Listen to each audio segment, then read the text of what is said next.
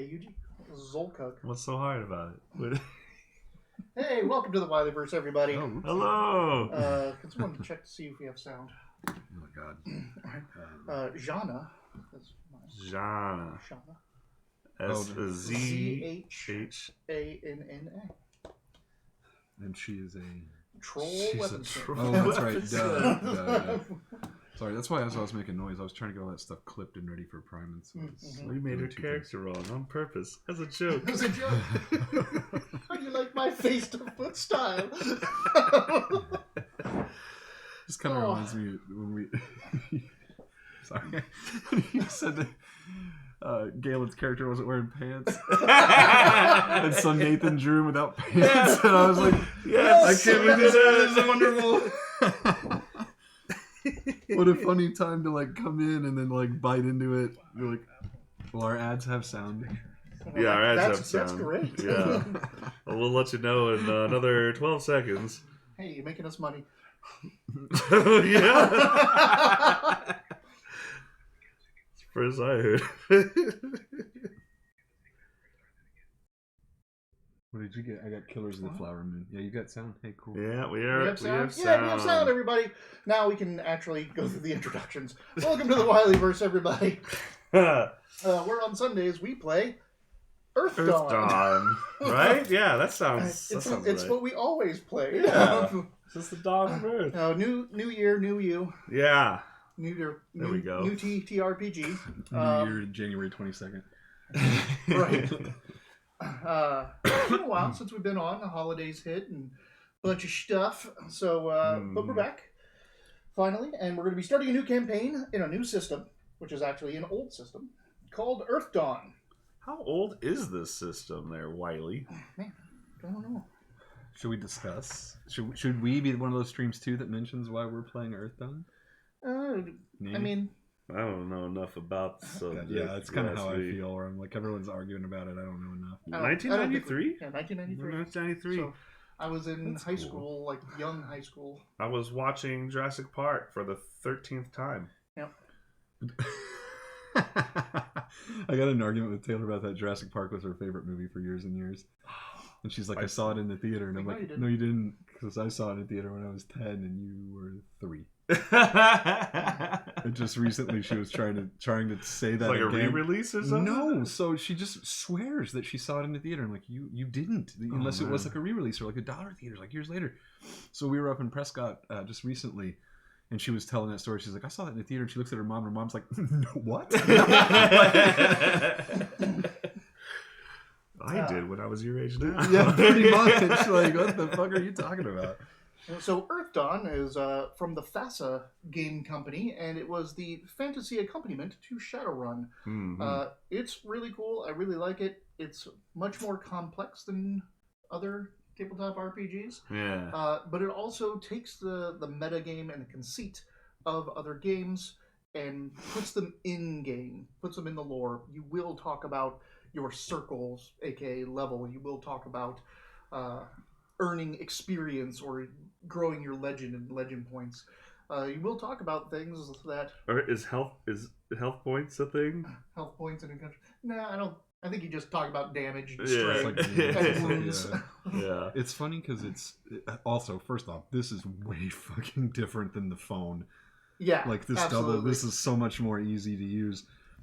But I love that it's just numbers. Just numbers like, everywhere. Even though I don't necessarily what's going on, pretty soon this is going to be really, really fast for me. Yeah. References on the sheet is brilliant. Mm-hmm. Yeah. So the main thing for you guys to know is if you scroll all the way down, that's your big step. Like in your skills and your attributes, you'll see your step. But if you get bonuses or penalties, it applies to your step. Oh, okay. And so you just look it up down there. Steps will go up and down depending on other stuff. Okay. But that's the name of this game. Unlike other games where you're getting a bonus and adding that to a single die roll, in this game you're getting a bonus, but it's the value, and you compare that value to a chart which tells you what dice you're going to roll to try to succeed. The value is the average of the dice rolled. So a step 7 is a d12 rolled because it's the top half rounded up of between 6 and 7. Gotcha. Yeah, we'll get in. I don't know how much. I don't think we need a rules primer on here. We'll just get into the game, Yeah, I think and we'll everyone will just figure it get out. dragged along. So who the hell are you? well, let's see, Earthdawn is set after a big magical apocalypse where people hid underground in magical bomb shelters called cares. These things were from camp size all the way up to city sized dungeons, so to speak, with traps and all these things to try to keep the horrors that were roaming the earth out. I'm sorry, though. Who? Horrors. Oh. Horrors. I gotcha. All right, I gotta change my notes here. Yeah. It's like it was a very dry time. It's been quite a few years after the emergence from the cares. There are some horrors left, but people are trying to make do and reestablish. The thing is, the realm, called Barsave, used to be a vassal state for this great empire that was into slavery and a whole bunch of bad stuff, and they're just kind of assholes. They came back and tried to take things over. What the heck? Shut up. Is that a bot? Oh, Yeah. man. That was quick. Yeah. I wonder if that was my notification. I feel like I haven't got one of those in a while, but we also haven't played in a while. Oh, I didn't even notice. Hey, I'm wearing the shirt. Oh, yeah.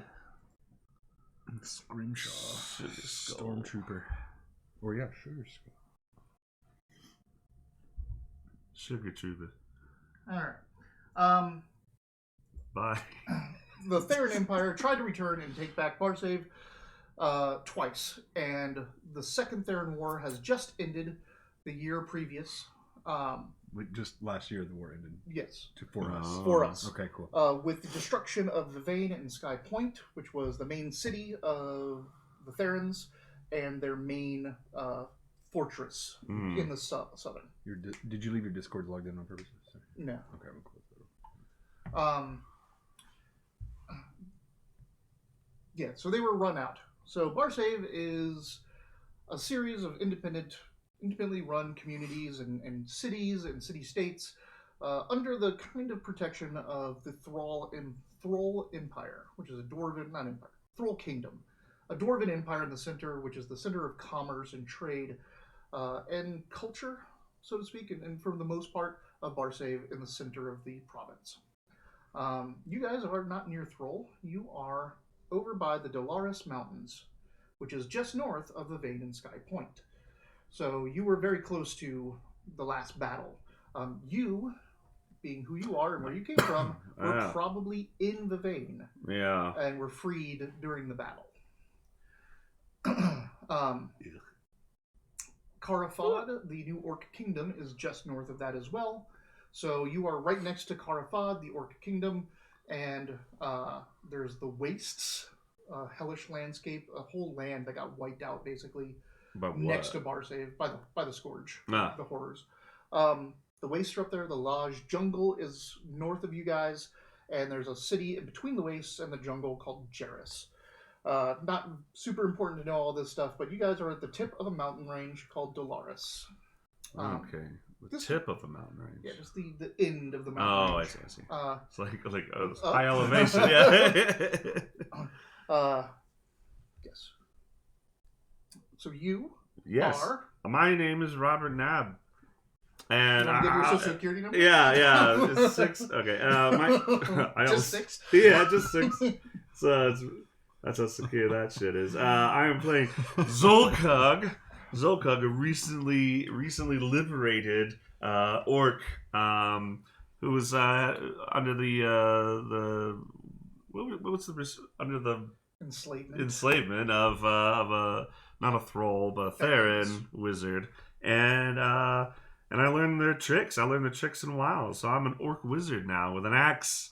I can find an axe in the battle, and it's like, yep, I'm keeping this. I'll tell you how fun that battle was in a second. Oh boy, yeah, but that's me. I'm just out there looking for some emancipation, some little breathing room. Yeah, just to see what freedom tastes like. I guess I'm old for an orc or middle aged for an orc, so I was probably in Vivane for quite a while, most of my life. And you are? I'm Zagra. I gotta look at my own last name. Andaluce. Like the sausage. Yeah, like Andalou. No, it's Andouille. Yeah. Yeah, but I was raised in Court. I don't remember the name. You're raised in Care. Care, sorry. You're raised in Care. But I'm, from a courtly family.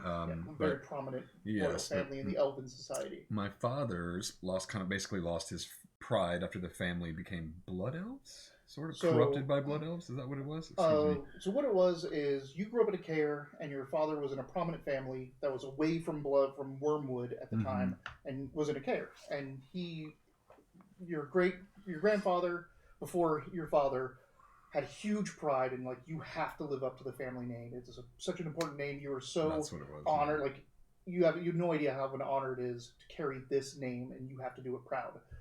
Well, when the Care opened up and you guys returned to Court, the Wormwood's no more, and the Bloodwood is in its place, as all of the elves have enacted a ritual to make thorns sprout from their body to ward off horrors. They put themselves into constant pain, and it twisted and kind of corrupted all of the elves of the Bloodwood. So when he got back, he got his entire world shattered because that family is no longer the benevolent, compassionate family that it used to be. It is now dark and twisted and mean. Oh no! So I was kicked out. Basically, I had enough. I was like, "That's it." And I had words with my father, and he's like, "Fine, do it yourself." And then I found somebody who was basically kind enough to kind of spend some time with me, and then saw something in me after she realized I didn't have any money to steal. And instead kind of taught me how to be a thief right before thieving me.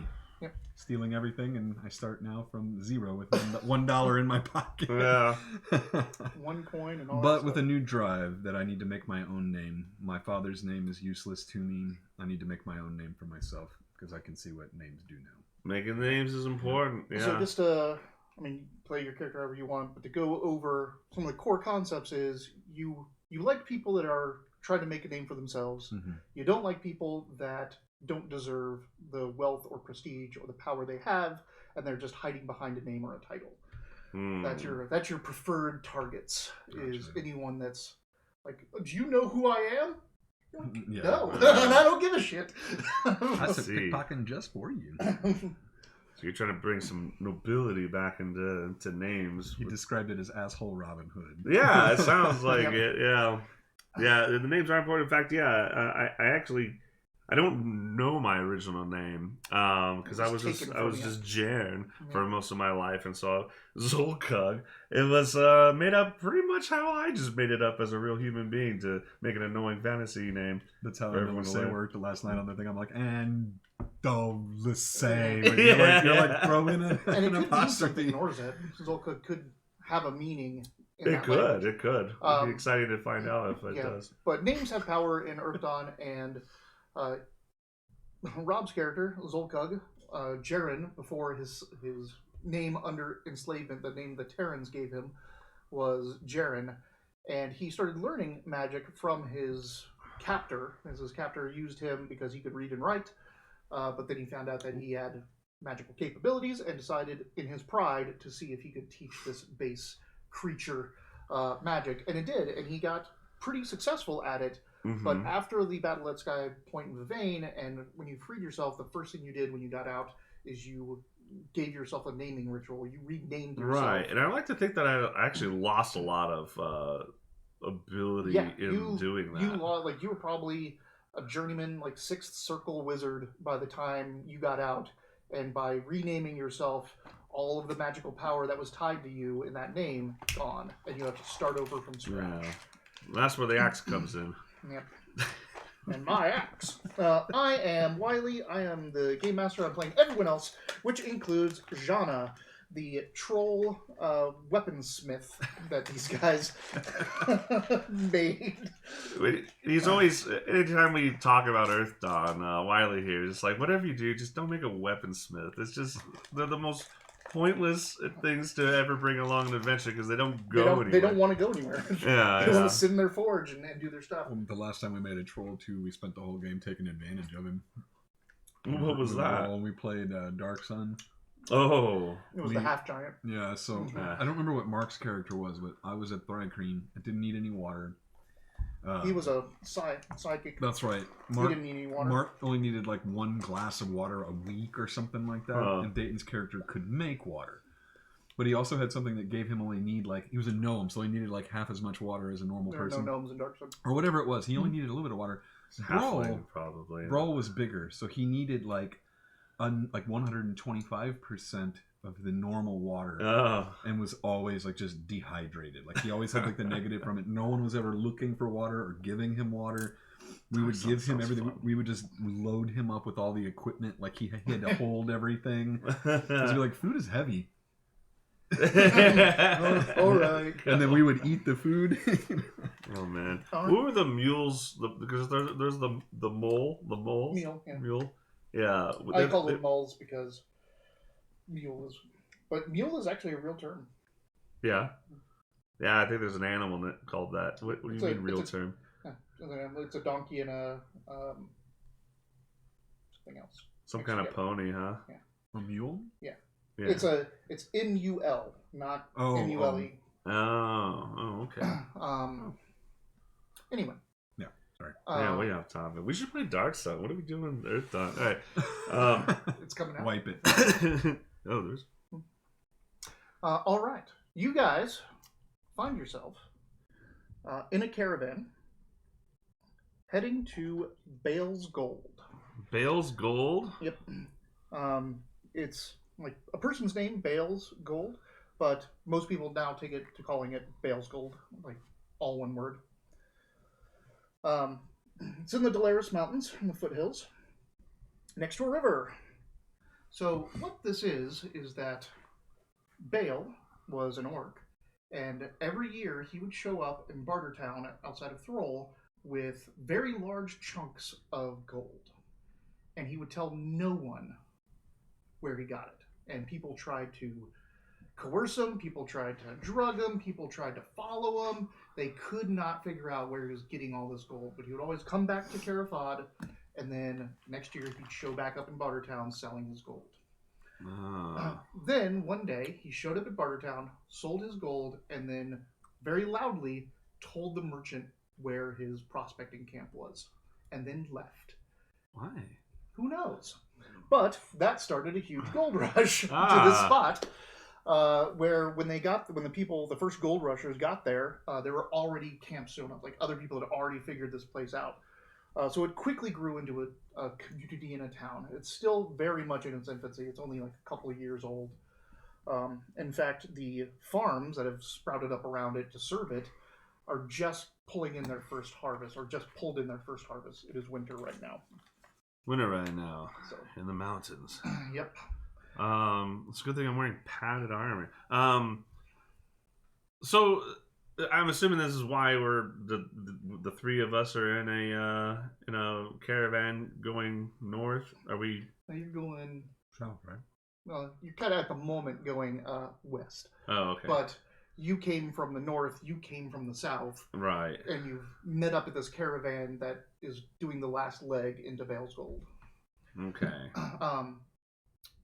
Everyone is looking for different things. You're looking for, freedom, something to do. Like, this is a gold might rush. Help. Right? Like gold might help. It's a gold rush town. Like, and it's a new town, new beginnings. It all makes sense. New names, yeah. This is very far away from the Bloodwood and gold. You like gold. Money brings money. Yep. And Jana just finished a apprenticeship somewhere else from a dwarf, and she is heading back to the mountains. So you did say apprenticeship, right? Apprenticeship. Okay. I thought you said punishment. No. She is a newly minted weaponsmith. So. You are in a caravan with some folk that are heading to this town. Would you like to know who those folk are? Probably dwarves, huh? There's a couple, yeah. The caravan master is a dwarf named Roll Wheelhouse. He is bringing sundries and trade goods up here. Not trade goods, but, trade goods technically. Up here, it's just a standard caravan with standard stuff just to let this community survive. It's nothing special in the mix. some foodstuffs, some metal and tools, and all that kind of stuff. He has 2 guards protecting the caravan. One is a Skreng named Eaz, and the other is a Windling named Keji. These are the guards? The guards, yep. Okay. Eaz and Keji. And the Skreng, are they, I forget, are they birds or more like lizards? They look kind of pterodactylish, but they're not flying. They're water-based. They're all of their cares are they're like the Warhammer skinks. Yeah, but tall. They're man-sized. And that's mean for short people. Well, sorry, you're a women's size. Skinks are like halfway. No, I know. Yeah. Gotcha. There is also 2 prospectors and their families, Tame and Vinold, with their wives and kids. The wives and kids don't look very happy that they're just uprooting to come all the way out here. How long we've been on the road, you reckon? Just a couple days. Yeah. Is that everybody in the caravan? Nope. There is a human merchant named Alili. It's a lot of names, Wiley. Oh yeah, there's more. A Lily? A Lily. And a young, arrogant, Skreng merchant prince as he calls himself. Did I not have his name? I don't have his name. Haha. I know, right? Hey, Principethe, if you weren't kicked out, you could have named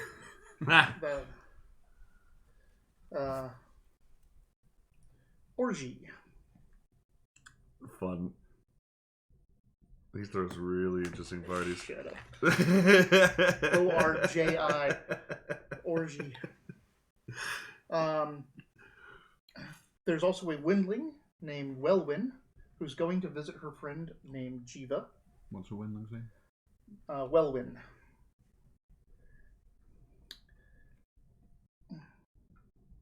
Welwyn. Meaning Welwyn. a friend. W-I-N. Oh, Sorry, W-Y-N. There's no W-E-L-W-Y-N. Welwyn. There's no way. But lastly, and probably the most prominent person in this group, is a merchant master, basically an administrator from Thrall, named Erdrost Jewelmall. What? Erdrost. Jewelmall. He is coming here to... What is this, a crossover episode? Crossover episode! He is here to establish a trading house, like a formalized trading house in Bale's Gold.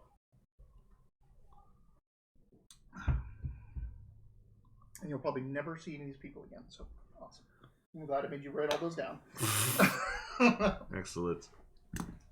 Okay. The caravan is 2 carts with oxen. Everyone else is on foot, except for the Windlings who are flying. Yeah, do they get tired of that, or is it just effortless for them? It's the same amount as walking, the same tiring rate. Unless the wind is against you, I guess. Oh, yeah. Orgy is... Orge. Orge is, of course, on one of the carts. He doesn't want to walk. The families... the prince. The merchant prince from Archipelago, I think they're called. The Skreng merchant families. Yeah. So yeah. Well.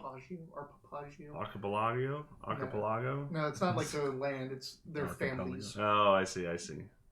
Because they're all up on that river, the Dragon River, Serpent River. That kept messing with me in that Space Marine book because Alexandro's last name is the Arquebus, but there is a Skitarii unit that wields an arquebus. Oh yeah. So it's a weapon unit. So every time it kept being like the arquebus, I'd be like, "Oh yeah, Alexandro," because they start calling him Lex after chapter 1. So every time the name would pop back up, I'd be like, "The fuck are they talking about this weapon for?" You have just passed through the lowlands that are surrounding the foothills at the base of the Dolaris Mountains. where you've seen the new homesteads. There's all these farmsteads out there that are cropping up to support the town. Most of them are orcs. Most of them are from Karafad that have been given this land, and they say, hey, well, we can make crops and sell it to these people up here. They've even kind of unionized, so they're not screwing each other out of profit. So they're going to diversify their crops and not oversell. Hell yeah, man. I'm all for it. I give them a thumbs up out of the caravan as I learn this information as we pass through. You're talking as you go through. It's kind of like having a tour guide. Yeah. Oh, you're right. It's Erdros that normally it's talking about all this stuff. He's like just he is absolutely like enamored with this new community just coming up and building on, from commerce. This didn't come up because there was a mine or anything like that. It's just literally gold like that they're mining. Yeah. So we're not even mining, they're panning. Right. True believer, this Jumal wants to set up shop for like a guild? Yep, he wants to basically formalize the gold trade. So it's not like so no one's getting taken advantage of and all that stuff. At least that's how he says it. Very Jumal. But of course, for Thrall to get their cut. If you set up the bank, you make the money. Yep. But yeah, you are now heading up into the foothills. It is cold. You guys are wrapped up in some winter cloaks. There's a little flurry coming down from the mountains, but it's not sticking and it's not soaking in too much into your clothing. The children are running around the caravan playing, just running, trying to catch the snow and all that crap. But otherwise, everyone's just trudging along with these ox carts. Okay. I guess I would probably just be passing time doing my, especially with like strangers and stuff like that, and with everything going on. I'm pretty much just spending a lot of time doing my, like, just kind of like carving a new wooden link on like the chains that drape around me. Wooden chains. Yeah, and just to prove that, like, hey, I'm not a horror, but really just to pass on the tedium, I would imagine. Oh, and Jana does have a goat cart. She has a small cart with a the goat going around there. Yeah. With her tools in the back. I thought you didn't like mounted units. She's not mounted. I'm just... She couldn't ride that thing. That would be... Like, she'd be standing over top of it and it would just be like... Walks underneath her like this. Yeah. Maybe if we run out of food, we'll ask her to ride it. There we go. What's a Lily's deal? A Lily? Yeah. Is he dressed nicely? She is not dressed nicely. She is from Jarrus, which is a city just north of here. It's between the wastes and the jungle, and it is a depressing ass city. It is like this ash from the wastes blows in, and apparently, actually, I don't know how much I should even make perceptions. Please tell us how we do that. I got it. What you're going to do is you're going to look at your perception stat. And remember, in this game, perception is not just noticing things. It is your intelligence. Galen, I'm rubbing bad luck on your dice. Nice. Yeah. But you're going to take your perception, you're going to look all the way to the right, and then I'll tell you your step. Okay. So it says step, and then it says dice. Yep. So I'd roll the dice. Yep. Okay. Your perception's a D12? Yeah. Mine too. Oh, that's right. Yeah. We're going for low numbers, right? Like 1 is the best, 12 is the worst. No. And if you roll the highest, you stage it. So if you roll it's like exploding dice. Exploding dice. Ooh. I do like that. I like every game we've played that has this. It always has that little.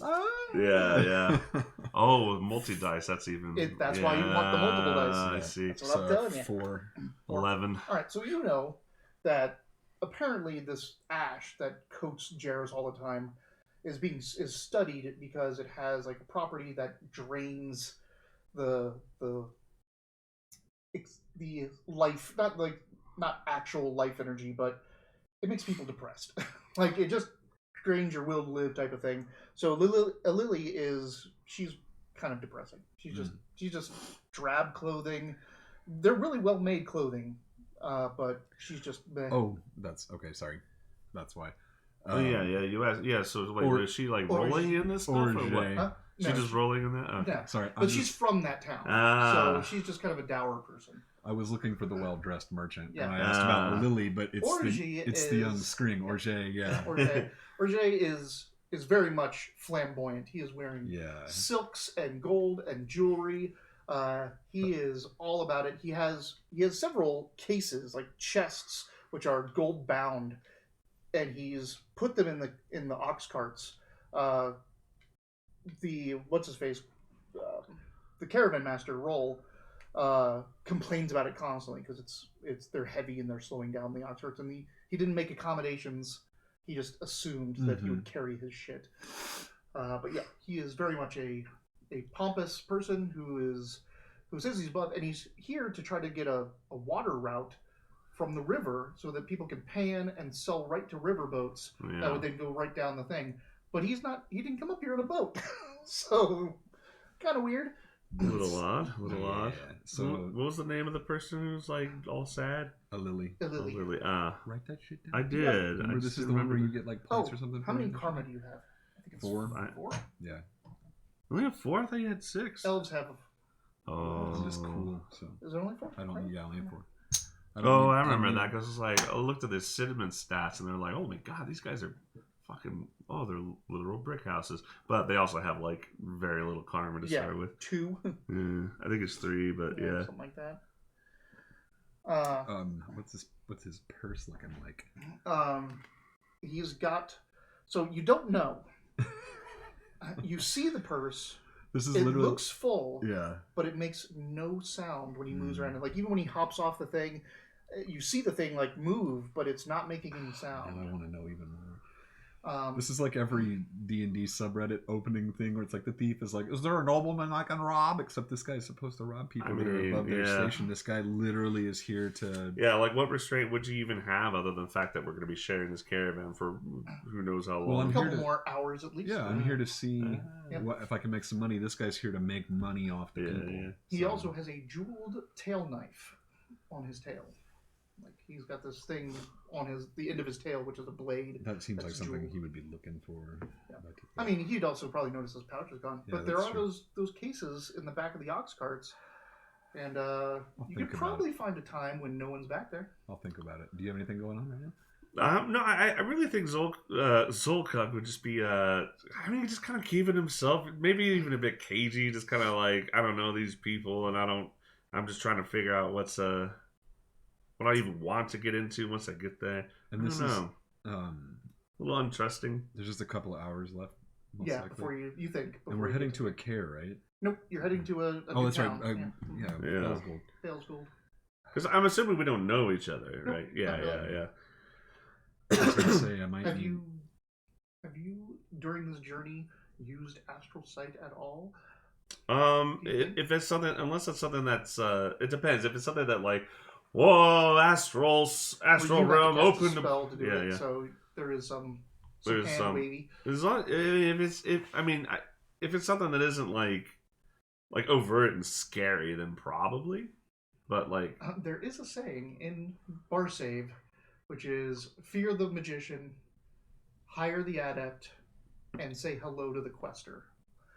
Questers are priests of the passions, and they get their powers by living in the ideals of the passion and going out to them. Do you have time to talk about Assassin's Off? And you're like, hello, and then you just most people do fear spellcasters. Right, yeah. It's not like you're persecuted, but adepts, people get antsy around adepts because they have a lot of power. Yeah. And who knows what their loyalties are. I mean, when we stop for like, shit breaks and stuff like that, I probably give like a little look when people aren't really like having a lot of eyes on me. You're watching people take a shit? Yeah. Well, I'm seeing in the astral realm of the place they're taking the shit. They come back and like, you didn't hide that very well.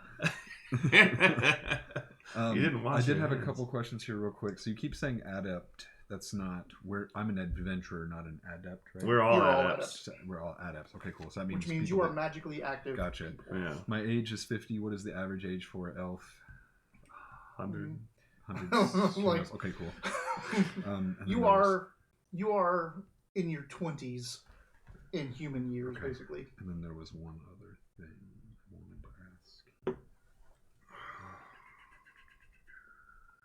Oh, I don't have any kind of tool for lockpicking or pickpocketing because I just create that. You create that Okay, magically. so. Alright, so I want you to cast your spell. You want me to cast a spell? Okay. So look up Astral Sight. You're gonna reattune your matrix, but you have all the time you need to do it. Mm-hmm. So you're going to be casting through your matrix. Okay. Look how many. I think it's 2 threads. It is a 2-thread thing. What's the thread weaving? 5, 10. Okay, so 5. 10 is reattuning on the fly. Oh, okay. 5 is what you need to do. So I am casting. I am rolling thread weaving. Mm-hmm. That's a D8 and a D6. If you get 5, you weave the thread. If you get 10, you weave both of them at once. Oh. Every extra success is another one weaved. That's a 5. So total. Yeah. All right, you got it. So next round, you do the next one. What does it look like when I thread? You're just like working a loom that's not there. Yeah. Oh, that's a 4. That's a 10. That's what I should have got the first time. Yep, that's what you did the first time. So both threads are woven. Okay. So now you need to make the spellcasting test. Does it have the spellcasting difficulty? And we're watching him do this. No, he's trying to do this off on his own. Make a perception. See, awareness. Make an awareness. Well, the difficulty of what does it say? 7. It says weaving 5, 10. It should have a spell target or spell difficulty. Oh, it would be against my missing defense. Does it say TMD? Yes. Okay. So my missing defense is 9. Yeah. Is that right, though?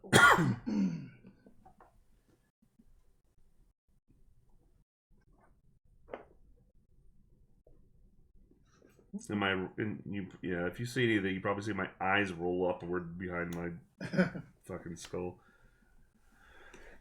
I'm supposed to add the dice together, right? Not take the highest. Correct. Okay, so I got a 7. By making myself endurance, I've made it also impossible to perform any of my magic.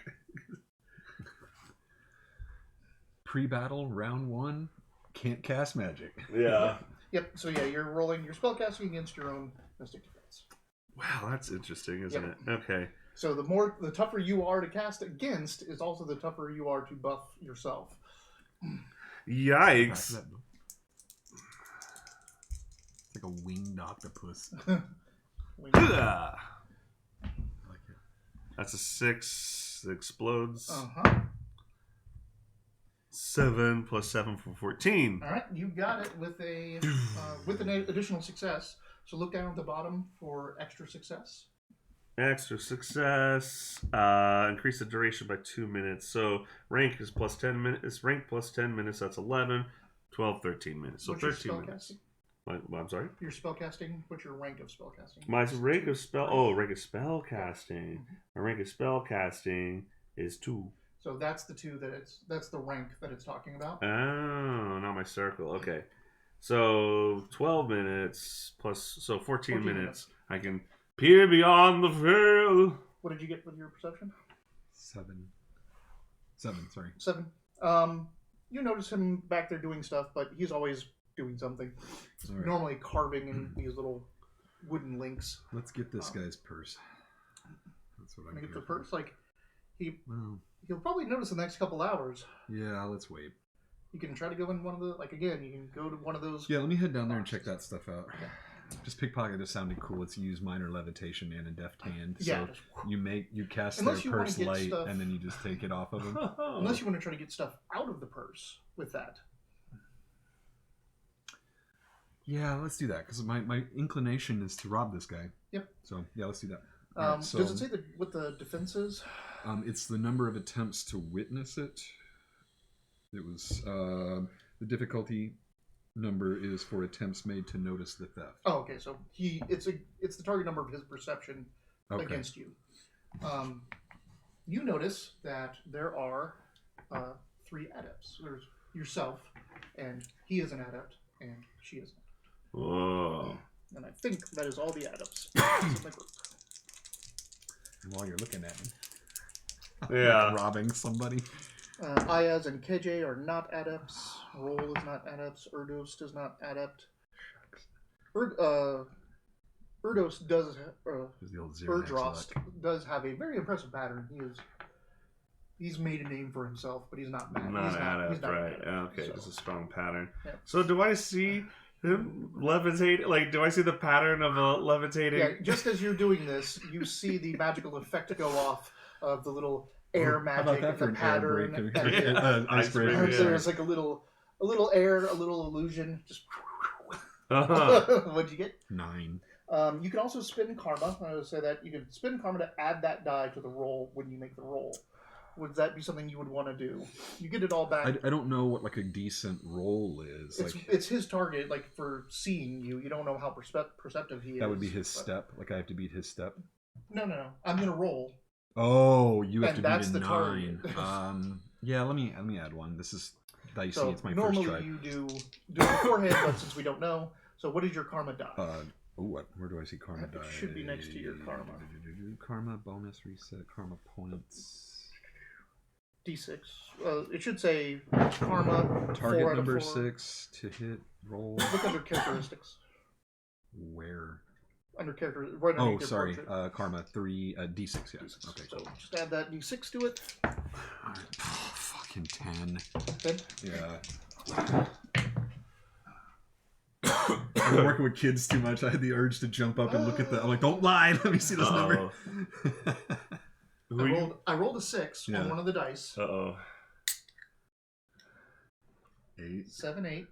But one of the dice gets to reroll. And that re-rolled. To a 1, so it's a 9. 9. Fuck yeah. Oh wow. So you went, and you basically, you kind of, as you're going next to him, like, he's coming back from the bathroom, essentially, and you kind of brush up underneath his cloak a little bit too close, and you just pass your hand over that pouch, and you go, and it opens the pouch, and some coins just come up into your hand. You get 10 silver into your hand. Sick. That's And 10 times the amount you And then the had. pouch, settles back down and closes again. So While I was doing with that, was there any indication of why that wasn't making any sound on him? No. Make nothing. Make nothing. Make nothing. Make nothing. Where's my money? Money. Oh, it's under your equipment. It just says silver. I just don't even see equipment yet. It's past skills. Oh, duh. Silver. It just says valuable silver, and then it has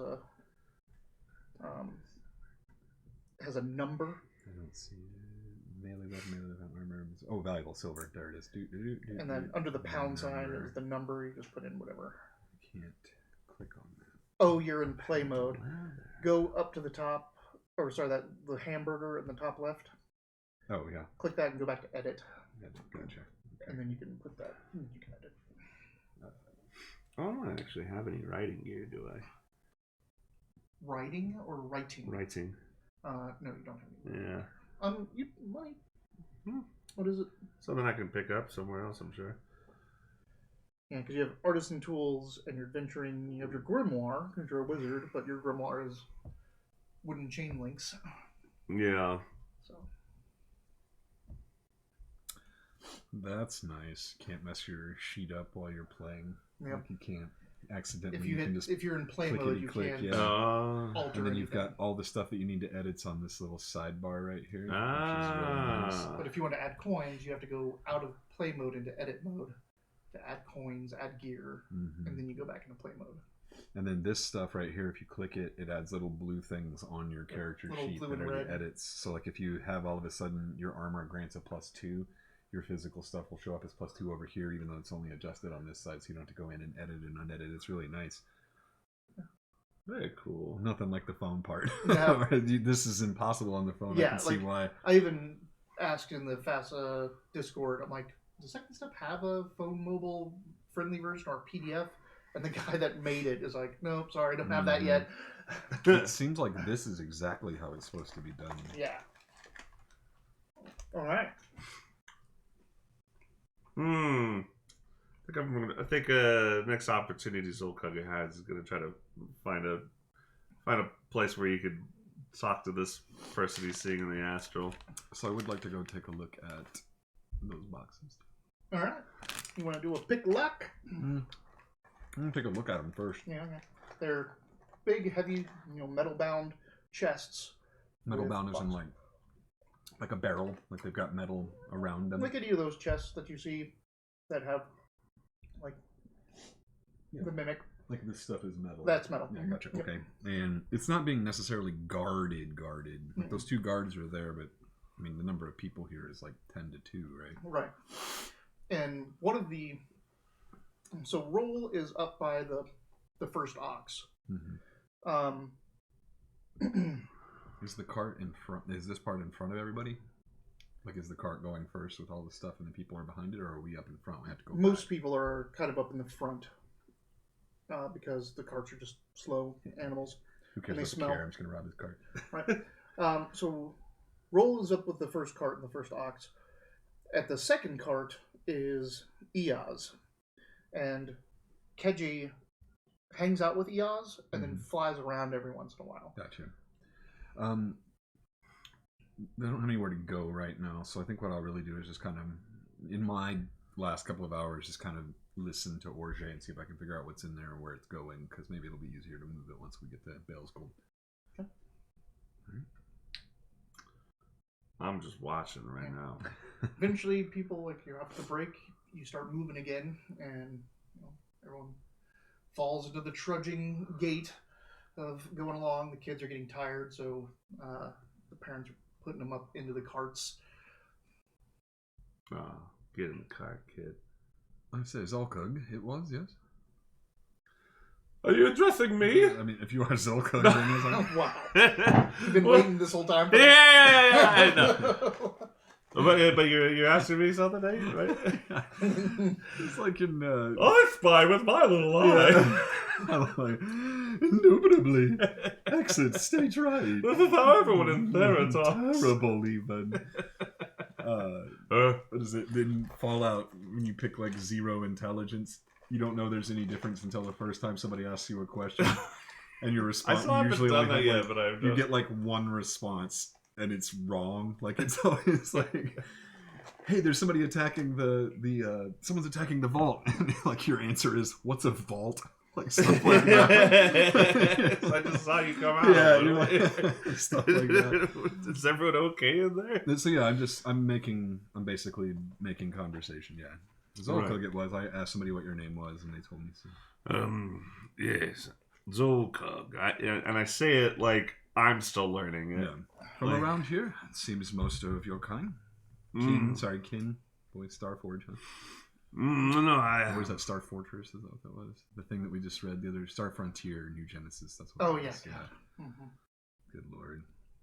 From Vervain, I've been looking for an opportunity to get out, to move on from the last year? How would we refer the war? The second, third war. Yeah. Looking to escape the war, up into new opportunities. A soldier, were you?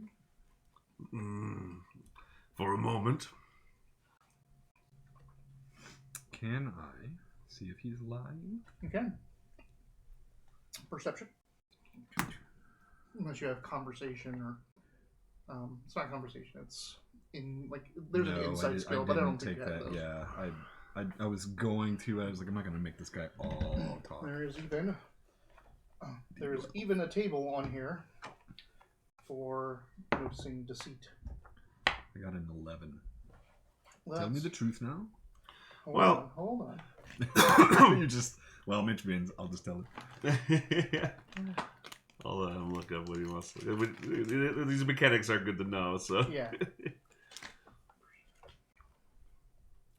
Talking to my brother-in-law about how I didn't know Sour Patch Kids were soft until I was in my late 20s. Because I'd only ever had them at the movie theater. And I thought they were just hard, and they were supposed to be that way, like, hard and kind of chewy. You just had stale ass. Because they're always in that box, right? And it's just high school kids throwing the new ones on top, no one cares. And then one day I went, and that was out, and that was like my go-to movie theater candy. So I had to go up to the front and get one of these boxes, and I was all mad about it. Or I'm like, because it's, the package is this big, the box is like that. And I opened it up, put one in my mouth, and was like, it's like a different candy. It was literally that true level from, Rick and Morty, where he's like, everything's wrong. But that was me, where like I put this in my mouth. I was like, this is like my favorite candy for years afterwards. Oh my goodness. So I was telling that story. My wife was kind of laughing, and it turns out my brother-in-law had the same experience. Oh, same. Yeah, he was like, I thought these were hard. Like, I liked the flavor, and then I had them fresh once, and I was like, yeah, I was like, I'd fucking same thing. We just thought Sour Patch Kids were rocks, I guess. All right, he's being tentative about what he tells you, but he's not lying. Yeah. Yeah, for a bit I just was, that's seedy. That's what I was pretty much wanted to say. You also know that the orcs have been heavily subjugated, and Vivane is a Theran city. Yeah.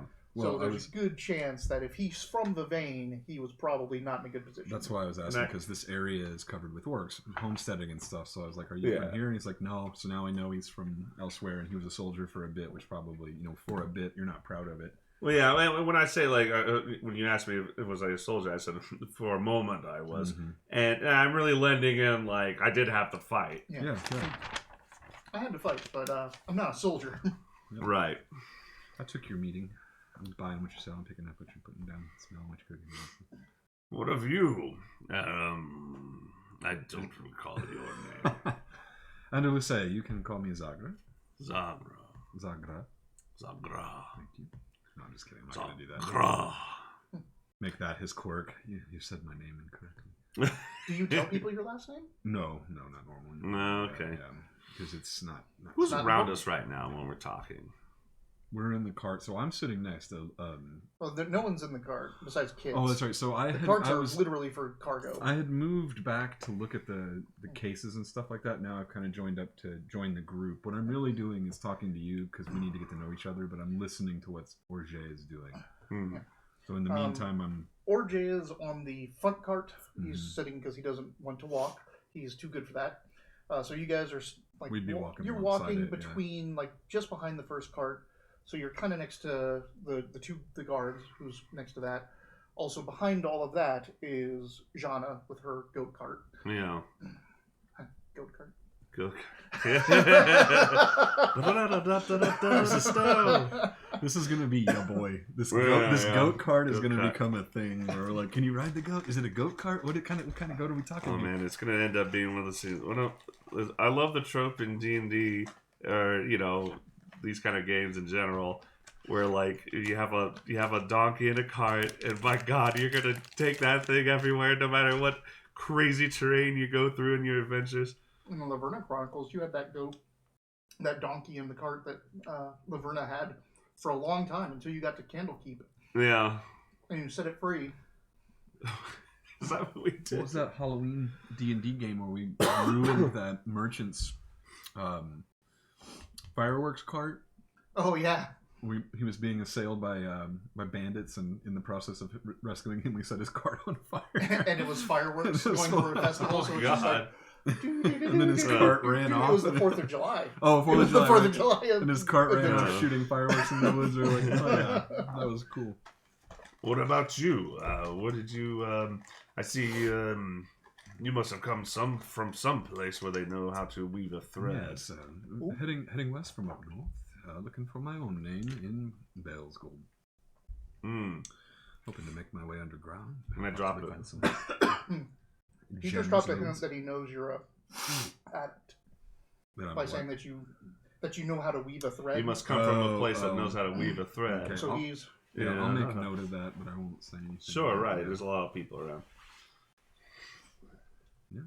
And being an addict isn't necessarily something you always hide. Right. And then I'll probably tell you 3 people that I know from the last place I stayed, and the names of 6 different types of food I've tried on this trip, just to kind of distract. Yep.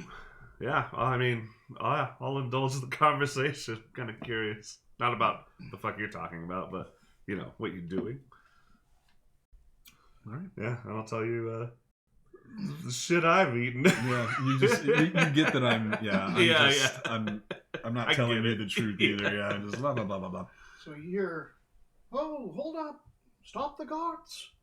And everything stops. You see like the people milling up there, the passengers of the caravan are all kind of like starting to chatter, and they're kind of moving off to the side of the road, talking.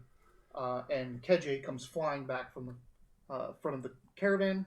Keje is the Windling guard. Yes. And goes up to Ayaz and says, "There's something up in the road. Looks like a cart that's been, broken. Looks like a cart that's been broken." And Ayaz is like, "All right, like, what do you want to do about it?" So they both go up to go talk to Roll. I kind of want to go as well. Okay. See what. No problem. All right. And see what they kind of make of it. Jana comes up as well. The troll. Yep. And she's like, kind of like, you guys are both walking up. You guys are both walking up, and all of a sudden, like, it's just like her looming over top of you because she's not gonna like run around you. Right. Her stride is a bit bigger, so she has to slow down. Yeah. Then she looks down and goes, "It's me at work every day." She goes, "You should try metal links. You're not gonna hold anyone with those." That's the point. Sorry. No. Proves I'm, no, it's fine. What do you make of this cart? So as you get up there, you look up ahead, and it does look like there's a cart that is, like, wheel is broken and it's fallen off the side of the road. There are 2 forms laying in the road, and then there are 2 other forms hunched over them. It's a trap. Two forms laying down. Yeah. 2 forms over top of them. Oh, okay. Danger sense. Looks like it's a free action. It takes a strain. Free action. It's for. It's when you're surprised. It's kind of like a reaction to being surprised or a trap. I'll look stuff up before I yell it. No, it's fine. It's absolutely like stealthy stride. No, I'm just kidding. Are they gutting horses? Yes. While everyone's kind of doing that, I'm gonna step aside the side of the road and kind of go around this. This looks fishy to me. Yeah. Like you've stopped pretty far away. Like the caravan's not just going to wander into this. Yeah. We're assessing. Yeah. So you hear Roll trying to like this is what I hired you for. Go up there and check it out. And Ayaz and KJ are like, all right. Like they're pretty reluctant to do it. I'll tell them that I'm going around. I'll let them know. KJ is like, well, I'll come with you.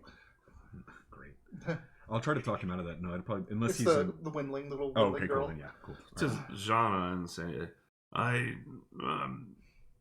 we are similar in ways.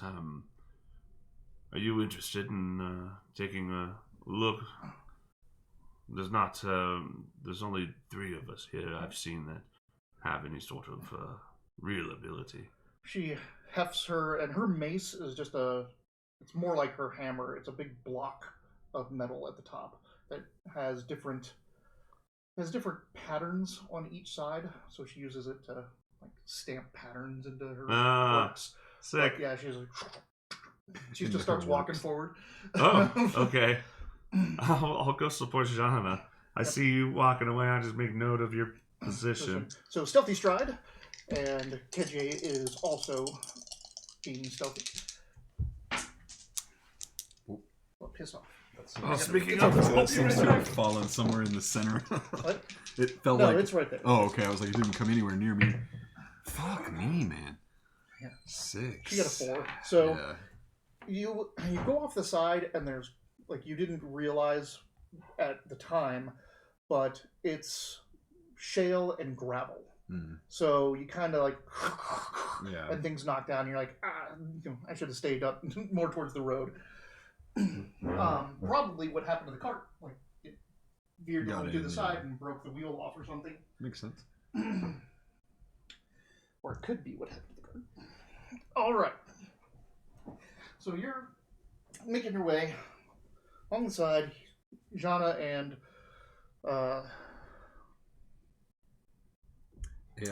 Zolkug are going down the road.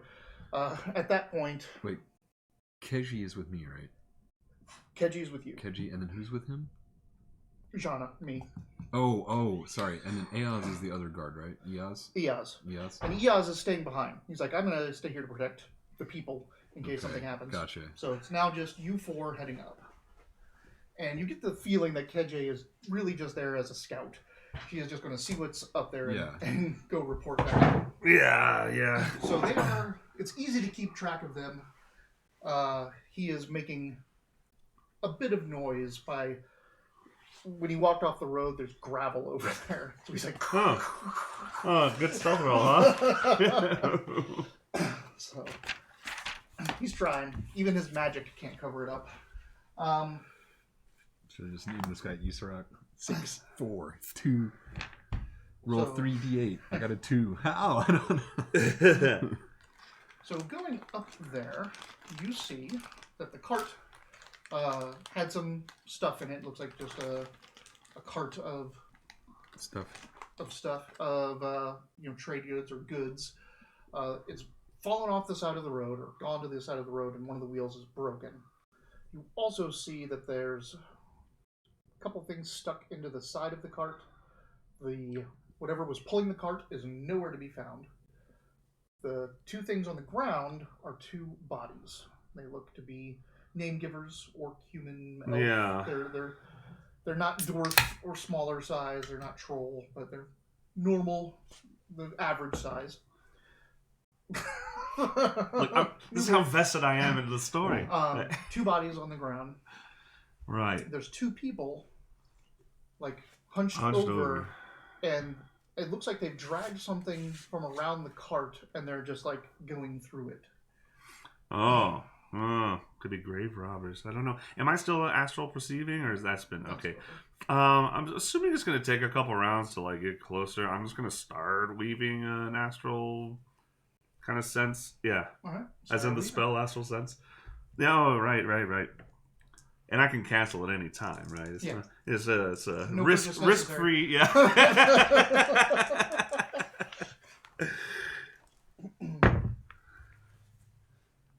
That is a success, but no extras. No extra. Yeah, right. That's round so one. That's your first round, and you're moving up a little bit closer.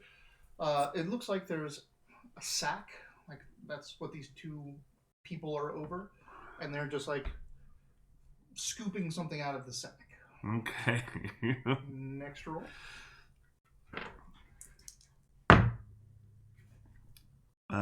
Seven plus 5. So there again. There's I got there's your double thread. Yeah. So then do I immediately cast a spell? Or do I cast it the next? Cast it the next turn. Okay. So you're getting fairly close now. You're within like 20 yards of it. It looks like there's two people like reaching into this sack and doing something while there's two bodies on the ground next to them, and this cart is broken and collapsed off the side. Several things that were in the back of the cart seem to have tumbled out onto the side of the road. It just looks like they had primarily foodstuffs in them, probably from the farms. Have they noticed us yet? Nope, doesn't seem so. Do they look human? Yep. Yeah. They look humanoid. Humans in this region. Perhaps we should yell out to them first, so that we don't surprise them and tussle needlessly. Oh, are you with us, or I thought you I'm with okay. KJ. Yeah, go for it. All right.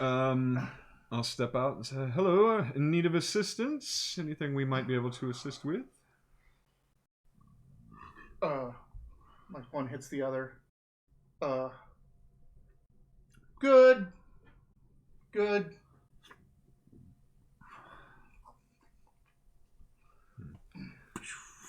All right, cast it. Sight beyond sight. Sword of Omens. There's a 6. Oh, thank God. Another one's a 1. There's another one, right? 6, 9, 10. Okay. that's your. I beat You 9. beat your 9. Yeah. So you've gotten it. Go ahead and make your perception. Right, perception.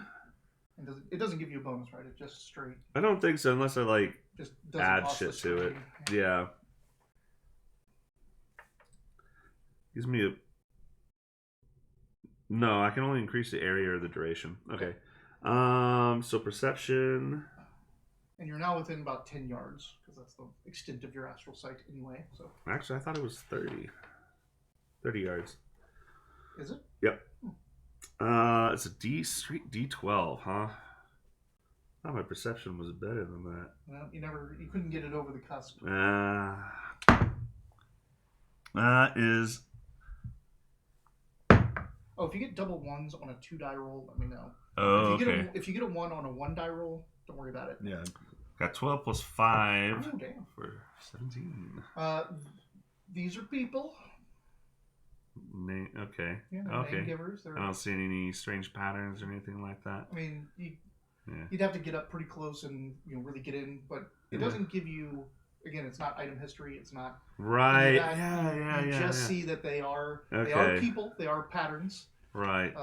Even the 2 dead people. Like if they were okay, but so say if they were like not marked, but like a straight up horror, would that be like, oh, that's a like, you know what I mean?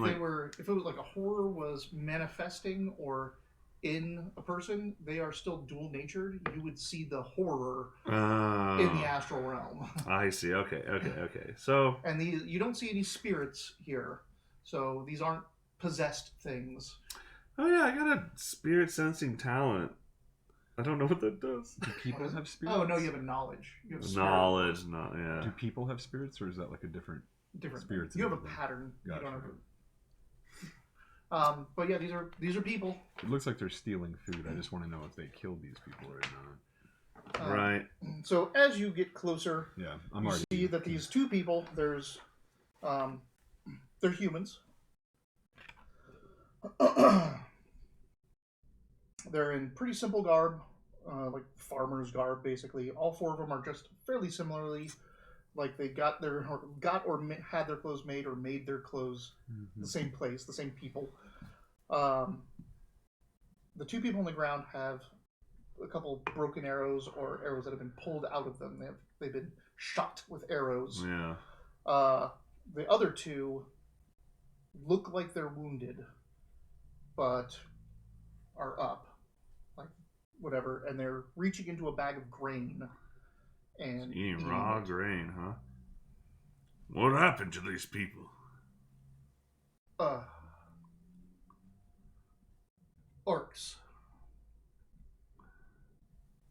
Damn orcs! They ruined Orkland. Is this a common malady along this road? You're asking them? Yeah. Sure. We live.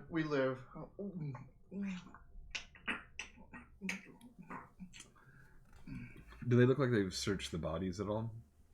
It looks like the bodies weren't looted, but it does seem like some of the stuff from the cart is missing. Like there was more stuff in the cart than what's now on the ground. So it looks like something has been looted from this. Probably just, if you had to guess, if he's telling the truth, some scorchers, some orc raiders, probably hit it for whatever reason, and just grabbed some shit and left. Sorry. And generally, scorchers or any scorchers can get pretty nasty, but they're not generally killing people unless they fight back.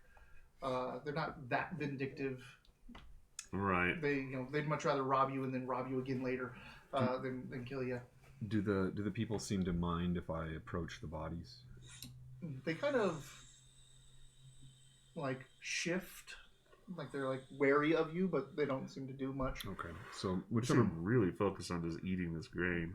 Whatever body's closest, I'll just start taking a look at, see if I can't find any identifying marks or. Yeah, I want to see one of these arrows and stuff. Yeah, the arrow.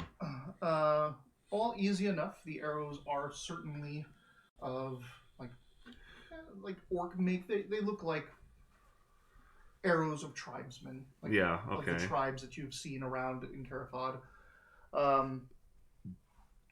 You don't find anything like, they're not carrying ID or anything. They just got some stuff. They definitely look like they were farmers. Like they were just bringing their cart and goods up to Bale's Gold. I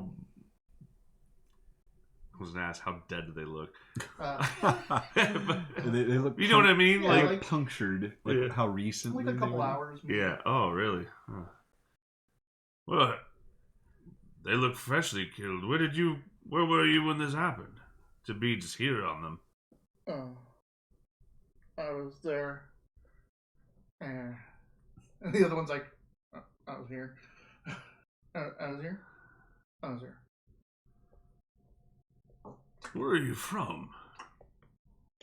Points back down the road. Are they dwarves or humans? Something's going on with them though, but you're not detecting anything. No, I'm not. I don't have any sort of magic or anything. I'm considering them dullards and thinking about moving. Like this could be the case, right? Like we did have an apocalypse not too long ago. Like times might be really hard for some settlements. Right. I mean, other than these, I don't know these people. They look like they've been taken down by scorchers. It makes sense just to go back and tell Roll that everything's fine. These guys don't really look like a threat. Yeah, I don't know why they're not just why they're just scarfing down this grain. What does Kedja think? She's like, if they're not going to attack the caravan, that's as much as we care about. I say if they're okay with it, we pick up those 2 bodies to make sure they're interred properly. Take them to the warden of Bale's Gold, and if they want to come with us, they can. If not, they can sit here and eat. That's what she wants to do. She just wants to. Well, sounds wise to me. Yeah, I'll read. She gets paid if she gets her caravan to the town. Yeah. So I guess we'll start trying to collect the bodies, see what those dudes do about that. You said they looked wounded. The people wounded how? Make a perception roll. You don't have physician or anything like that, do you? So not yet. 2. That's a 6. It looks like they're. That wasn't a D6. Oh, okay. It looks like there's an arrow wound in one of their shoulders, but also both of them seem to have blood along their midriff. It looks like it's seeped through a little bit into their clothing, but it's darker. This is blood that's kind of soaked up through and gotten dark, but this just looks like it's splatter it's on the inside of the cloth, like they're bleeding from the stomach. It's not splattered from the outside. You look you're injured. What happened to you? Fine. Just hungry. Fine. What are you? Hungry. You could cook those grains, What is going on here? Yeah. Hungry. My wizard's pissed off. He doesn't understand the mystery behind this. Now he's just getting up. The other one that's crouched, this one's kind of. I don't know what this is. This one's kind of his back is to you. He's just looking over his shoulder. He really wants to eat, but the other one that's over here is you can see the little bit of agitation that you're badgering them. Yeah. And he's starting to shift a little bit. Posture wise and move over. It looks like he's just getting ready if he needs to get up. Do something about it. They don't have any weapons. They don't have a bow on them or anything. No. And there is a club that's sitting on the ground next to one of the bodies. Sure. But were you attacked by orcs as well? Is he lying? I don't know. Perception. This is where we need Galen. Insight. I got a 4. D12's bullshit die. Yeah, it's bad. Before you can get to that good die, you have to go through that shit.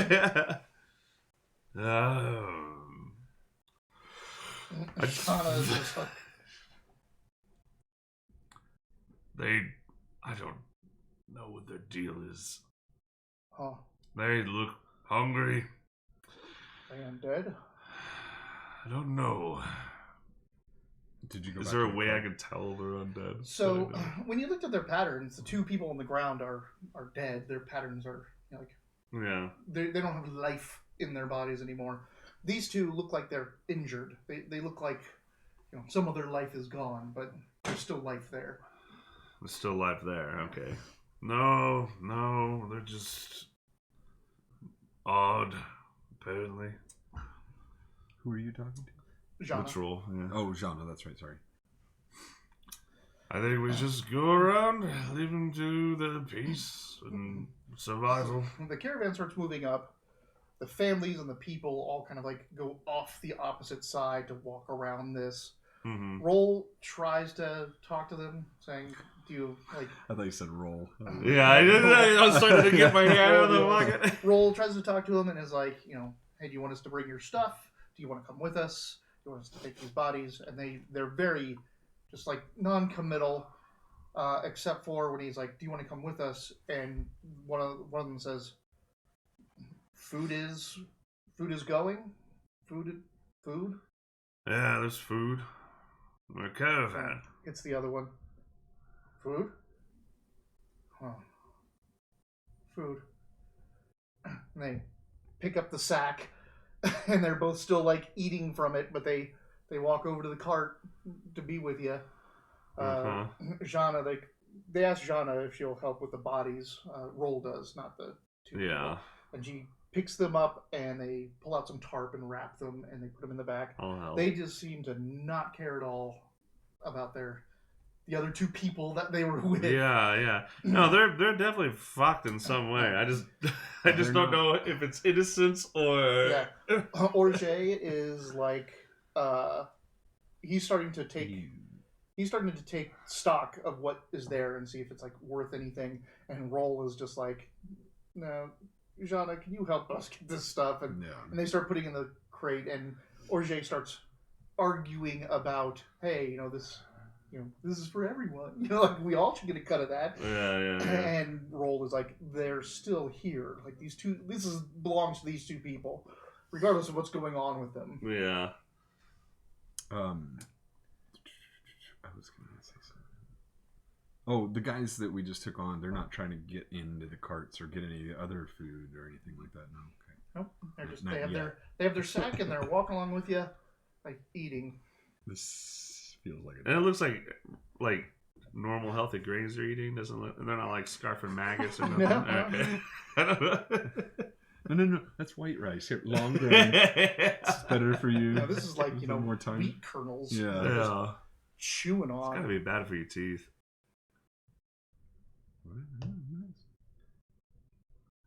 What does the dental situation in bar say? People take good care of their teeth. Who knows? Again, Harry Potter. There were no toothbrushes in the 1800s. They just shit themselves. I watched the comedy special. That guy we saw, it was from one of those guys that we saw the pair of in Phoenix. The Dollop. Yeah, he had a pretty good bit about like the history of accents in the U.S. after, like shortly after the Revolution. It's like a theory, like the going theories that we just kind of decided to have to sound different, to remove ourselves, to like further separate ourselves from the crown, because there's not a lot of strong theories of how that would have come to be. So we were just watching Netflix is pushing real hard this Christian Bale movie called The Pale Blue Eye, and it's about a detective that works with Edgar Allan Poe to solve a crime or whatever. And I started watching it. Taylor was watching it with me, and she's like, the guy that's playing Poe, she's like, "This guy's kind of weird," and she's like, "I don't like his like English accent." And I was like, "It's very barely an English accent." She's like, "Where is this, London?" I'm like, "This is New York." She goes, "Why does everybody have an English accent?" I'm like, "This is 1833. Like, it hadn't even been 60 years yet. Like, this is what everybody sounded like." She's like, "I don't know about that." She would not believe me. I had to rewind the movie to the opening. Really? It's like New York, 1833. I was like, "This is what people sounded like back then." We still had that leftover English, but yeah, that's funny that you said that because we literally just had a conversation the other night about it. Oh, and the other, I remember the comment. Oh, sorry. No, it wasn't. Did you find it? It's like, why the fuck did I even bring that up? It's because teeth is like, they had a little bit of two British sounding Americans talking to each other. They're like, what if we started talking like this instead? And then it's like, yeah, maybe you're onto something. It's like, what if, to really seal it in, we fix our fucking teeth?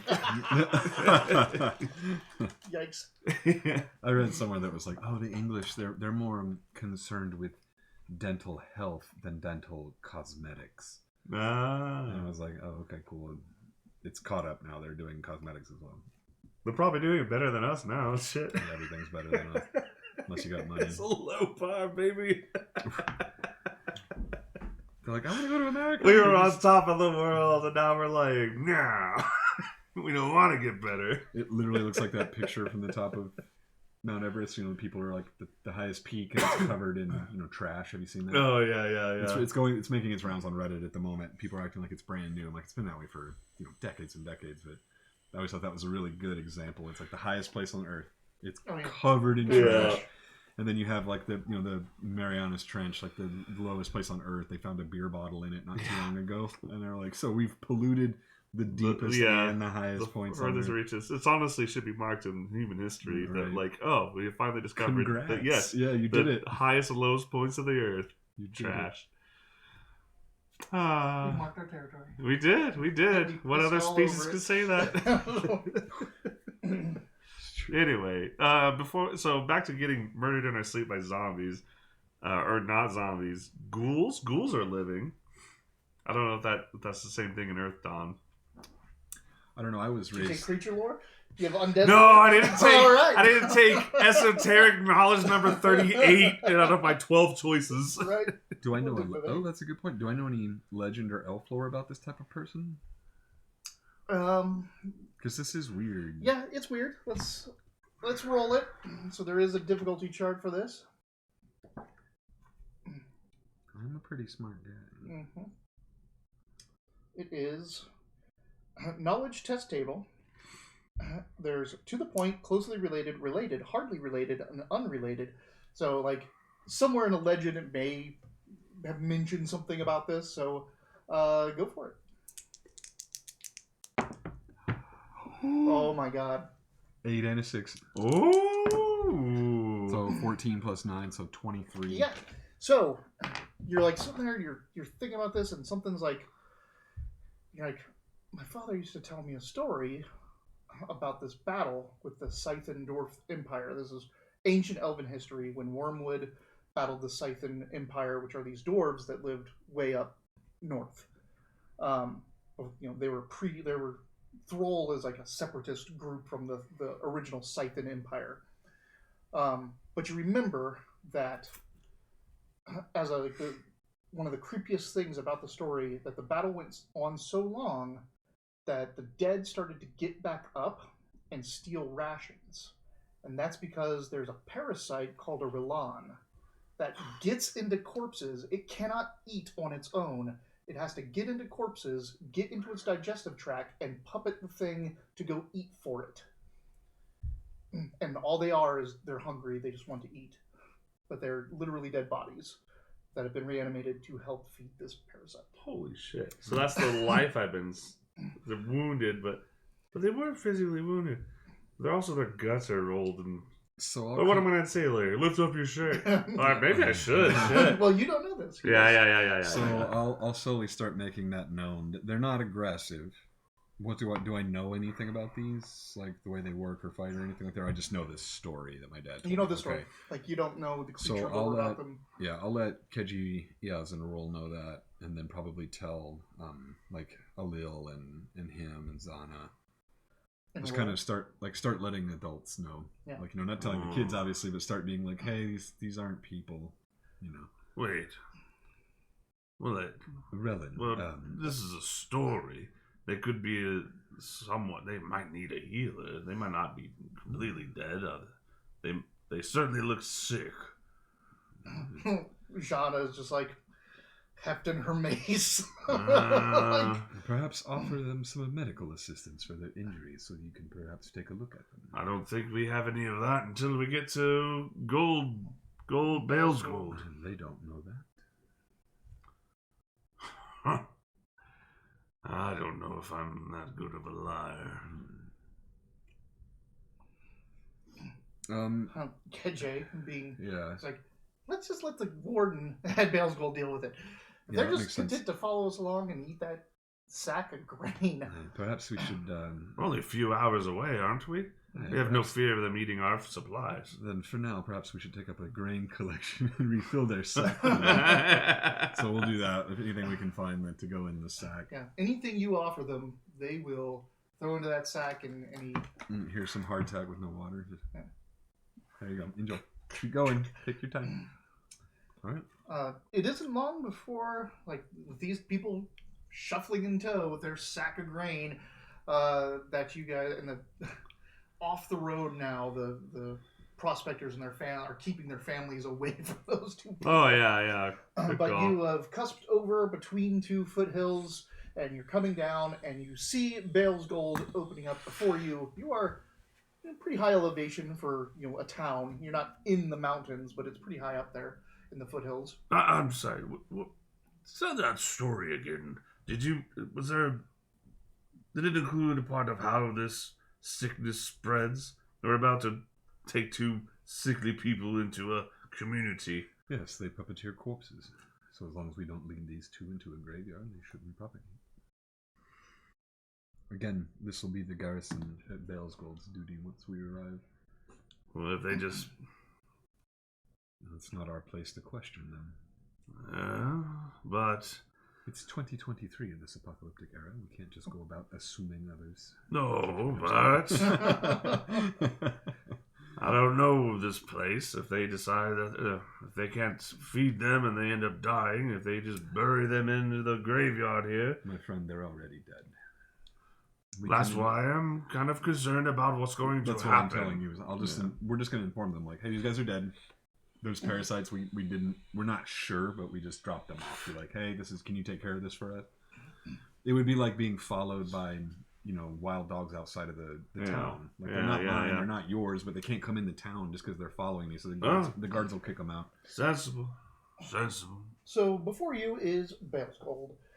Bale's Gold, as the first thing you see as you're coming in is like a big semicircular surrounding of stalls and tents and just carts that have been set up. It's called the marketplace. As it receives visitors, the first thing they want to do is try to sell you stuff and buy your stuff. It's called the what? The marketplace. How do you spell that? Mark. I'm just kidding.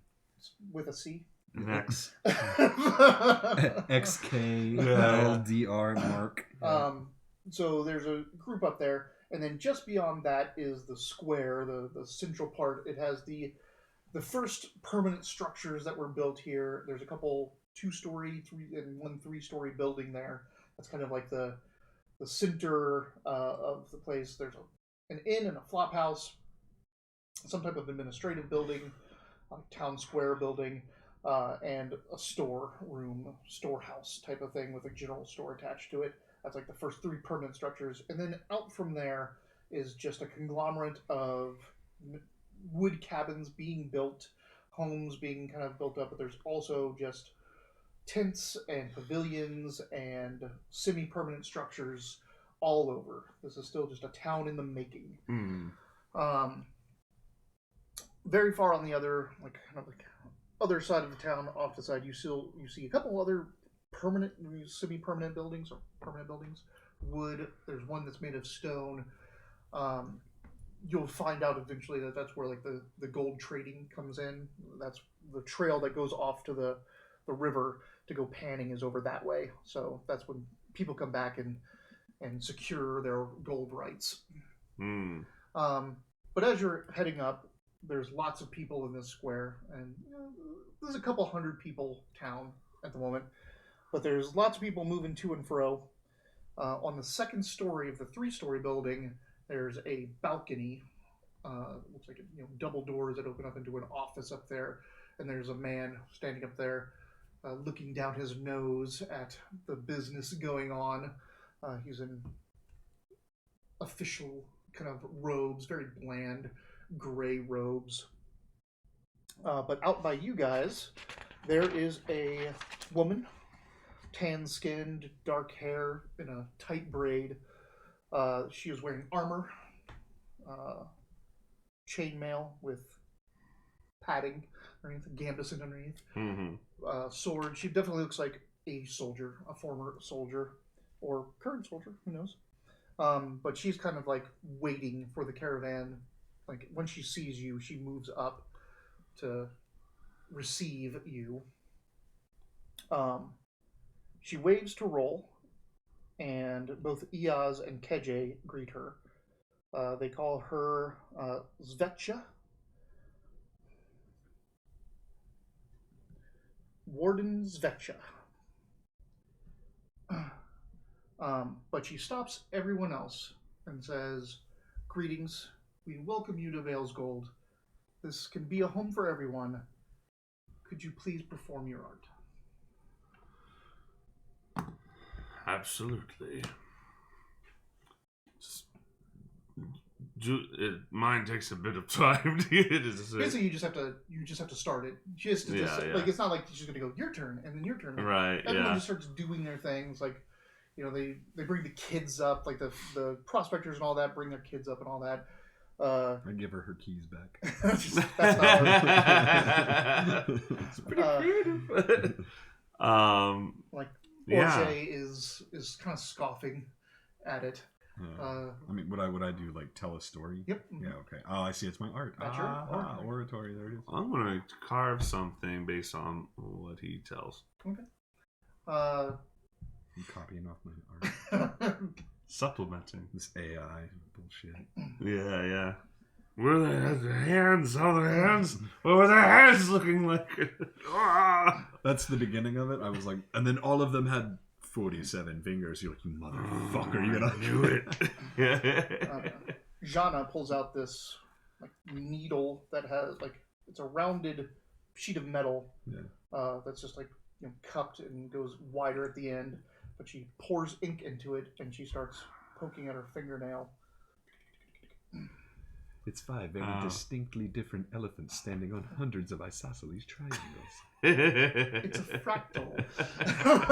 What's in the cloud? It's the entire original cast of Night Court in wizard's hats. Have you seen that there's a new Night Court? Yeah, there's a new. There's a new Night Court? It's like a really slapstick, real fast, kind of like the original. I haven't seen it yet. I saw like one scene. I love Night Court. He's the judge now.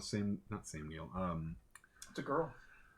Yeah, but the old judge, the main guy that was the judge from Night Court, whatever his name is, he's one of the lawyers now. No, it's the same lawyer dude. Is it? It's the old lawyer dude is now the new lawyer. Oh, okay. I thought it was the old. What was that? That guy's name is something. I can never remember. I can't. No, John Larroquette. There you him? go. Yeah. Larroquette. Oh, John Larroquette. the bougie, smarmy one. Yeah. Huh? Yeah, so yeah. He's the main character of the new one.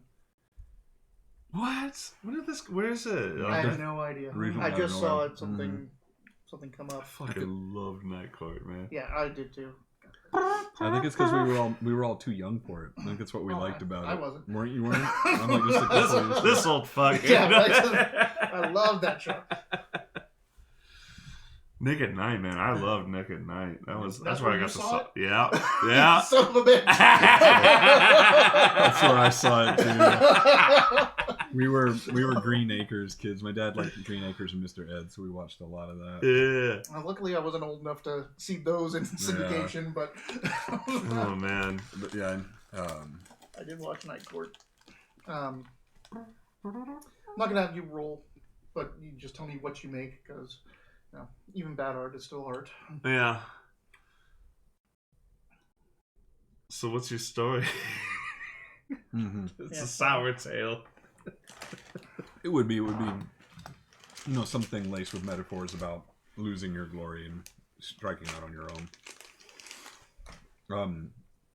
But I sing it in a combination of both languages, so it's back and forth, kind of like every other word.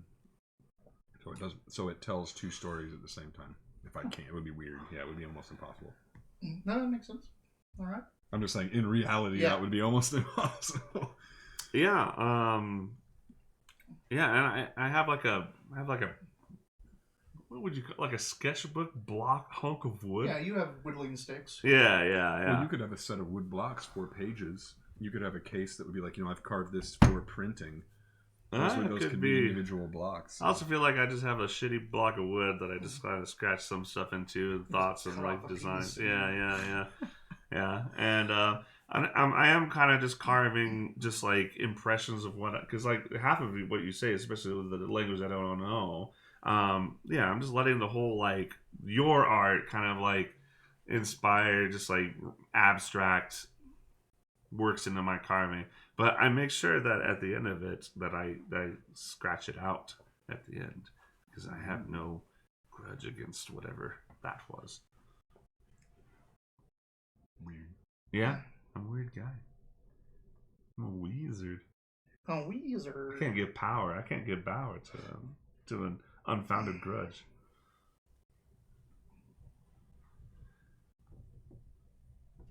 There's a Fatal Frame for the GameCube. It was the first one. That scared the shit out of me. Yeah, man, that game is good. So, Fatal Frame, your girlfriend or your daughter or your sister or somebody the original disappears. is you're It's a like young your girl. kid. Yeah, you are young. Oh, it's your dad. In the first one, it's your dad. He's gone. He's like he's a historian, and he goes to this this old temple that's kind of been recently rediscovered, kind of way up in the hills. Like it was kind of lost to time, and he disappears. And after a couple of days, you get mail from the college that was like from him, and it's like, hey, if I disappear for some reason, take this and come find me. And it's Take a camera. this old camera. And it's an old school, like, you know, like you pull the little thing and it, you know, takes a few seconds and You got the makes accordion. it makes a lot of noise. You pull out the front lens is on that. Oh, And those so you- old cameras. And it comes with kind of a cryptic note, and the game starts at the walkway to the house, and right when you get to the house, the door opens a little bit, and it kind of closes and it opens, and it feels like the wind, but you're like, huh. Every beginning should be, you know, documented or something. You says something stupid like that, and you take a picture of the front door, and it has a spirit in it that's like peeking out of the door. No, And it turns out that this camera can see into the spirit realm, but also catch the spirits. So as you're walking through the house, they're doing stuff. You have to hold it on them. So they're coming at you and throwing shit at you and trying to hurt you, and the only way to beat them is to stare at them. I think I've seen a clip of this game. You're fighting ghosts with nothing but a fucking camera. And the only way to beat them is to stare at them, because you have to get a really good shot. And you have to get them in the middle. They have to be in the middle, and it has to be properly exposed to really catch them. So it's like hit points. The better the picture, the more hit points you get off of them. Spooky grown-up Pokemon. And dude, in the beginning, it's kind of creepy, but later, as you get through it and you realize like what actually happened to this temple, the things become warped and twisted, and so the enemies are a lot more like, Brah! And you're like, just click, like trying to take a picture of it, jumping out at you and shit. And it's jump scare the game. Dude, we have a mechanical reason to be challenged by quick jump scare kind of shit. Like when I'm like, okay, that's enough Fatal Frame for me. Was the water wheel. The master. Dude, you have temple. to go back to that like 3 or 4 times too. Yeah. One of the servants was, I think it was a servant. I think she pissed off the lady of the house or the lady of the shrine, so they tortured her to death by strapping her to the water wheel. Oh, someone said that her hair was beautiful, so they tied her hair to the water wheel, and drowned her slowly like that. So she comes at you broken backwards. So she is basically, her back is to you, but she's folded over. Yeah, looking upside like down this. at you. Yeah. Like, fuck that. Holy shit. I think she's up too, like she's hanging. She's floating. Yeah. So it's like, it's not even like she's on the ground. She's coming at you the way she was. We're probably going to meet this character in this campaign. Oh, yeah. It was a lot of fun, because that was one of the few games where, like, if I was going to play it, my friends wanted to come over and watch it. I'm like, hey, what are you doing today? I'm like, I think about playing Fatal Frame. And we get 2 or 3 people come over, we turn the lights off, and people just like, this is bullshit. I'm like, you're not even playing. Shut up. Like, I'm trying to walk through this. I made the mistake of playing it at home in the dark. I'm playing. I'm covered in my blanket, playing. Like, I can't stop playing. Because then you have to face reality. Right? So the moment my brother got home with his friends and he turned on the hallway light, I'm like, done, out. Like, I finally, I'm safe. I remember so sad Alien Isolation and working on Xbox. I don't know. That game was terrifying. Toast now. Mine won't play either, I swear. It just out. Mine's like 19, 20 years old at this point. So I mean, it did its thing. All right. Sorry. No, it's all good. Wait, that wasn't my fault.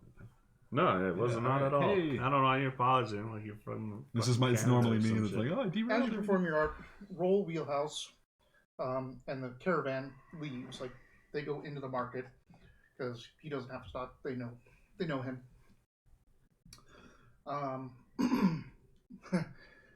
Ayaz and KJ. This is Vesha that asked us to perform? Yeah, it's Vetcha. Svetcha. Mm-hmm. You want me to spell that for you? No, but I would like you to tell me her species and her human, and she's armored. Yes. Mm-hmm. Padded chainmail. She is the warden of Balesgold. She was either a soldier currently or was formerly. Okay. She listens to your story. She looks at your stone, and then wood. Your wood, yeah. And Jana shows her finger where she's tattooed a nice little intricate pattern into her fingernail. Ooh. Which I don't know if people practice tattooing on fingernails because they grow out. Yeah, they grow out. That's interesting. Yeah. Pork skin too. So. Well, compliment that art. I mean, I imagine it's good because we're adepts and we do everything just really cool, except for knowing what to do with hungry zombies. Yeah. So yeah. She's like, you want one? She's covered in tattoos as well. Maybe. I need a new story. We're traveling with like Maui in the sports bra. I do tell her she's it's not like super tatted up, but this whole arm down to here, and then she has more. I do tell her I need a new story, and I like with the weight of like you know what I mean by that. Yeah. Me too.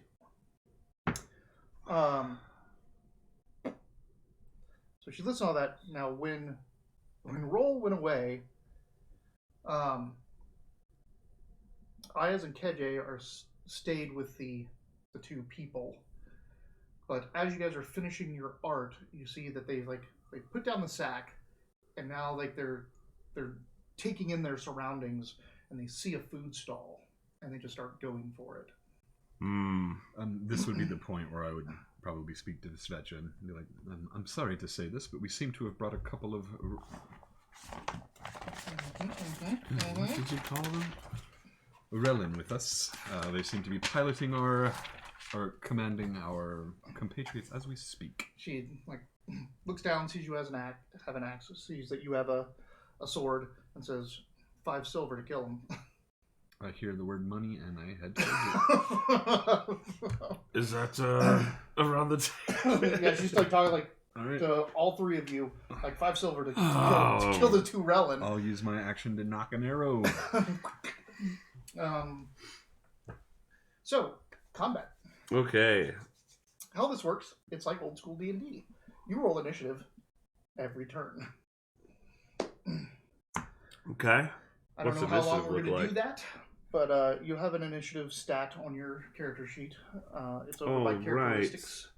It's basically I have your a dexterity. D8. Now, before you do that, though, we're going to go around the table, and you're going to say if you're doing anything like changing your stance or anything, because that can affect initiative and other stuff. Like going into an aggressive stance, it affects your physical defense for the entire turn, not just when you start, not when your turn starts. Does it affect my spell casting? No. Okay. Aggressive stance doesn't affect. Probably go defensive stance would, because it's a minus to all actions. Can I do aggressive since I'm trying to win $5? Yeah, absolutely. Just take your stance and put it into aggressive, and it'll show you you're easier to hit, but you have bonuses to attack. I don't see any bonuses. Look down at your melee. Oh, I see physical, mystic, and social defense, but my melee goes up. Where's my melee? Did I not take... Oh, melee weapons is down here. There it is. Oh, it doesn't go anything to my missile? Then, yeah, forget it then. Oh, yeah, you can't shoot aggressively. Yep. That's how you just miss. The arrow is just around your feet. I do one of those angry arrow throws when you miss, where you throw the arrow on the ground. I think it does work with thrown weapons. Yeah, I'm sure it does. I'm so angry. I think everyone that's ever done archery has done that at least once, where you just throw the fucking arrow into the ground. I don't want to do this anymore. I think I'm going to stay in normal stance. Stay in normal stance. All right. So we're going to roll initiatives. Let me find my initiative. Yeah, what's this troll looking like? I'm wearing armor and leather. Yeah, she's wearing hardened leather. Hardened Does leather. she have horns? Yeah. Man, big ones. Like, Yeah, that's what I thought. Okay. The AI, that's the skinniest troll I've ever seen. I'm like, yeah, it need to be a little bit bigger, but trying to get it to make like a Shadowrun troll. I'm surprised I got it to make it not look like Yeah, I was a little like impressed. a I bet it's Warhammer troll. You know, Yeah, I got it yeah. to look like a humanish. I bet person. it's just internet trolls feeding Chris Evans pictures to the word internet troll, so that if you try to get AI to make an internet troll, it just makes all these like really skinny godly dudes. All right, everyone roll their initiatives. Oh. Damn it. That's not too bad. Let's see here. How am I gonna do this? We've got, my God. There's a We lot got of an X and a Z and another Z. ZH. Yeah. That's how And Saltmarsh was that way for me. It was like, what was your name in Saltmarsh? Olris. Oliver. Oliver, yeah. Oliver. I don't know what it was. Oh no, it wasn't you guys. It was I kept putting W for Wiley and then the letters of their Their names, names. and I'd be like, who the fuck is like whose turn is this? Who's Yeah. W? All right. Oh, there it is. Can I get your pen? Sure. Just give me all your smoke stuff. Help yourself. You're more than welcome. There, This is what my You're also generous and, you know, Oh, got it. anything of mine. Welcome to it. What's your initiative? Hi. And what's your initiative? 3. Actually, it's probably good I didn't bring mine because I got another one of those pens like that really fuck you up, and I hit it twice and was like, this one was way stronger than the one that I got last time, so I'm glad I didn't bring it. I forgot it. I got This is just sorry. a simple sativa. Sativa's kind of my thing right now. That's the one you guys were doing well with. Where did you go? Prime Leaf.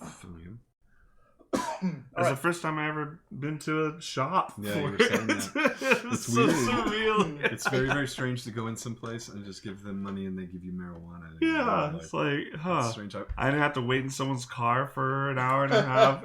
It was so weird when I was younger. I always kind of assumed that it would be legal by the time I was an adult, but I never, in my mind, kind of pictured what that was going to look like. Yeah. I thought it would come sold like joints, like in a cigarette pack. That was the only thing I ever thought about it. Yep. And so the first time I walked in, I was like, Vapes "Oh, happen and Can you then- imagine that job if that was the case though? Like it's like I have a government job. What is it? I roll joints Yeah. for the man. for the man." So 8 is first. All right, yeah, let's shoot this guy. D8 plus D6. Once you open up, Zvetcha basically calls out for everyone to take cover. That warden business is happening. Yeah. They're literally just like we just offer it, and like you just immediately start. She's like, "Shit! All right, everybody, watch." She offered me money. You're blindsiding them because they're walking away from you. Yeah. So they have a -2 to their defense. 10. That hits. No additional success, but it hits. All right. So now you're rolling the damage step. It's down on the weapon. Yeah, So there it is. Wait. Number damage step 2d8. Ooh, that sounds good. That's my. This is the Cursed City and Blackstone Fortress magic dice. Because remember the two the 212s, we did the math on it and like just barely better with the 2d8s just because of the dice we had. Not for me though. 9 for the damage. all right, 9. They're Okay. Okay. They must have some kind of physical resistance. You didn't say they were wearing armor or anything. no, they're not wearing armor. They're just cloaked, right? Like they're not even that. Like just kind Yeah, of they're just- tattered They're stuff. still, Yeah. tattered, yeah. They do have like cloth basically, but it's not Yeah. much. So you did how much? Sorry, 9. 9. So that does 7. Is that against their like defense or something? You hit their defense. Their defense is what you roll to hit against. Yeah. Their armor subtracts from your damage. Gotcha. So for me, Um, like that would be 7. Apply a wound if damage is greater than 7. That's a wound. Wound. I'm Okay, seeing cool. if they. Let me check if they have a wound. Their wound threshold is 7, so you did a wound to them. Gotcha. To 1, right? To 1, yeah. Sweet.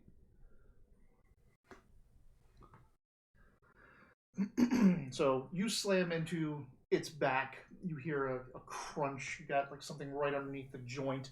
He's having like a hard time moving his shoulder. I really hope now. I was right. I realized that I was is like, 2 dudes who was starving. I may have brought some Relin with us. She's like, "Well, kill him then." I'm like, "You got it for $5." Is that even a Relin? Oh fucking shit! Oops. Roll Wheelhouse's first new official business was fucking Fiverr. Oh, no. Drops. Yeah. That was on 8. Is there anything we want to do with your movement? No, I'm fine. I haven't. That's why I got the bow. So I'm standing. All right. Jana is next. So Jana just like runs up behind the other one. Punk! With her sap. With her mace. I mean, for a troll, a mace would be like a sapper. Yeah. It's a troll mace. Yeah, right. Oh, Jesus. Oh, that's right. Yeah. It's for her size. They do differentiate those They in the do. list. 2d6. Do I have better ones? That one and that one. Oh, that's a 6. 6, 7, 8, 9, 10, 11, 12.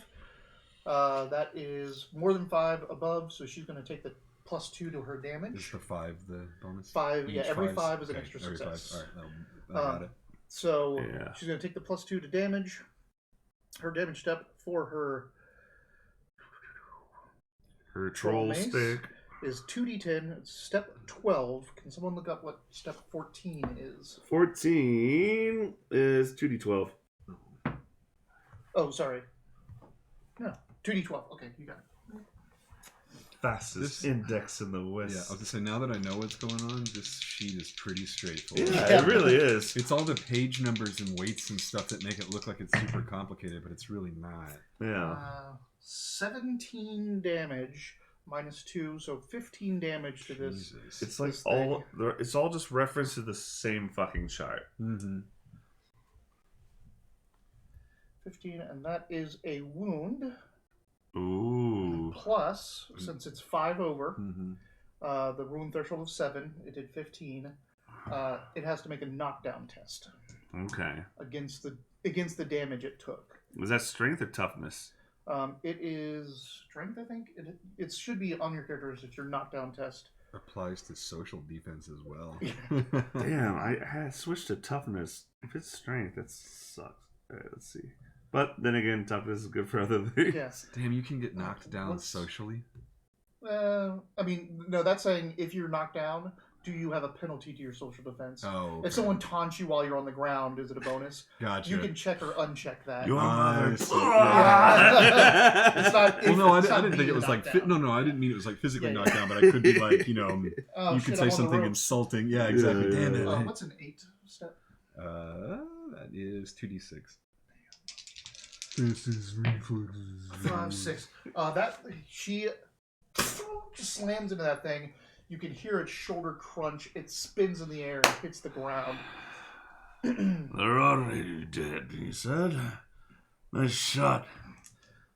That takes it to. Okay. Well, the one the trolls honestly should be well taken care of. I'm going to. Mine's not dead. No, I know. So yeah, I'm going to. Yeah, I'm gonna whip my arms about, and you see my wooden lay. They're like almost like Hawaiian Chains, lays, yeah. of wooden scrimshawed chains, just like, and the carvings on them. You just see this astral, just Chain shrapnel. links. Yeah, These astral just- chain links fly out and.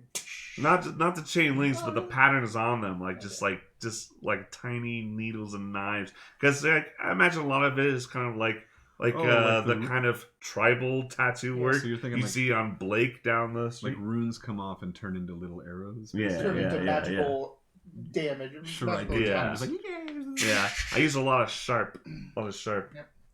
Yeah. All right. Yeah, and then shower that. Mind dagger. There's no threat, so I can just do it. So it is a spellcasting roll. Does anybody else see that, or since it's a mind thing, you just? Oh, everyone sees it. Yeah. It is a real effect in the world. Yeah, I am making it real. Keeping it real. Spellcasting D8 plus D6. Remember, you can use karma as well. If you have karma, any of your discipline talents, you can spend karma on. So 6 plus 5 for 11 plus 7 for 18 on the spellcasting roll. Okay. Its Mystic Defense is 7. It's still blindsided, so that's 5. So you got 10, 15. You had 2 extra successes. So you have. What can you do with the 2 The extra success levels, unless I do extra stress, nothing. Yeah. But success levels is plus 2 effect step for every. So that's plus 4 to the effect step, which is the damage. So it's going to be will plus 2 plus 4. So will plus 6. All right. Will plus 6. My will. So I just roll my will, or what? Yeah. What is your will? Or is it just a value? I roll it. Okay. My willpower. What's your step of your willpower? Attributes. Willpower. Step 7. So it's step 13 now. Step 13. You Oh, always okay. add. You never. Bonuses aren't to the value of the roll. Bonuses are to the step. I like it. All right. So that's going to be a. I'm sorry. What was the step? 13. Step 13 is a D12 plus D10. D12 plus D10. Yep. I don't know where my middle D10 is. God, once you get up into the Metal D10. I just need a D10. I am missing a D10 though. I have a D10. It's probably in there somewhere. Yeah, that's a D10. Yeah. Thank you. That's what I needed. Is that a fucking 1? Yeah, 9 total. It is a 1. Aww. 1 plus 8, so yeah, 9 damage. 9. Its mystic armor is 2. So yeah, it does that's affect mystic. 7. It targets their mystic armor, the mystic defense, and they have a -2 to their physical defense now For the end of the next turn. for 2 rounds. Oh, 2 rounds. Okay. It's ranking hours. Oh no, I'm sorry, ranking rounds. Ranking rounds. And your spellcasting is a 2. Oh no, it just says 2 rounds. Sorry. No, 2 rounds. So this round and the next. Yes. All right. It is. This is nice because I went so slow. Again. So it now has 2 wounds on it. I hit the one he shot. Oh, Yeah. Okay. Oh, you wounded him. He wounded it as well. Yeah. Nice. But it's not enough to make a knockdown test. So. Whatever. Neither I one. wasn't trying to knock it down. Makes sense. The Jana fucking clubs one. You guys. Yeah. So it's got a decent amount of damage, but still up. Okay. 2. It goes. What are you doing? I was just hungry. I'm so hungry. And I hurt. No. I'm actually the prince. Like, Yeah. oh, no. We missed them. We failed the fairy tale test. Shit. Not again. On to the next care. Yeah. What is step 5? 2d6. 1d8. 1d8. Yeah, I think 2d6 till 8. I should be able to figure it out just by the number. 5 is an 8. You shouldn't try that though. That would take way too long. Every time you roll a die, you stop and think, "What would be the What's the average? sum? Round it up." If a D12 comes from on the railroad going at this speed, it's... Holy shit, you're right. That's what average would be.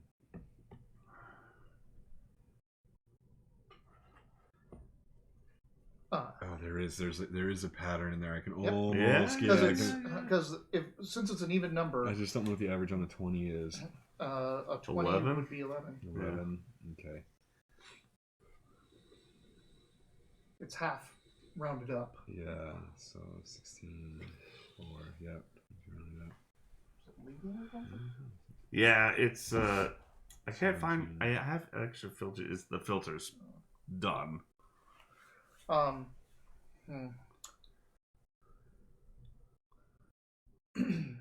It starts running. and just start booking it off for the into the market, basically, trying to get away. Into the market.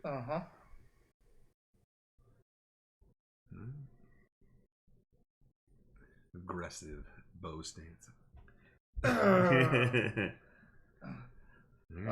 other one. Does aggressive affect your initiative? That didn't look like it did anything other than increase my melee and reduce my defenses.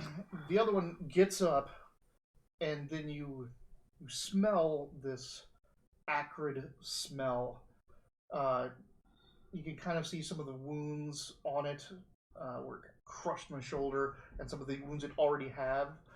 This kind of like foamy green stuff kind of starts to come out of it, and it's like. But it had to get up, so it doesn't take an action. New initiative round. Are you guys doing anything specific? Or stat change is really that's right, all you want to ask, right? Yeah, anything that would change your stats. That's all. Aggressive stance or defensive. Okay, no, I'm sticking with normal. Yeah, I think it would be the same.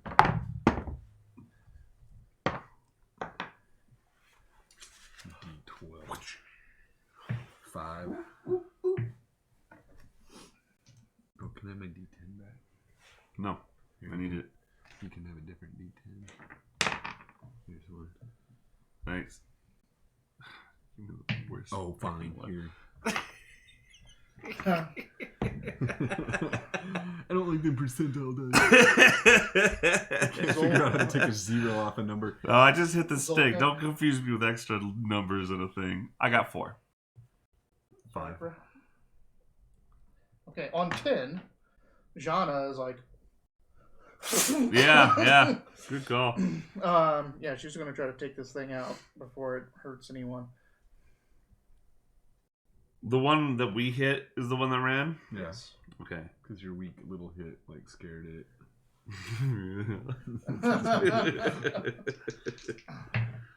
There we go. Yes!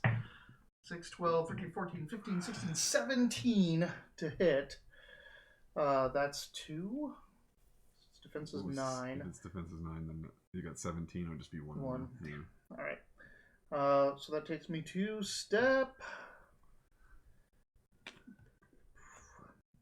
14 again, which is 2d12.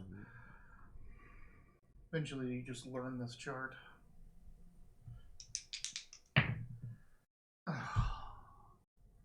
Six. Was this initiative? Oh, no, attack. This is her attack. Now, remember, it's got... No, that was the other one that got was the other -2. Yep. Yeah. I wish. Yeah. She'll be fine. She'll be fine.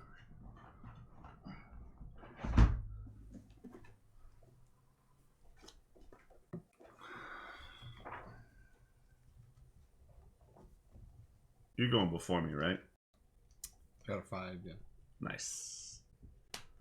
I need to see because what happens to the thing that you deal with depends largely what I yeah, what I do decide what you're gonna do. Yeah, exactly.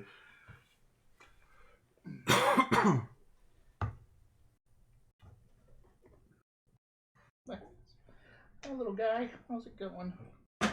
Just a little guy. Just a little fella. Just a little guy.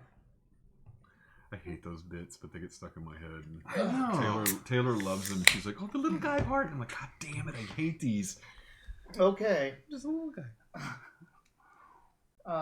So she smashes into that and is like, this thing is starting to go nuts and foam at the mouth, and that acrid smell just starts assaulting your nostrils.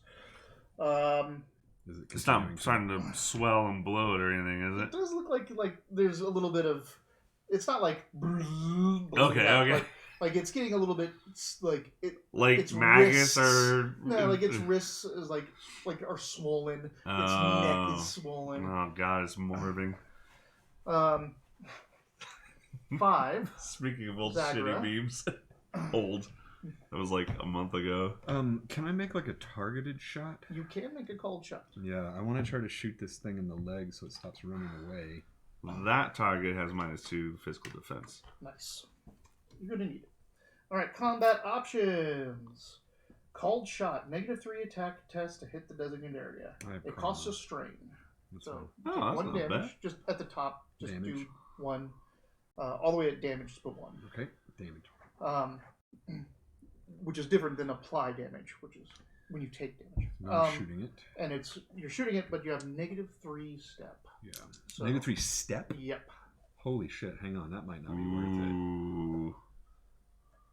That would put me. It does have -2 to its defense, though. Hang on, that gives me just a D6. Ooh. Yeah. Well, you have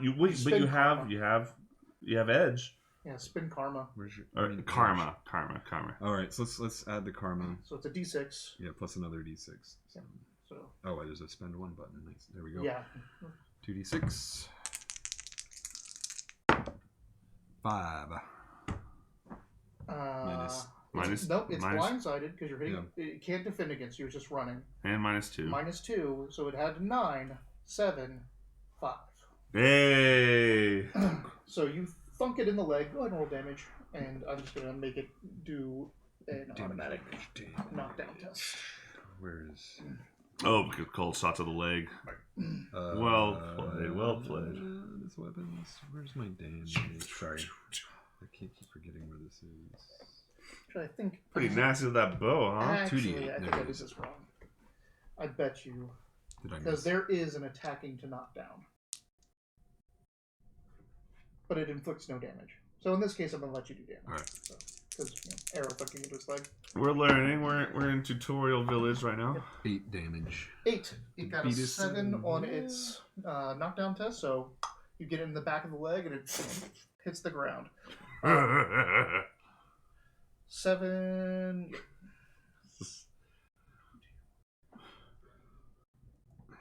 Maybe you know my cousin Legolas. That's a legend worth remembering. Yeah. Take another wound. I've been watching, or listening rather, at work. There's this podcast. I don't know who these fuckers are. I guess they're just like comedians, and they don't really know how to play D&D. You know, like it's like there's a guy who like learned the rules and trying to like tell these other 3. But it's called Dungeons and Daddies. Yep, I've heard it. Fuck, it's goofy, funny shit, dude. That's like the one where they're in the jail cell. There's this part where they keep missing their attacks on this lizard man in the jail that after they break out, and because they kept missing them, and there was something else going on, the lizard man takes like. You've spared me. Like he thinks that like they just let him live. Yeah. I think that's also the one where just recently someone animated it. Like the 3 oozes drop down next to the guy, and the guy's like, "I want to run away." And he goes, "Well, that's going to be 3 attacks of opportunity against you." And he's like, "Can I dodge them?" He's like, "Go ahead and make me 3 acrobatics tests." It was like 8, 5, 1. Yeah, they're horrible because they didn't know how to make characters at all. Like none of their stats are, congruent to any sort of build or anything like that. He falls down, and the other people are just watching him. The other members of the group are like, "Oh, I guess this is where he dies." And then all 3 slimes missed him. I haven't gotten that part, but I look forward to seeing that shit. And give me another one.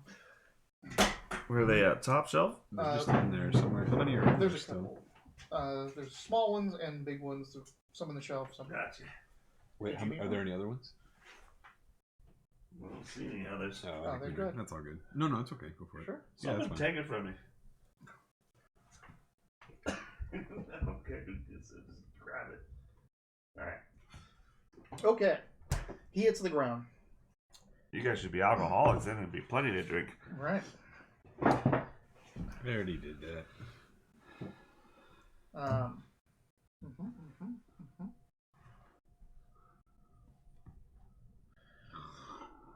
Okay. It's nice shot. My go? Okay, that thing's like, is he like knocked out or is he like pinned? No, he's not pinned. He's just knocked down. Knocked down? How far away? Like 15 yards. Oh, okay. I'm a little more concerned what's going on over here. I'm going to do not Iron Hand, but I'm going to wait. Mage armor, is that self, or can I give that to? You can, I believe. What is the target? TMDE. And read the first part of it, I guess. No, there is something that says self. Yeah, range. If it says range self. Yeah, range 10 yards. So, yeah, I'm going to give mage armor to Jana. Okay, Jana's. It is a 0 threat, so I can just cast it now. Good. Her mystic defense is 7. Oh, how quaint. Yeah. After casting against yourself for yeah. so much. Weird angle here. 2 and a 4. I mean, 9 and a 7. 2 and a 4 is a 6. Womp womp. But I can spin an edge. No, you have to do that before you roll. Before you roll? I'll let you use it because I didn't know my roll. I'll let you do it because you didn't know. Are you sure? Are you sure? I got to do it the first time, too. Well. All right. You should have learned when I told it to him, but I mean, yeah. you can just keep him nearby. Yeah. You'll get him back. That's going to be a +3. All right, that's enough. So she gets. There's no extra. No. That's just a basic success. That's going to be +3 to her physical armor. +3. And I'm wait. I am punching in the air towards her, and I'm making thudding. Like you're hitting armor. That's what I'm doing. Yep. All right. There you go. The thing that's now like out in the middle of the crowd, and the crowd is just dispersing from it, starts to smell. And she starts getting wrapped in spectral change. That one, the thing that ran away from you guys is on the ground, starts to smell, and it gets up. So that's its action. This one over here, though, is hitting. Get a beer, then get a beer. Is hitting Jana, and it's different now. Yeah. Okay. So, sure. At least we did this here with the warden and the guards instead of like out on the road with the kids. Yeah. So it was good. It was good to just kind of ignore that. Yeah. Okay. So it is rolling to attack. Yeah, I really leaned on. I was like, well, he's telling a really compelling story about what this could be. I'm not about to murder people based on. I roll a 23, so the GM tells this wonderful story, but you're like, I don't know you. Basically.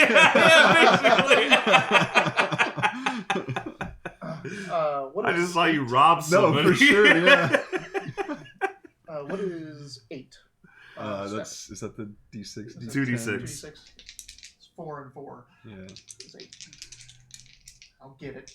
You will. Oh, I see. Shit. 6, 7, 8, 9, 10, 11, 12 against her physical. Come on, mage armor. Come on. That's armor. What? It's not defense. Oh, I see. It's to stop damage. Okay. Well, actually, that's kind of nice then. Yeah. So no matter the hit or miss. So she has an 8 physical defense. This thing got a 12 to hit her, so it doesn't hit her with any improved. But this thing hits fucking hard. Its normal step as a person would be 6, but it's getting +8 from something. So what is a 14 2d12. damage step? 2d10? 2d12. 15? 2d12. Wait, 15? 14. Oh, yes, 2d12. So it's doing step 14 damage, just punching her. Jesus. And she's like, well, we'll see what happens. 10 plus 1, 11. 2 rounds of mage armor, by the way. Nice. 11. Her physical defense her physical armor is normally 5, plus 3 is 8. So she just took 11 minus 8 is... Oh, 11 minus... Like, this is 11 after the fact. I was like, God, this game is hard. She takes 3 damage. Hey. Oh, shit. So, hold on. Actually, I have to do this. I didn't even have to do that math in my head. I could have just let the thing do it. 3. Yep. Pop. So, this thing hits her, and you see, like, just as you were, like, doing the... This thing hits her, and she goes... We kind of gets thumped back, but she's like... You alright? Yeah! Let's get him. This thing hits hard. We'll get him. That's 4. New round. Any different stances? Any combat No new maneuvers, stances, but I do have weird? a question. Uh-huh. I cast Mind Daggers on the round before the last one, because we're new round now. So it's the entirety of the round you cast it on, which it's to cover the round that it's cast on, because you don't know if you're going to go before it or after it. I think the range target no longer has -2. Okay. Jesus Christ. Defensive stance raises your physical, mystic, and social defense by 3 and drops every action. Yeah. That's why it affects spellcasting. Not even actions either, like your artisan Yeah, skill. all, those are actions. I see that. Sorry. Any action you take is a negative 2. Because you're just trying to defend yourself. Yeah. All right. What? I'm sorry. So It's no one's 10. doing anything Yeah, weird. So Zana's initiatives. next, yeah. Yep. Oh, that's right. New initiative. Ooh. Oh, hey, that's not bad. I thought it was a 1. You pay your gravity bill or what? We're all fucking missing our kitties and shit tonight. Your gravity bill. I like that. Zagra? 7. Solkug? I rolled a 7. Okay. I thought I did really well with the 11, but they go on 17. Okay. Okay. Well, the one that's on Jana is going to keep hitting Jana. Yeah. So it has. We did an 8. That's 2d6. Ooh, 4. It misses her. So she's now like, like, don't let this thing hit me. The other one stands up.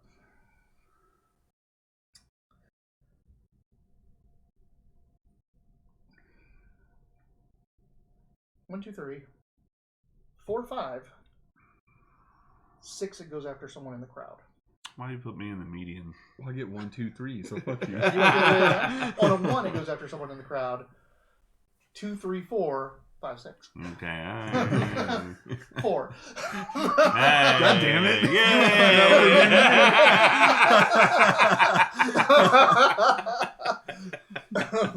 1, 2, 3, 4, 5, 6. Yeah, it would have been you. Yeah. Also, I didn't want to say in the chat last night that we had making these characters, but I was like, hell yeah. No, I love that we have no healing in this party. There's no real such thing. Yeah. He was like, my character has a little bit of like medicine. We're like, good. Somebody needs it. Oh no, not you. It was something else. Oh, it was your elementalist. We didn't make elementalist. Yeah. We didn't make He's saying his elements. Oh, they also have a bit of healing. That was the moment. I was like, I'm gonna start pretending I don't like to have another caster. All right, it comes running straight at you and swing. Defensive stance. Too late. Too late. Declare that shit. I was going to, but then I saw those negatives and I scared myself. Yeah. Shouldn't have done it. 7. What is your physical defense? 7. Wait, physical defense is 9. Sorry. Yeah, you're faster than that. Yeah, sorry. So, that was my apply wound. This thing swings at you, and you can hear like it almost throwing its shoulder out of its socket. It's swinging so hard at you. It's like the Hulk missing you. This thing swings and a miss. That's that. That's 17, 11. Jana's like, die.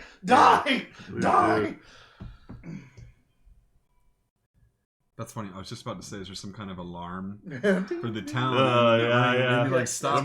Yeah, probably. Like there's some ringing now going on. Just someone down the street, just like, I have a bell outside my shop. Clang. Oh, no. For real dice? Andor. Did you finish it? Yeah. What an unsatisfying ending. I was like, give me more now. Give me more now. Like, you mean wait till 2024? Go fuck yourself. Have you watched Andor yet? Oh, man.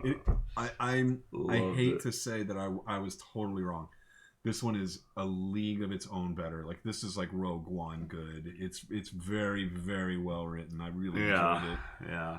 Everyone, even the bad guys. We'll talk about it later. Okay. She missed with the 3. That was 11. So she 7. missed? She missed. Totally missed. So 7. Both of you go. All right. Me first. All right. So I'm going to shoot the one that is on me because it's attacked me. Can't shoot it. Oh, it's too close. Uh-huh. Do I have to use I have to use an action to pull my sword out, don't No, it's a free to get it out. All right. Well, It's a simple. I whip it out. And whackety whack whack whack. Okay. Sword is melee weapon. That is 2d8. Wait, that's damage. Melee weapons. It's under your skills, not your talents. Melee weapons. D8, D6, damn it. Everything's D8, D6. Mm-hmm. All right, here we go. Snicker snack and all that. Hey, 11. That's a hit. No additional successes. And now it's 2d8 to Do damage. dice. Ooh. What? Do it. Oh, get him. So wait, 15, 23, 30 damage. Whoa. Okay. Okay. I do like I need to do some things. I do a little dance and take its head right off. No. That's the artistry. No, I mean it's got that many hit points. Even 30 is like. Let's see. Hold on. Or is it gonna pop acid all That was over? the damage roll? 30 was the damage roll. Oh, no. An 8 and a 7, then an 8, then an 8. So Um, 15. Gotta be past the Wait, sorry, it's threshold. 15 plus 16, so it was actually, sorry, it's 31. 31. 31 damage? It was 15 plus an 8. No, it was 30. It was 15 plus an 8 and a 7, so it's not 15. So 15, Doesn't 15. matter. Sorry, 30. It does have, from what it did have a lot more hit points. Yeah. You still just obliterated it. So yeah, it comes up, you like throw your bow into your other hand, whip out your sword, do your little Side and step. just right through its neck. This green foamy stuff starts coming out with the black blood of this corpse, just spilling out, and the thing pitches forward onto the ground. That foamy stuff sizzling out around it. The acrid smell just assaults you. I always like the idea of like a swashbuckler, like a matador, where he never lifts the sword. He just moves aside and stabs, or like pulls the sword up and blocks, that sort of thing. In Game of Thrones, the Aquin or whatever the guy was that taught the girl Arya. Oh yeah, the assassin. The guy that taught her. That was how he was. He did all that dancing and stuff like that. He was supposed to be distracting, but in the first couple of sessions he had with her, he wouldn't attack. He would just or step aside and push her with the sword and stuff. And I was like, God, that's what I want. Yeah. Yeah. That thing hits the ground, bleeding out. Well, bleeding out. 3 shots. He got a shot in on it too. Whatever. I forgot that part. What? I'm definitely not keeping score. I was gonna say 7. Yeah, that's right. Okay, seeing that, I'm starting to cast the mind daggers and seeing that's like okay, I target the one that the weaponsmith is dealing with, and I'm going to spend a surge doing it. Yeah. Oh, good point. They come back to you. So. Yeah. All right. So that's going to add a D6 to my spellcasting roll. Yes. And the strength required for the sap is 3. Like literally, children can wield it. It's a large rat comes out you with a sap. But no child wields it as good as you. It's not just a sap; it's a child with a sap. I swing a child holding a sap. So D8 plus D6 plus D6? D6 plus D6. Okay. Your karma die is a separate die added to the... And it's always a D6? It's always a D6 until you rank up circles, and then it'll become a D8. 4, 6, 11 for spellcasting of... They're against their mystic defense. Yeah, their mystic defense is 7. What did I roll? What did I say? I don't know. Sorry. I was thinking about word. It was 11. I rolled an 11, so yeah. Not enough for an extra success. But I hit. Okay. Cool. Will plus 2. So willpower is step 7, so I look at step 9. Is that how that works? Correct. Mm-hmm. Okay. Willpower 7 D6 plus 2 again. It's a D8 and a D6. I just had to make sure I had, my threads were still Mind Dagger, Mage Armor. Sorry, I didn't mean to step on your referencing fingers. No. I know you're really fast at that. D8 plus 6, shut the fuck up. 2 and a 1. Oh. Take 3, bitch. At least you don't have to tell him what. We don't get to find out what the double one does. You're like, a lot of them just get wedged in the back of the troll between me and them. Army of Well, I Darkness. mean, it's just damage. You hit. Your damage did nothing. Its mystic armor is 2, and you did 3. Yeah, So but now it it has a takes -2 physical defense. That's true. Nice. So that is everyone. That's a new initiative round. For 2 rounds. So for This one round, and then it's then, done. And then this whole round. Yeah. Yep. Hell yeah. Initiatives.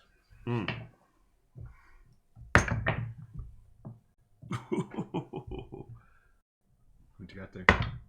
Don't know yet. Oh. Zagra. 11. Solkick. 12. Oh, motherfucker. 12. I was like, no one's gonna beat me. Doing it again. Another karma. Did you just lose it? Did it go in your sweater or something? Oh, there it is. Oh, wow. I heard it go. I'm too. a Like, magician. Where did it go? Yeah. That's that Kalen pencil Yeah. fiasco. I love the metal dice, but honestly, wait, that is a D8. They're hard to read. Yeah. In this light. There's literally no shortage of dice in this room. You don't have to use those. 6, 12, 13, 14. 14. Here, you could be the one that gets the use out of that. And he's got other dice. 14. I'm fine with the dice. These are the necromancer I never used. Hello. Another answer. Oh, I'm absolutely using these dice. Skulls and moss. Should I drop the bag? That's all good. Sorry. It's just a little Etsy thing Taylor got me. Alright, and you have the D4 still in there. Thank you. What? Sorry, what did you get? Oh, I was like, why did I roll D4? 14. 14. You hit with an additional success. Okay, so it's going to be +2. another 2 steps. So that's going to be So willpower. 8, 9, 10, 11. Step 11. Right, because your willpower 7. My willpower is 7. Yeah, so. 2 for the mind daggers, 2 for the extra success. Yes. So, yeah, 11. 7 plus 4 is 11. That's going to be a D10 plus D8. Yeah, skulls and moss. D10 plus D8. These dice look rad as fuck. I kind of wanted to make a. It's like I know I wanted to make this character because we didn't get to play this last time, but I was looking at another mess like. If I wasn't a thief, that would have been. Oh, these are even harder to read. Like that, like gray area characters. Like I know, like when you were like, we don't do bad guys when we first started. 11. I was like, that's a bummer. I'm always a bad guy. But now that we don't do it, I'm like, that makes sense. But I do like that weird, like the ostracized guy. Like when we were playing Rifts, where Dayton was the cat man and I was the spirit walker or whatever it was. He was the dog boy. No, that time he was like a were cat or something. Yeah. And you were the vampire hunter or something like that. No, I was. Maybe I was. I don't remember. I just remember that I was speaking to the dead a lot. Every town we went to, I was looking people up. 11 damage. So its mystic armor is 2, so it takes 9? 9, which Tell me. will do a knockdown. Yeah! Mind daggers. Knockdown is 8, which is You're just 2d6. aiming for the throat now. You had the wrong brain. Yeah. He got a 6, so Yep. he just goes off his feet. And Sean was like, "Thank you." You're welcome! Did she get a 12 too? Huh? Did she get a 12 too? No, Oh. she hasn't gone yet. Oh, okay. So that was 12. You're 11. All right, shoot it. All right. Oh, let him get up. I'm on top of it now because we're all kind of together, right? Nope. Oh, Remember, that's right. she's That's right. You killed yours. I was just standing Yeah. still. That's So, right. It came and attracted to me. To get a clearer shot, you just have to circle around Can a I little approach bit. with my sword? Absolutely. Because that was effective too. So let's do that. So you move up. D6. God, I cannot keep my dice straight yet. Oh, it does have negative to its defense because it's on the ground. So. Yeah. I think it's 7 though right now, right? Or 5. It's 7 from him. And then when you add knockdown, It was 5 last it's time. -3. Oh, Hey. So 6. it's a 4. I Nice. got a 6. That is.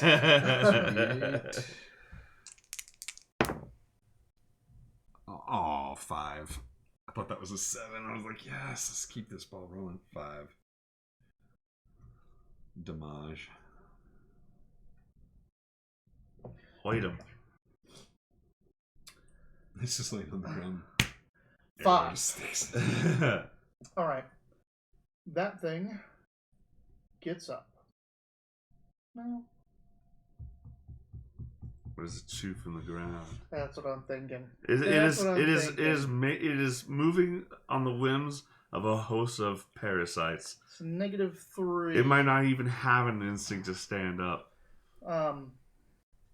What is a 5? 5 That's a should be a number? D10.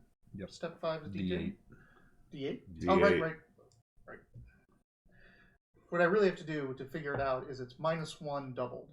Yeah. 5 minus 1 is a D8. Because you always round up. You want to take that rounding off. Right. Except that, oh, yep.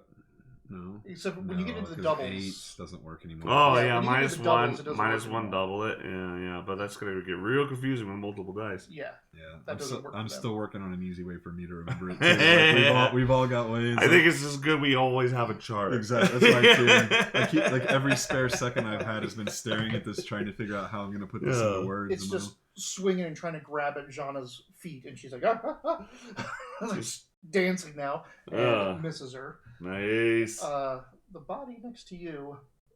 Me? The one that he left. You two were standing together. Oh, fuck. He killed that one and ran up to Jana's. So there's a body right here. Uh-huh. It starts to... Yeah. Okay. You hear a disgusting ripping sound and like a snap. And something crawls out from under its stomach. Okay. gross. Cool. No.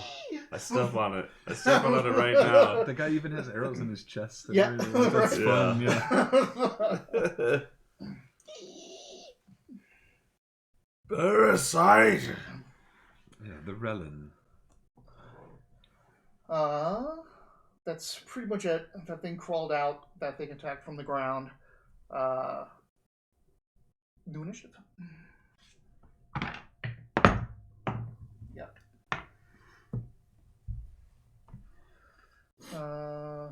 Zach. 9.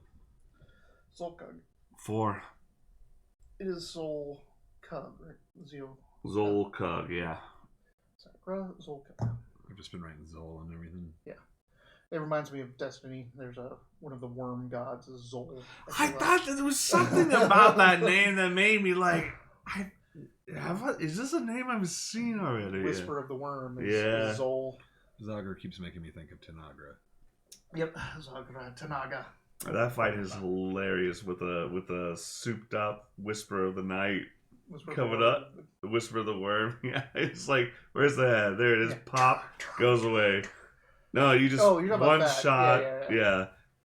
3 shots, you kill that boss. Just wait for it to pop its head off and hit it with the upgraded Whisper of the Worm.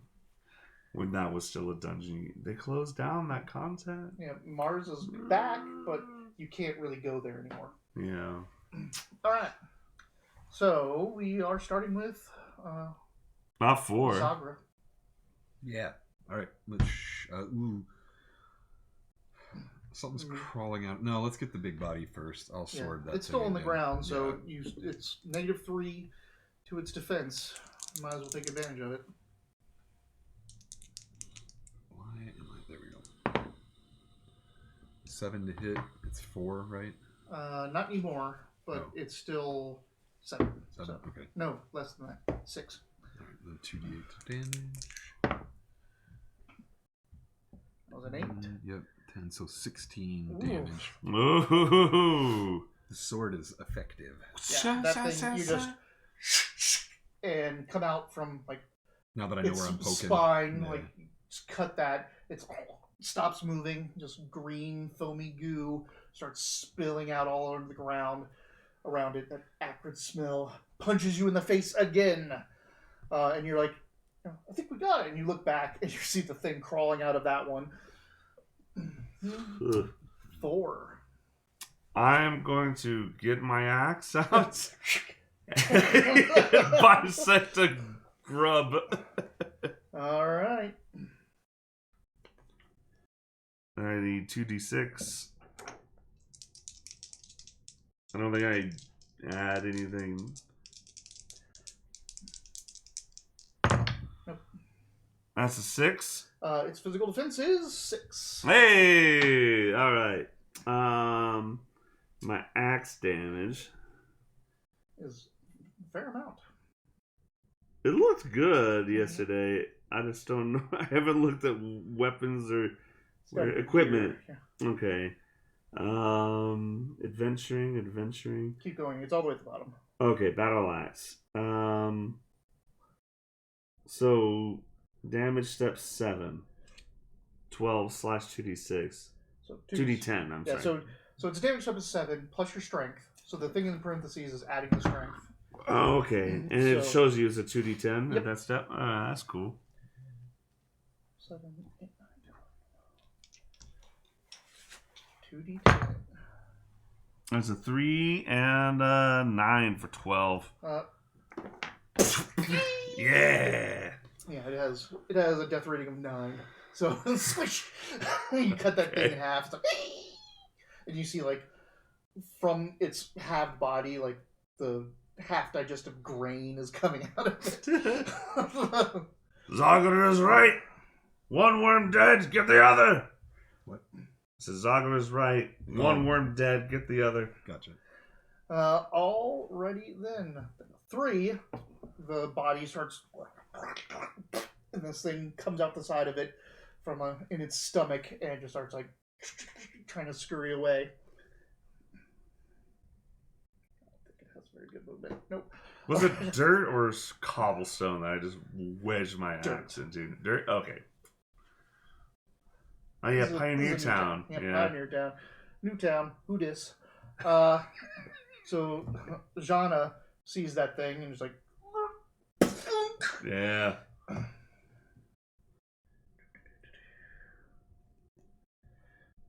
many weapons. He's gonna spend a karma. Why not? You keep telling me that's gonna come back. It is tomorrow morning. Right. Monday morning. 6, 7, 8, 9, 10, 11, 12.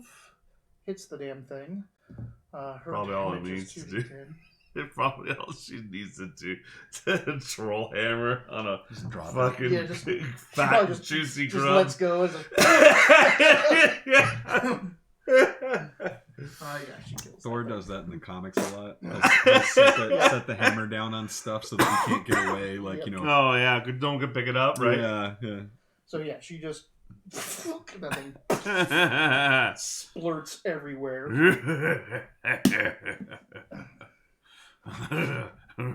Nice little practice combat.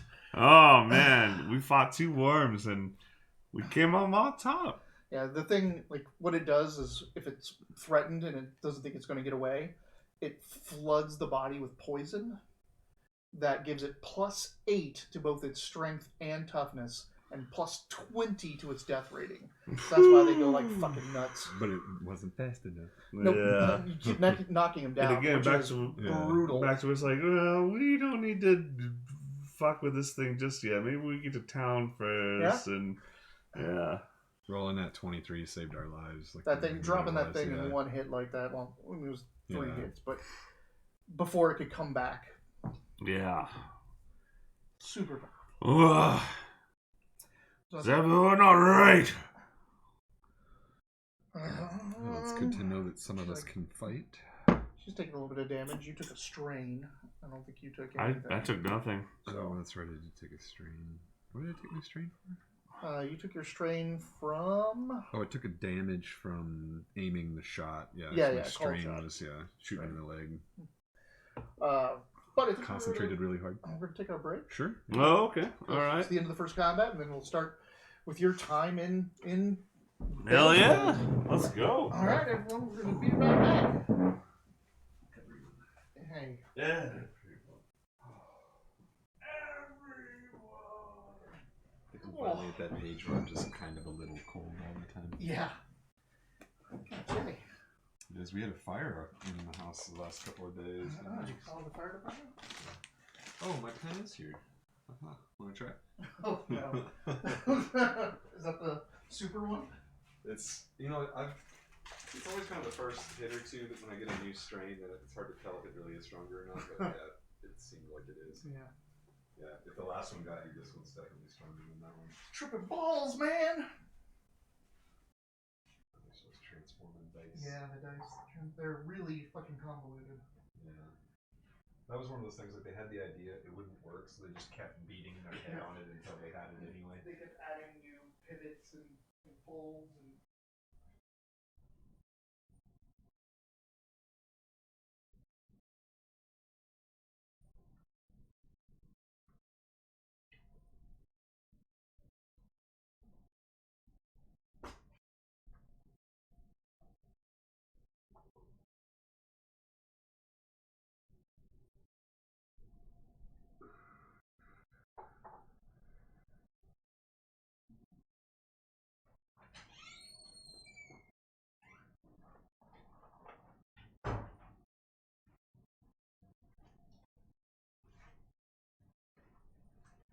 Could I bum another smoke off you? No. Alright.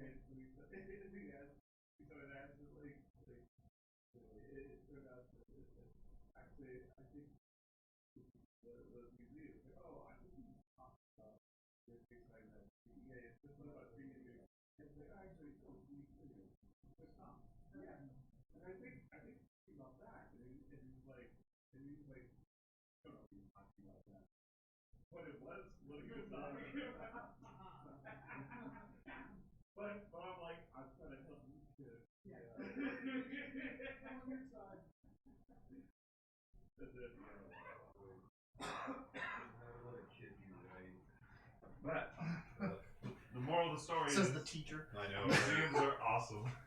I do say that a lot. If I stop what I'm doing and just say my name, they all get to say you mess up a lot. Because I always say that. I'm like, making a mistake is how we move forward, and that's what we're going to do with our science fair experiment is shooting marshmallows. That would be a good one, but I get stuff wrong on the board, and I'll be like, "Oh, Mr. Taylor," and they're like, "You mess up a lot." Yeah, need some water. Water.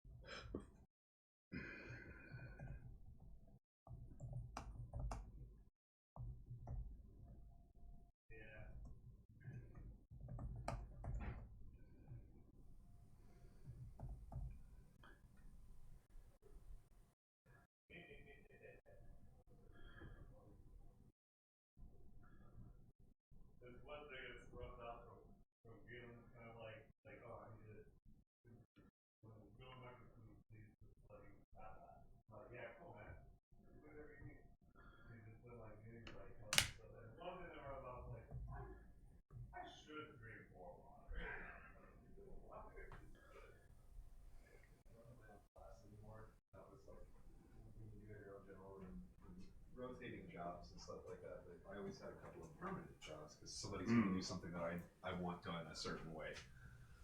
And getting my water was one. And I had these two girls that were like really eager to do it. And so it was like a reminder because they just wanted a break. They'd be like, "Can I get your water?" And I'd be like, "Yeah, I need more water." Now I don't have my own class, so like my water bottle stays full like all day because there's nobody like begging to refill it for me. Like, damn it, I need someone being like, "Can I fill your water?" I'm like, I need more. Prompt to drink. Yeah. I should just tell those girls, I'm like, "Hey, you're still in charge of this. Will you pop in a couple times a day?" All right, so we killed some body snatchers. And you killed some Relin.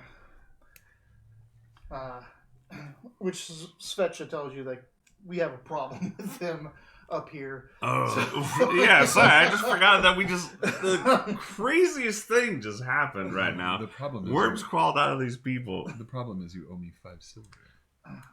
Yes. She She looks back up at the balcony where that gray-robed man is. Nice. And she's I like, agree. And she looks up at him and she's like, "I did and Zana did." I'm just agreeing with what you're saying. She reaches into like a fold of her like sash and pulls out a purse, and she's like, "Don't tell the Reeve that I paid you directly. Just say that you did this out of the kindness of your heart." Really? Don't tell the Reeve? Yep. Why? Because he'll make me fill out paperwork. What sort of paperwork? It's bureaucracy. It's terrible. Does it give us knowledge of what's going on here? No. It just gives him a reason to waste your time. This is like so hard for me to like get what I want and then not add. Like, I don't care. If she has more paperwork, that has nothing to do with me. I don't give a shit. I got my so it's just empty, busy work? It's what it seems to be. But she gives you both or all three of you, the 5 silver. Wait, each or is it 5 to split? What, each? Oh, man. Don't tell the Reeve. Don't tell the Reeve. Like, she paid you directly. Just say that you did this to help the town. And that was... You can put it right in. Not Dolores. The Reeve is the man. She indicates that's the man watching over the... Yeah, who's talking? But the person talking to us... Svecha. Svecha, okay.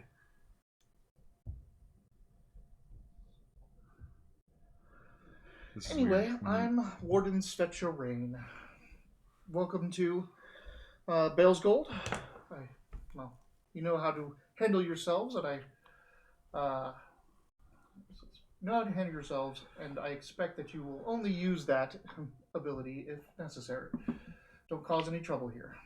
What kind of trouble? attack anyone. Okay, that's it.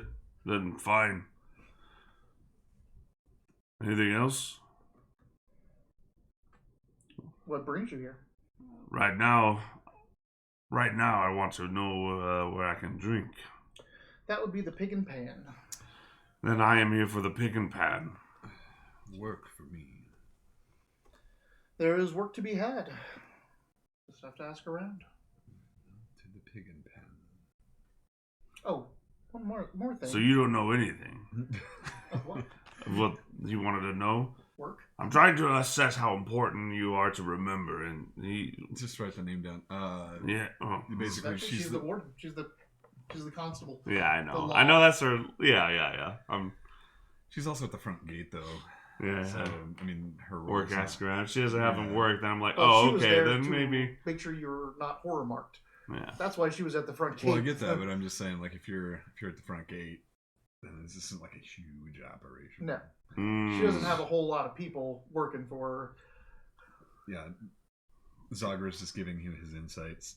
So was it the Pig and Plate? The Pig and Pan. Plate. But Pig she and does ask Pan. you if you want to make more money. Doing what? Literally just asked you. She's like, actually, I might Well, have I want to know. the 2 corpses you found on the road and these 2. Can you take them over to the pyre? Take what, the bodies to the pyre? Correct. Oh, to burn. For how much? Silver a body? So 4 silver? I'll sell it with food. It's fine. But the 4 silver is total, not per person. I'll go ask Raul if he'll give us the cart. You said the cart. The carts are gone. Oh, that's right. But what's her she head has, Jana has her goat cart. All right. All I want to know is how do we get from the pyre to the pig pan? Well, to get to the pyre, you just need to go past the Pig and Pan and keep going until you hit the rock face. I'll tell Zana too. She can have the extra dollar since we used her card. Okay. Oh, yeah, she just rolled up and off the cart, yeah. Because that's something I'm supposed to think about, right? Because Sure. she shouldn't be doing stuff for free either. Right. Yeah. I shouldn't owe her anything. Yeah. This is your healing. This is this is what the rogue brings to the table. The rogue finds the means to get things moving. They grease the wheels.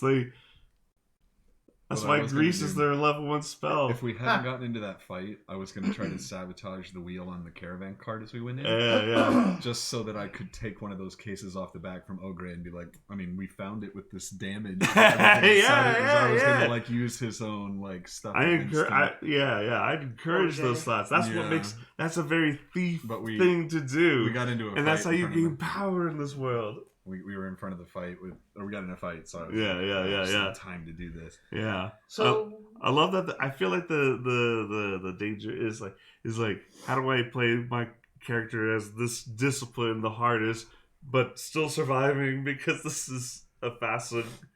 Shadowrun. It's deadly. It's a deadly world. I need you to make a perception. Oh, should I? I think the danger is working with someone who's trying not to hurt you too much. I rolled a 4 on my perception. So Jana loads up the cart with the bodies, and you want to head to the pyre? When do we get our money? Yeah, get your money. So we got that's You got 1. He got 1, and she got 2. But we got 5 just a bit ago. Right. So you get 6. 6 silver. You get 6. This is weird too. The first time you put keyboard close, it's like hitting tab. It goes to the next thing, and then I hit it again, and it opens up a random one. On the way there, I say, so I know you both are.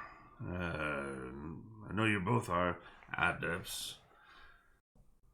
What do you want to do here? What are you trying to do here? Well, you'd asked me that earlier, and I told you I was trying to make a name for myself. Work is what I said, but I won't tell you like anything beyond that. You've already figured out that I've. So seen that is what you okay? Yeah, I don't know that you've. You want a name? You want a name? Yeah. Jana says she wants to be as close to her moot as possible. And the moot should be around here somewhere. It's up in the mountains. So Sky Raider stuff, right? Crystal Raiders, yeah. Ah. They say raider, but it's not really like a bad thing, is it? The Crystal Raiders, they have a sense of honor, but the honor is if you're strong enough, you deserve it. Gotcha. What is that from? Riddick, the final Chronicles of Riddick movie. That's you keep what you kill. So he kills the Emperor and keeps the Empire, and I'm like, yeah. The moment he killed that guy, everybody in that room would be trying to kill each other and kill him. And like one of us is going to be on top. She wants to... Wait, what did she say, though? She wanted to get to... She wants to be as close to her moon as... Close to the moon. Alright. Well, she figures this whole adept thing out. Figures her discipline out. I thought I came prepared.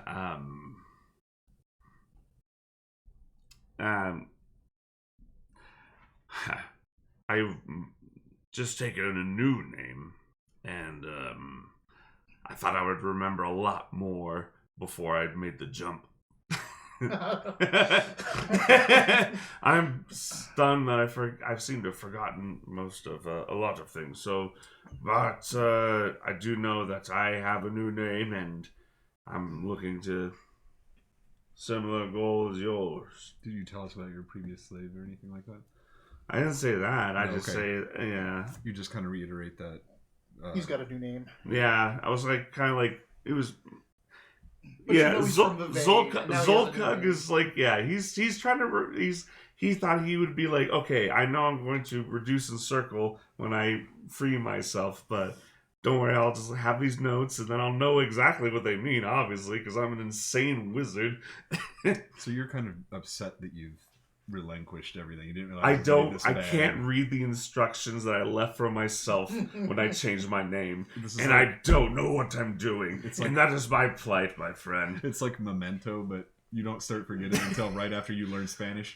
Yeah. And then you forget, and you're like, what is all this? And like, totally in character. That's exactly what I tell. It's like, and I'm a little confused, but I know that you have the same magic sword as I do.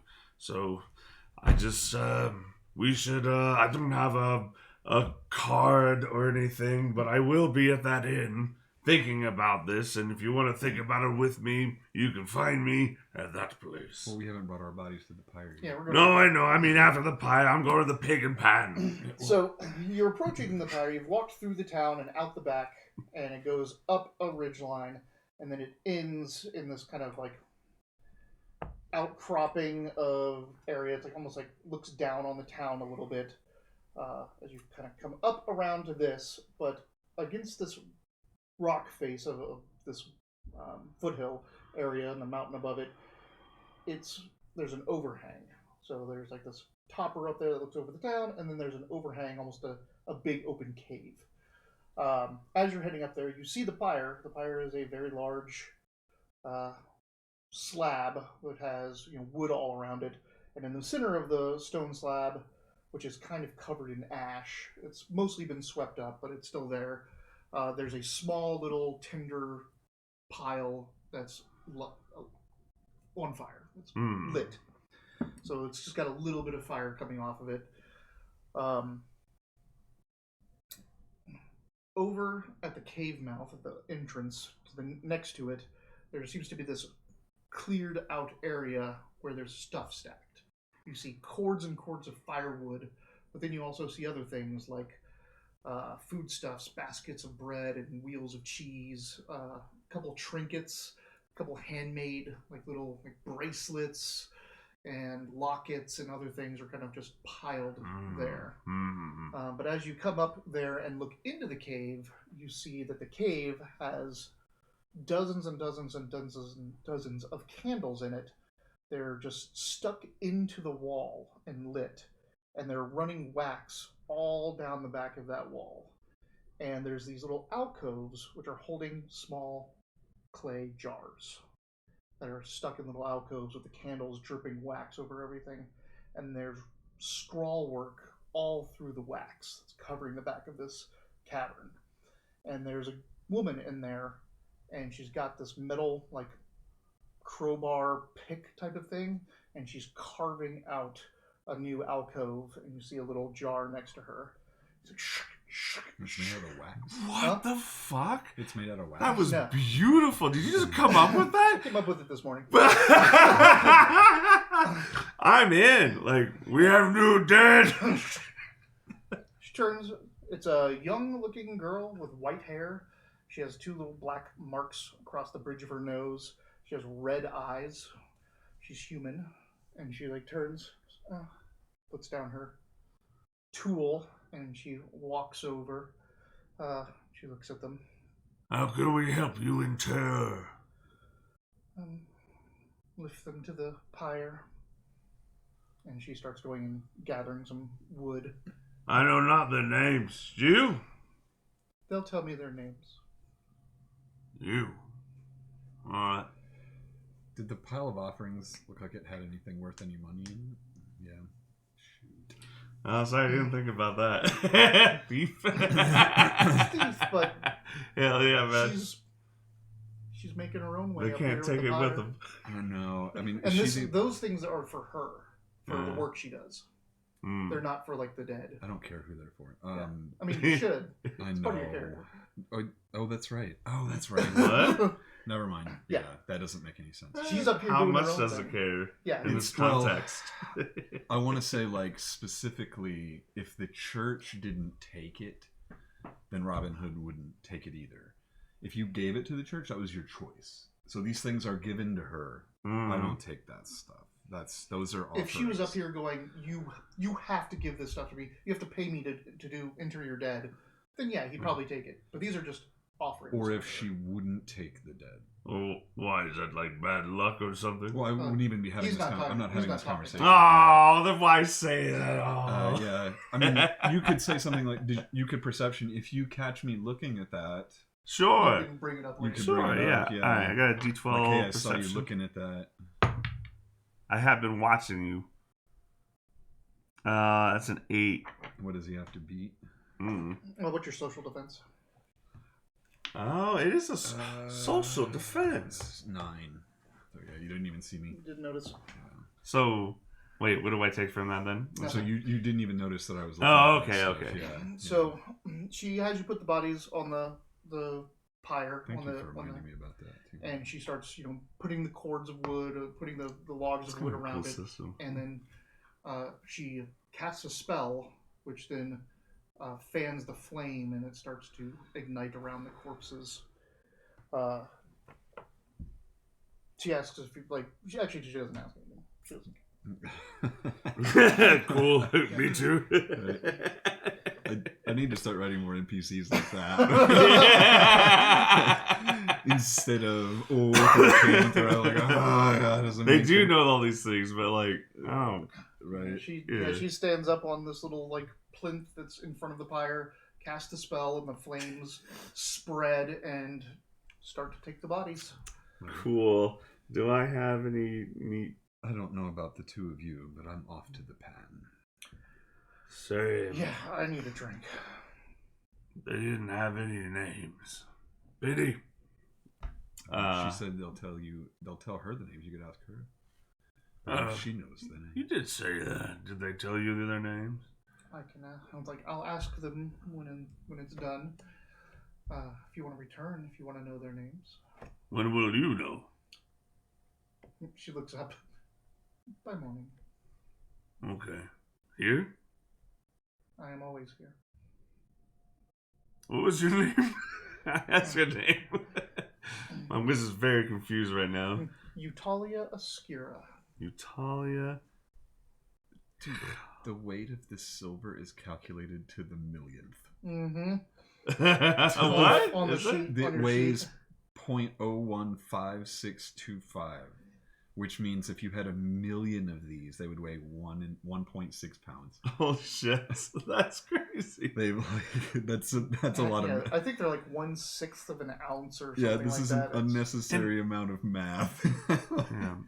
And I just noticed it seems like some kind of spiritual lady that seems to know what to do with bodies here. Okay. She's probably another rancher. Yeah. Body dump. She is the keeper of the pyre. Keeper of the pyre. That's helpful. Thank you. Eutalia Ascura. Dope. Yeah, I say, I like your whole thing here.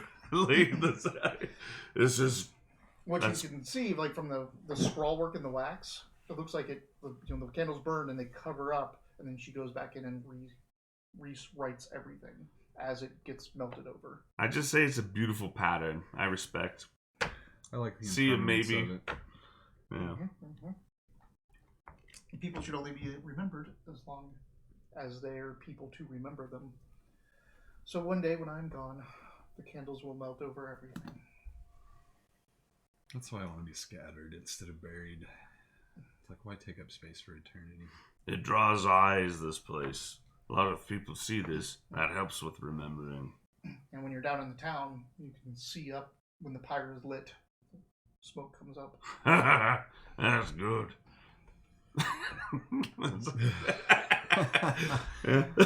That's what I say. I'm charisma 9. I don't mean, that's fine. Your charisma is 9? Yeah. I'm not, yeah. His step is like 5, 4, yeah. something like that. Holy shit. Oh, we all got something there. You have been banned from Twitch. Oh, God. He said God. juice. What is that? Yeah, this is for me. I saw a kid. Is that Christelle? Christelle, you watching? Not this Chris, year, she's but not watching. last year, a kid came to my house on Halloween dressed as a jellyfish like that. It's a running joke. Well, I was at a Halloween party downtown at Congress with her, and this girl comes in with this fucking amazing dress, just this huge, massive Mary Poppins era white lace ball gown and a parasol, and it all had lights going through it. I think you mentioned that. And there's lights coming down from the parasol, so she is just like floating around in this stuff with these lights, and it's a jellyfish. Yeah. And I'm like, that's awesome. That's a jellyfish. And Crystal's so dry. She's like, yeah, that's really cool. And I'm like, I can't tell if you're being sarcastic or not. And she's like, no, I get it. It's a jellyfish. I mean, I'm like, I still can't tell. No, yeah. I saw, yeah. It's like, no, it's a jellyfish. Yeah, Obviously, this is very cool. And I was so excited about it. I'm like, that's the coolest thing I've seen at this party. I upset a girl at work just recently with that, like a full adult. Like, she's our community liaison, and we were filling out some things like, how can we meet these goals? And I was like, maybe we could hire a community liaison that does her job and like shows up and does what she's supposed to do. And I looked up and she was like, are you being serious? And I was like, no, what? You just got this job like right now. You've been hired like we're 2 doors down. And I was like, what? She's like, I didn't know if you're being sarcastic or not. And I was like, oh shit, no, I was 100% joking. And so I pointed at my team teacher from the last 2 years, and I was like, I did this to Kristen for like 2 fucking years. She could never catch on. And she's like, what are you pointing at? And she goes, Mr. Taylor was being sarcastic and I didn't get it. She's like, it's too flat. Yeah. Like, she yelled at me. She's like, you don't have any emotion in your voice when you do it. It just sounds like part of your conversation. And I was like, that's how sarcasm works. And they're like, well, we don't hear it. And I was like, oh. I mean, it almost is like, there's, it's you hear all that. I'm sure. Sarcastic, I guess. I mean, sarcasm is almost its own dialect at this point. We work with children, and like, so when you we have to code switch too quick. You're working with a 9-year-old, and you turn, and Mr. Taylor's like giving you a pun from an obscure movie from 1973, and you're like, I don't know what you're talking about. And this is what we talk about at the Pig and Pan. Yeah. Obscure references from a date that doesn't exist. I have forgotten many things as well.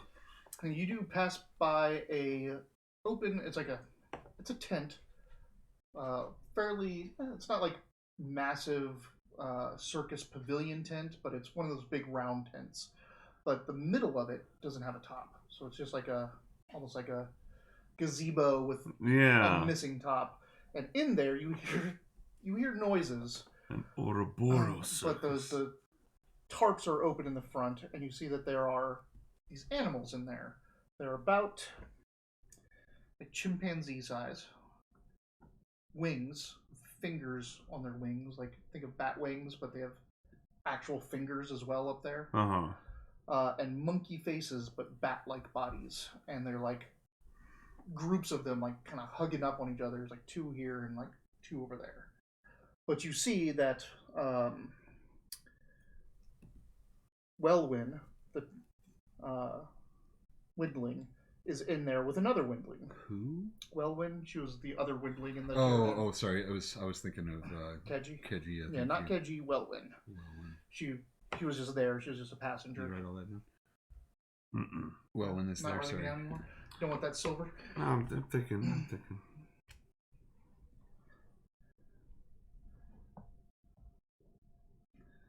I think I've told this story. I had this stupid science teacher in high school that we watched Andromeda Strain. This could be an idea. Andromeda Strain's like 2 hours and 9 minutes long, and he made me take 500 notes. 500, because notes were stuff like elevator to the lab. Lab has 6 doors. Using recombinating, just over and over again, just parts of it, blah blah blah, clips. And it was so mundane that I would like make fun of it and write little stuff in there, and then I really tried to take it seriously and just do stuff, because he would go through and grade that shit. Like if I wrote like I want an ice cream cone as one of my notes, 500, it's 4 straight pages of stuff, and he went, "This isn't very funny." And I was like, "Damn, you're reading these." So I started doing it, and now like notes can be like, it's almost shorthand as far as I'm writing, but like, dude, I can really tell you stuff when I write down the notes sometimes. Yeah. Word notes. I'm sorry, what are you offering? Nothing. Wellwyn's what? Man, it was so quick. I know. Just so fast. Yeah. It's amazing how it's like a sieve. Yeah. But no, this is the postmaster. These are messenger bats. It's just the one guy, or just the... It's Wellwyn and another Windling. 2 girls. The Windlings are these winged chimp things? Nope. Okay, the Windlings gotcha. are people. And Wellwyn then and another Just think about these there's flying also monkeys. monkey-faced giant bats. Gotcha. Called messenger bats. What are those for? Messages? Yeah. I mean, is this a thing we're familiar with? Bats. Have we used them before?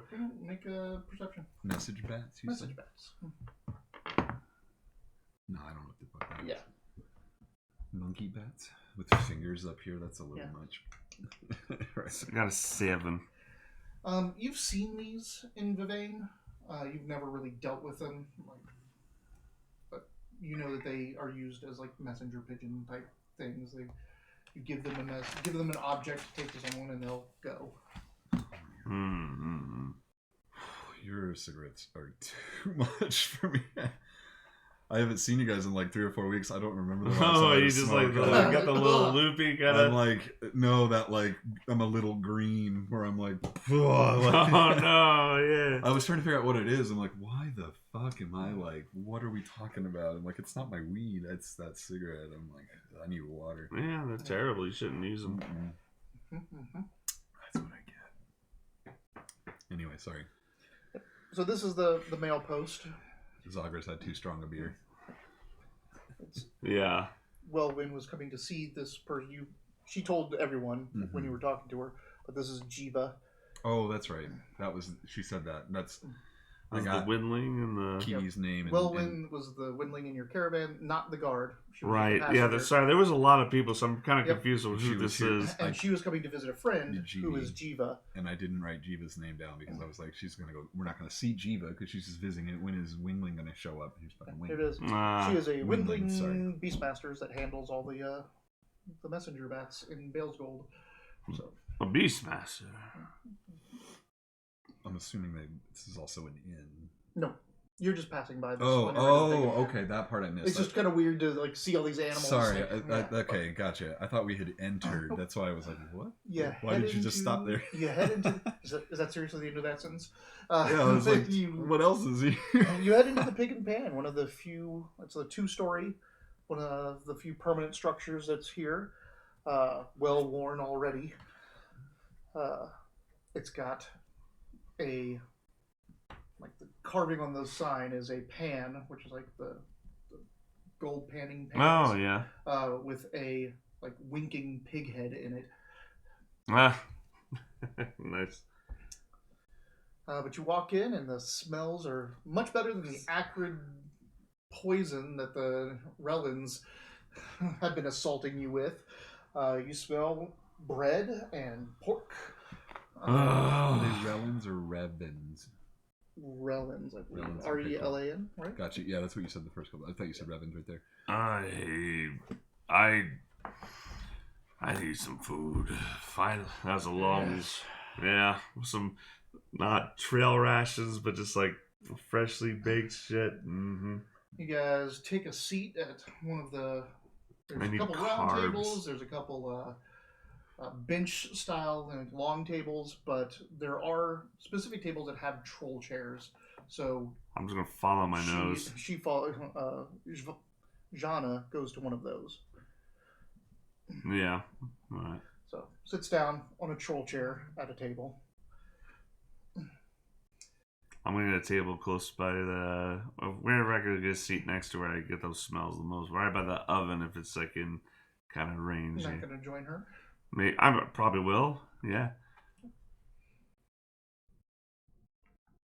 That's what I'm doing. What else is going on in here? Like, is there games, people mulling around? Yep, there's dice and cards. And is it like sanctioned, or does it look like people are sitting at their tables and playing games and stuff? It doesn't look like it's.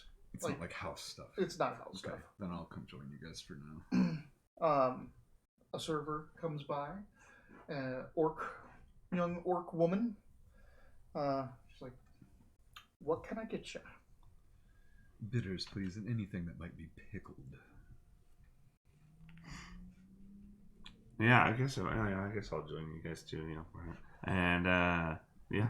We don't know like, each other. Fuck this! I'm gonna go off. And right? We don't know. Like, I don't know. It's like a bar. This is that tough part where we don't know each other that well. Yeah, it's kind of like you fought together and you we have. Oh yeah, that happens all the time. It's like maybe your business is also. Well, you're also curious. Like you've seen I Steel know. and Cast, yeah. and I moved over. I haven't moved over. I said whatever I'm smelling now that'll be fine. Red or green? Red. And Jana gets like ale, honey ale. Got it. And I'll take red as well. And ale. I tried to look that up.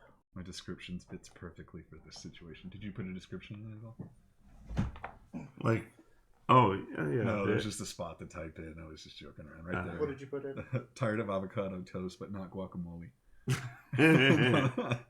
Like I got my food's order ready. I was like, "Wow, he's all about the food." I'm like, "Bitters and anything might be." The problem is that I can't see yours. I know. It was for fun. You're gonna need to. Did you close that Discord? I closed both of them. Yeah. Okay, because you need to save that just on JSON. I have been saving it. Yeah, but you need to send it back because that's to you. Yeah. Well, yeah, because that's Eric's. So we need to get it back onto the Discord so you can save it. Just copy paste and I got you.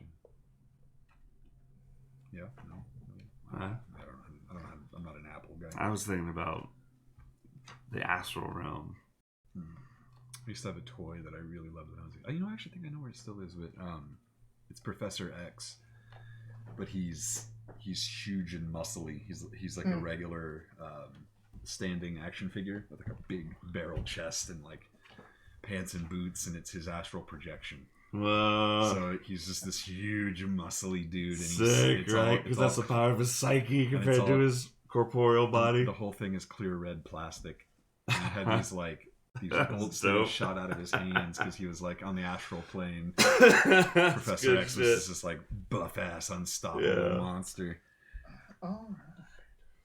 I like that in Shadowrun that you can like mages can like astral project into. Yeah, you don't want to do that here. No, yeah. But like that's why they don't do it in this one. Because the horrors will. Yeah. But there used to be like bars that only existed in astral space. Gatherings area. Man, that is the coolest part of that fucking. You and I have made fun of that movie. It's the place like Planet of a Thousand Worlds or some stupid shit. Like Valerian. Yeah. When they go to that, they go to the desert bazaar where some of the shops are here, some of them are there, so you need specialized equipment. Yeah, you put needed on a these pair of gloves and a pair of goggles. Because So you're you would- walking around an empty planet, Yeah. and there's stores, like you're just in another It just so planet. happens that this universe intersects on this dead planet with a fucking awesome shop world. So they dug out this trench basically underneath the blazing sun of this desert, and you put on this goggles so you can see the other universe. Oh, wow. And then these gloves so that you can interact. And then you have to buy stuff, then you have to take it through customs so that it can be teleported into your dimension. Yeah. What? And so they're there to pick something What up. is this? It's called Valerian, the World of 1,000 Planets or something, or Planet of 1,000 Worlds.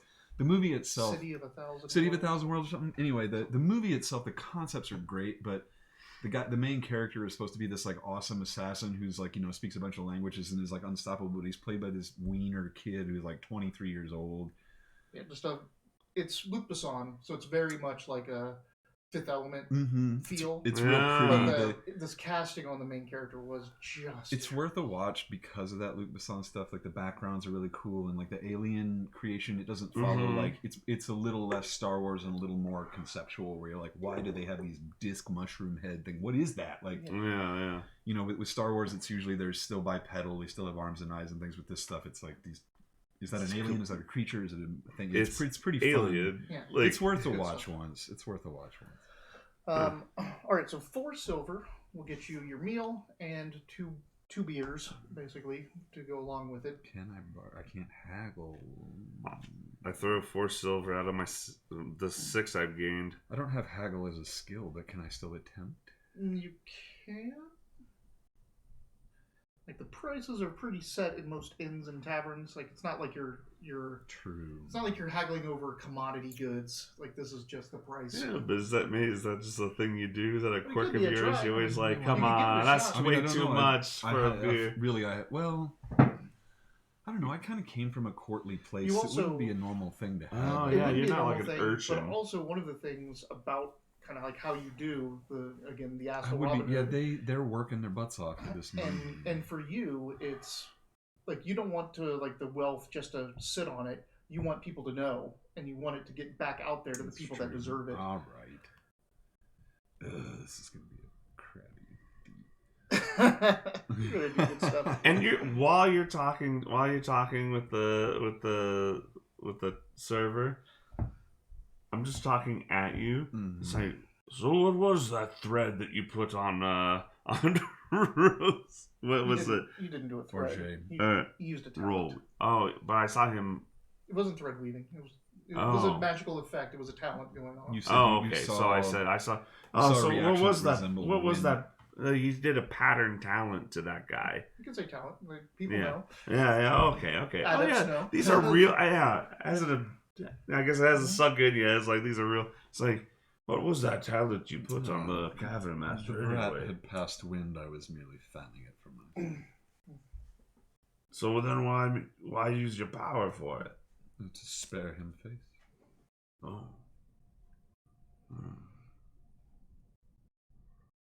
Get anything good out of it? A friend is always something good. I agree. So your ales come back, and then you get like a big bowl. It's got pickled eggs and. That's what I was hoping for. It's got pickled eggs and pickled pig's feet, are just kind of like in a pile in there. In front of you and her, pans, like panning pans for the gold rush, are put down, and inside that pan is a bread crust that has been pushed in there, and then a red sauce has been put on top, and cured pig meat has been like sliced up, chopped up, and put in top. And the whole thing has been baked in the pan. So it's basically like a Detroit style pizza that they take the pans from the commerce here, the industry, and just push down bread into it, put all this stuff on it, and bake it. If the food's put down before utensils, I'm just grabbing hands and just you just the whole thing is just you pick it up and eat it like a big round loaf of bread with sauce and meat on top. I dig in. It's like, oh my god. It's been a while since I've been on the road. So I want pickled eggs. So you... Like a real me wants to pickled egg.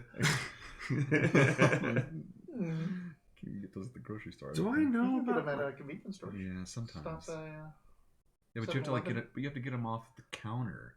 yeah. Like you can't get them in a jar. Like you have to kind of go somewhere for that. So, Shauna, what is your power? You seem to be a warrior. Or... I'm a weaponsmith.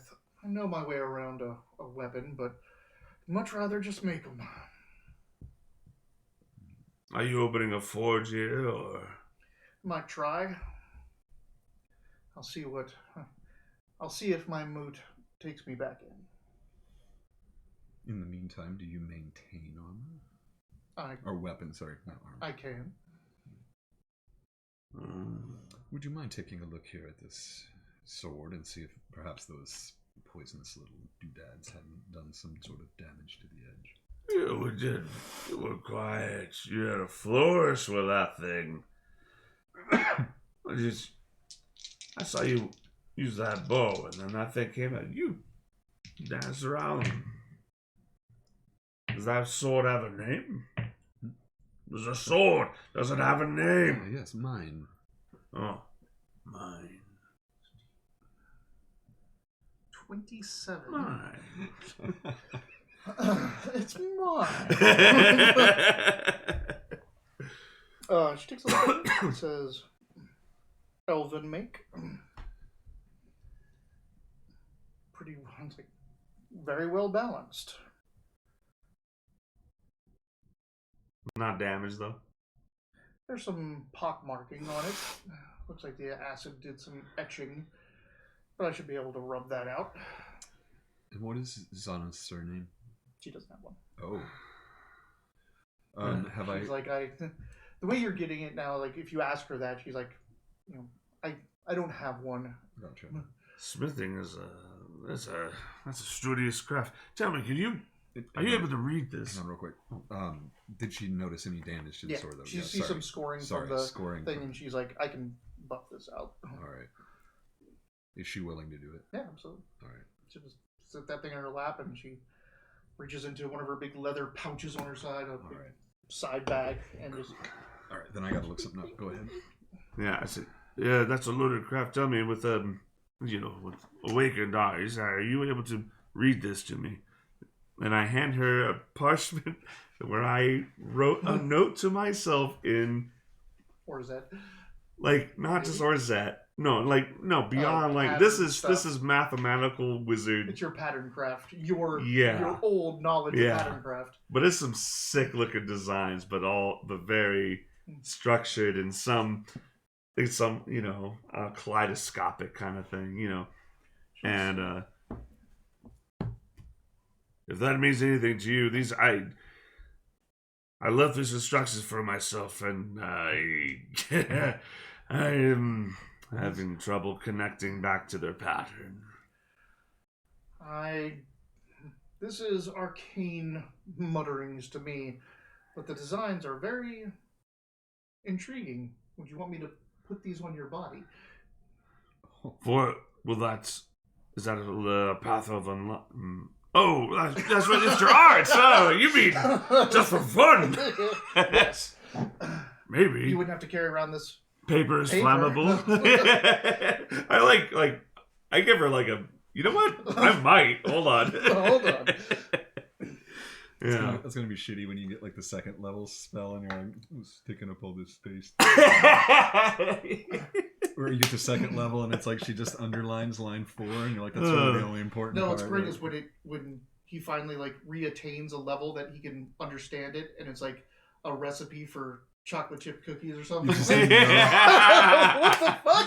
He's like, don't forget these. Hey, Sharon, don't forget these chocolate chip cookies. They're fucking delicious. They're the best. I know it sounds ridiculous because it's cookies, but just trust me. When you're on the trail, if you have the shit, here's how you do it. I just see that would be like another adventure. Like you've died, you've been mummified. It's been like a couple of centuries, and people break in and accidentally find Nana's meatball recipe instead of fireball spell. Hell yeah. What is Zana eating? She's eating one of the pans. All right. The pig pans. Gotcha. I'll suggest that a pickled egg would go well with it. Okay. Because she's doing something for me. I don't want to do it for free. She'll take one if you hand it to her. She actually just takes it and smashes it into part of the pig pan. That's You. Gross. You seem to have what? Nothing. And eats it. What, a plumber's bottle on the No. Putting pickled egg on pizza. Oh. Zagra's kind of... He's not making a good go at the smells in here. Yeah. I'm not trusting the food of the common yet. You look knowledgeable and uncomfortable. Knowledgeable and uncomfortable. I am very perceptive. Am I wrong? And no truer assessment has yet been made of myself. Right. So what is it you want here? Really? I'm looking for work. Yes. I know. Yeah. That's pretty much what I've been telling you. Like, I'm making my own name. This is the first stop. I guess what I'm asking is there a way we think we might be able to work together for work? There's always mines. There's always farms. There's always auctions. All right, well, you two think it over. I'll see if I can find a stronger adept. Are you asking me to find you a job? No, I mean, is that something you can do? No, team up. I get what he's saying, but he just keeps asking me what I want to do. Perceptions. Yeah, I'm starting to weave an astral sense to see if there's any other adepts. Looking at my prospects. That's a D20. I need a D12. I did. I got it. That's a 3. I forgot what so I'll tell you that I'm hoping there might be places I may search for, wealth outside of town. Not graves per se, but ruins.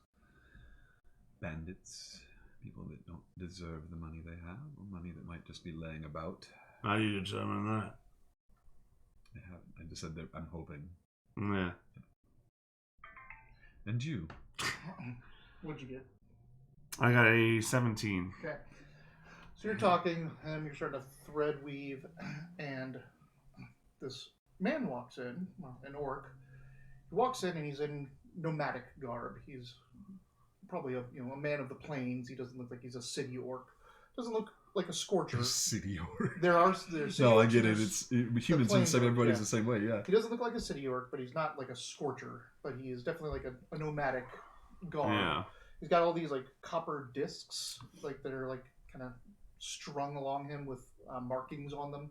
That kind of as he jingles as he comes in. And he looks around, and he's got someone with him.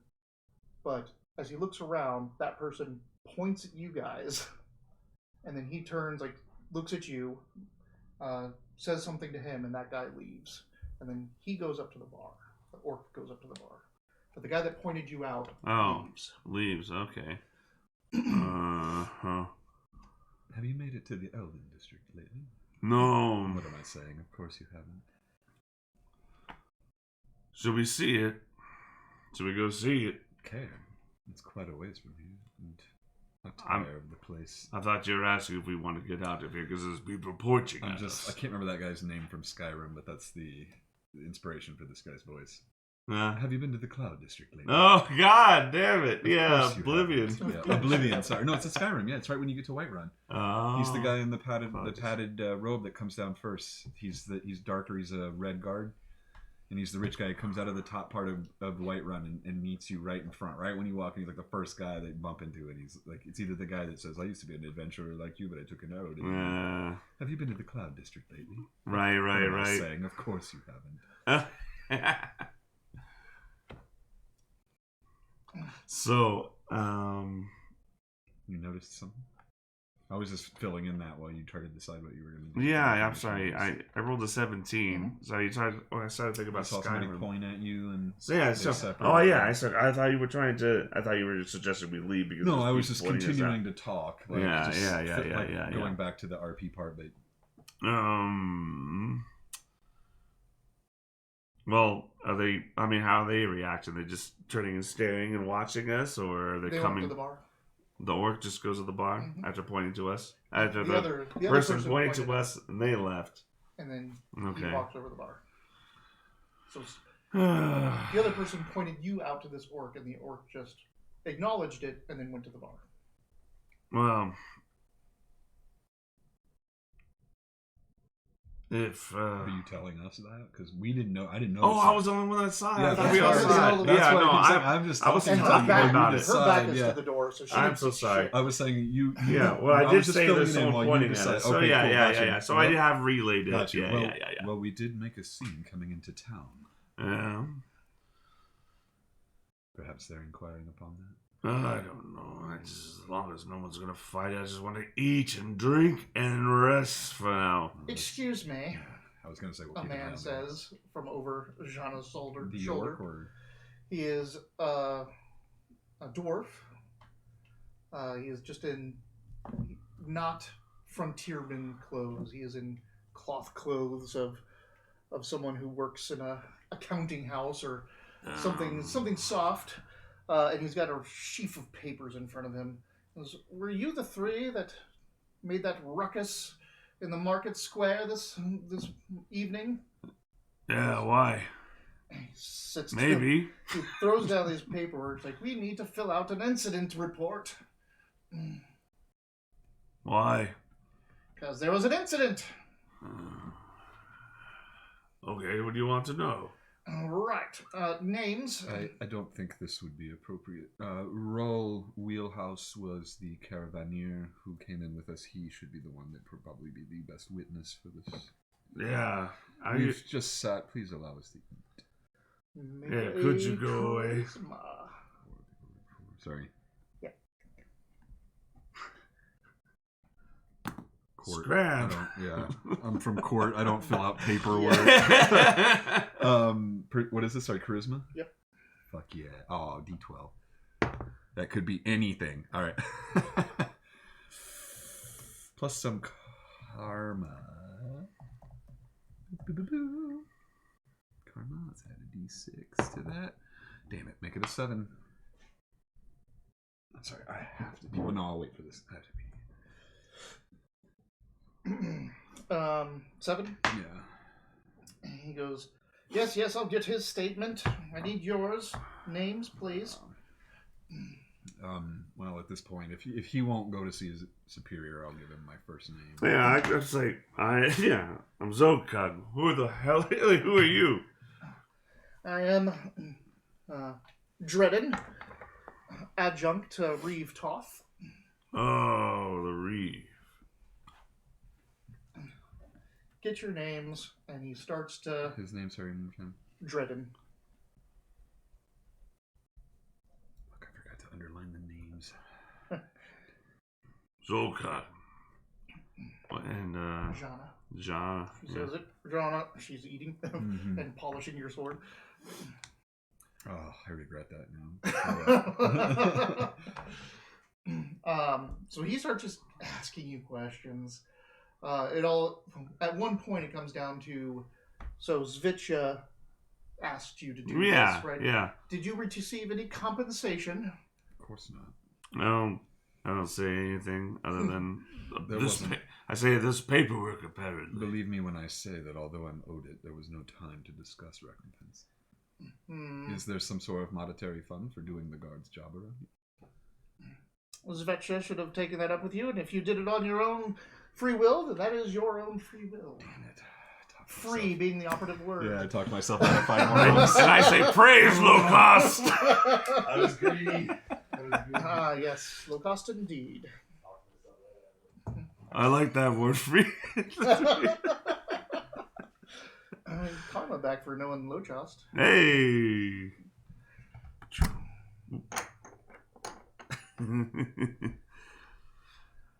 I just want to eat, drink, and sleep at this point.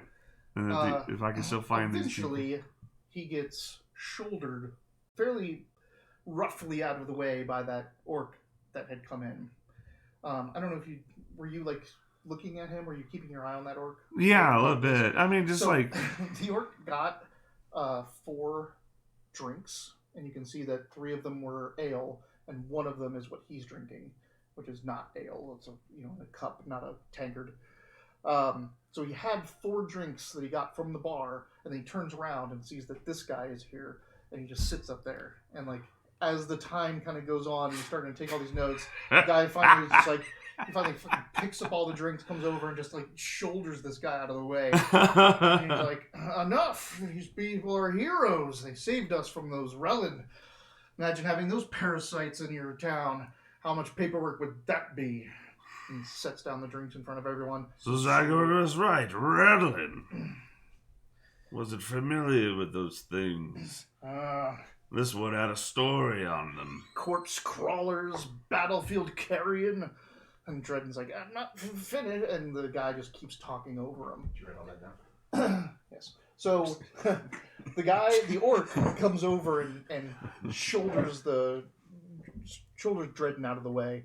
And is basically just talking over him. He brought drinks for you all. So yeah, he just keeps talking. He's low cost. And Dredden just keeps trying to get back in. And finally he's just like, "Well, I guess we can finish this later." And he just wanders off. Where are you going? My thanks, friend. Such things are trivial at best, meaningless at best. Meaningless bureaucracy. That is not a task that adepts should be taking on. Thank you for Spreading the drink. names is helpful sometimes, though. Thank you for the drinks. And your name? My name is Gorm. Is there a way for me to look at this drink and discover if it's poison? Did you just? I don't know anything about that. Did you watch us in battle? Perception to sniff it. I mean, Did you watch us in? Well, I don't want to be rude. I mean, can't you do could that. like I don't know. You're not drinking ale. You're drinking something. Oh, bitters is a Bitters, type of ale. right? Yeah, it's ale. So, oh yeah, okay. Yeah. So, Thank you for the drink. welcome. Not even a cup of bitters. So, it's not too often you actually see an adventuring group coming up to these parts. Have much experience. We've not been an adventuring group before this very moment. Oh. Your words, I think, are the first thing to tie us together. Well, I think the first thing to tie together was that battle you had in the market square. Impressive work, I'm told. It was. You're good with words. You have made all sorts of oratories, the caravan trips. You could tell us Yeah, regale of the battle. I'll explain what a Relin is, and He seemed to know what a relic was. Oh, okay. No, Yeah, I'm so talking about the fight. But he's just It's wants like, you to reiterate the fight because he didn't see the fight. Oh, This guy didn't see the fight. He's just how it being went told. down. Yeah, I that- remember that you, and I point to Jana, it's like you just started walking up there, and you as soon as the first suggestion of silver. because of the 9 Yeah, charisma. you tell him. Yeah, Regaling the yeah. yeah. You get the 9 charisma story. They're already loose as the first silver dropped into his hand. Well, Shh, don't say anything about the money, fool. They left. Dredden's gone. Yeah. You don't have to worry about me saying anything. I am Well, not. I didn't mean to say fool. a That was new a little adventuring harsh. party. I understand. Well, What? a new adventuring party, huh? I Do you want suppose to so. make a Again. name for yourselves? Doesn't Yeah, I had one. Can you read this? Shit. Then I guess I don't have. I knew I had. So close. Yeah. Just mad math symbols. Or math geometries. Just Looks Theron. yeah. I'm picturing like Aztec, like it's a monkey, but it has a giant circle tail, but that represents Yeah. the sky, and like it's coming out of a Like tube. that. I wasn't. Yeah, like Vivain. it's all that, like pictographs like that. Like, what the fuck is this? I'm pretty sure I wasn't Vivain when I wrote it. Oh, survivor of the day. Impressive. You too? No. Oh. I commend you for surviving the horrors. Don't. Couldn't possibly have been there if you survived. Perhaps close to it. Others. And not everyone died in it. Well, I mean, I've never met anybody that survived it. There are better ones than me that didn't. Oh, so I did say I would tell you what happened. So Vivain and Sky Point. Sky Point is the fortress. It was an airship tower, and it had a little encampment at the bottom of it. That's where like the Theron forces were. And Vivain is a city that was the Theron held, like sympathized. They're Therons, right? But it's a city. It's civilians and all that kind of stuff. When the battle started, and they were attacking Sky Point, there was this storm miles and miles and miles and miles away called Stormhead, which is literally a horror storm. It just sat there for years and years and years. 12 years it's just been in the same spot, and it's just filled with horrors. Anyone that goes in there just dies a horrible death. Damn. And it, for whatever reason, after all that time, moved that day and went right over the vein and just rained horrors down onto the Oh, city. So you got the surviving. fuck out of there. Yeah. Like during the panic, you killed your master and fought your way out while pandemonium and people were being ripped apart by horrors and escaped. Yeah. It was a harrowing night. But freedom comes at a cost. Yeah, that's probably right when I was like, just please let this chance work, please. So, Gorm, after the drinks and pleasantries and talking about the vein and the end of the war and how much he hates Therans and you, says, again, so, you are an adventuring group. Are you looking for a name? I have an opportunity. For a name? It's sort of for an adventure. No. I need to create legend. I need to create a legend in order for me to remember what I wrote to myself. So, if you got a path to that, then yeah. Well, let me tell you a story then. I was going to say you're already eating the meat. It's good too, isn't it? I'm eating pickles. Yeah. I had pickled pig's feet and pickled eggs, but like that shit has been soaking in vinegar for a couple months. Yeah, it's at least clean. Yeah. It's sterilized. Nothing is growing. But this like the stuff that they have is cured. It's cured meat. So it's salted and it's just and the smell dried. in here is too much. It smells really good. Pork. I'm sure. Because up in these mountains right above us, there were 4 Sky Raider clans. 4 clans up those mountains? How big are those mountains? Oh, there's tons more than that. He's just talking about the mountains right here. But this is an entire mountain range, and it's got 2 Crystal Raider moots, which are multiple clans. There's a lot. But he's talking about specifically nearby, there were 4 clans. The Pyre clan, the Sky Raider, the Pyre clan, Rocktooth, Black Axe, and Cold Rain. Rocktooth, Black Axe, and Cold Rain. Rain like rain or like rain? Rain. Rain on. And they would not bend a knee to the Therans. They did not take their help before the Scourge happened. So, what became of these names? That's what most people thought they would have perished in the Scourge, as they showed up in no other cares. And since they didn't take the Terran's offer, they didn't have. It was thought that they didn't have the ability to make their own. But 2 of the clans reemerged after the Scourge. The Black Axe and Cold Rain. And if they survived, that means they knew how to make a care. That means the other 2 clans that didn't come back out may still be up there. Or maybe their cares are still up there at least. And I think I found one. Which one? The Pyre. And what do you think we'll find there in the Pyre? Hopefully riches, legends. Cares had a lot of elemental earth, a lot of magic warding. How known were these clans? Not very. I had to do some research, but of course the Black Axe and Cold Rain being back out now. So, not well known. It's sort of a double-edged sword, huh? Because like if you're so well known, you're probably getting robbed all the time. But if you're not well known, like you're probably not. Your tomb isn't getting robbed, but like what's in there? Yeah, because if your name's not known, then there's nothing worth. King Tut. He Yeah. was only king for like 3 or 4 years, and they put him into somebody else's tomb, and then put all their names on it and stuff like that, and everyone just forgot about him. Yep. That's how we found him, because he's a nobody in Egyptian history. Wow. So we were able to learn more about Egyptian history for him, because no one robbed him, because no one knew who the fuck he was or where he was, or even if he even was buried with anything good. That's wild. I think I know. Why are you sharing this? This sounds like valuable information. This sounds intriguing. What information do you have that suggests that this might be true? Answer your questions in order. Forget my question. You seem like you care about names. Yeah. Well, I am no adept.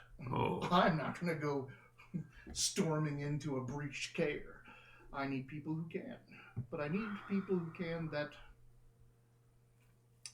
that understand the value of being quiet about it. That we can get in there and see what's there first. If I started spreading this rumor around, if I tried to get mercenaries, who knows how much they would take? Who knows if they would just string me up and take all the values for themselves? No, I think we need to prospect this, just like gold panning. Small group of us go up there, see if it's still around. Well, how I found it was actually spent some time in Vivane, and I, outside of Vivane really, I saw some old records that were going to be burned, old Theron records after the war. These records were from pre-Scourge. The Therans knew where these clans were, and they were marking their encampments to attack them. Huh. And with that knowledge, I think we can find where they put their care.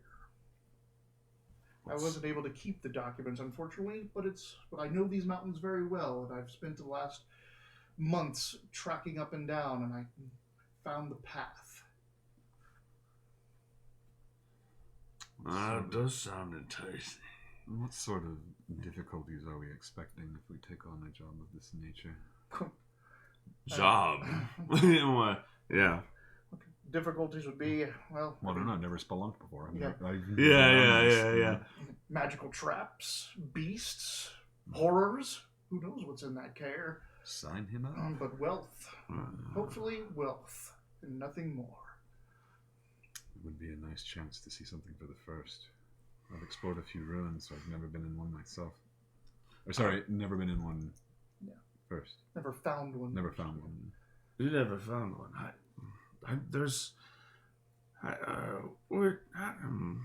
was going to ask him how he knew this, but I feel like he told us he knew. He just did. He just did. That's like your favorite question. What are you doing here? So, what do you know? What are you doing? To distill it. I'm so sorry. No, don't be sorry. I do the same. To distill it, there was four Sky Raider clans. Yes. And they didn't take the Terran's deal to learn how to make cares. Yeah. So everyone thought they just died. Yes. Two of them lived. lived. But then all of a sudden, two popped back up. Right? Yes. So that means the other two, if they knew how to make cares, these other two probably knew how to make cares. But where did they go? Right. Why didn't they come back out? So everyone just who really cares? No one else really paid attention to this. He did though, because he saw a battle plan from old pre-Scourge Terran things that had marked these people to be taken out. Oh, okay. So he thinks he knows from seeing that battle plan where the encampment of the pirate That's clan sick. was. He doesn't want to. You want to come with us? Oh, I do. I'm going to lead you there. I'm not going to trust this. Good. It's like I'm not going to trust you. Like I trust you, but I'm not going to trust you just to come back to me. We're gonna go up there together. We're gonna discover this together. There would be good things to find. Then I need to find things. And what manner of work were you doing in Vivane that led you to this information? This was outside of Vivane. They were taking the records to go be, I guess, destroyed or transported back. I was with a group of I just lost the word. What's the word for someone who takes care of horses? Equestrian. A husband. Breeding of them. Equestrian.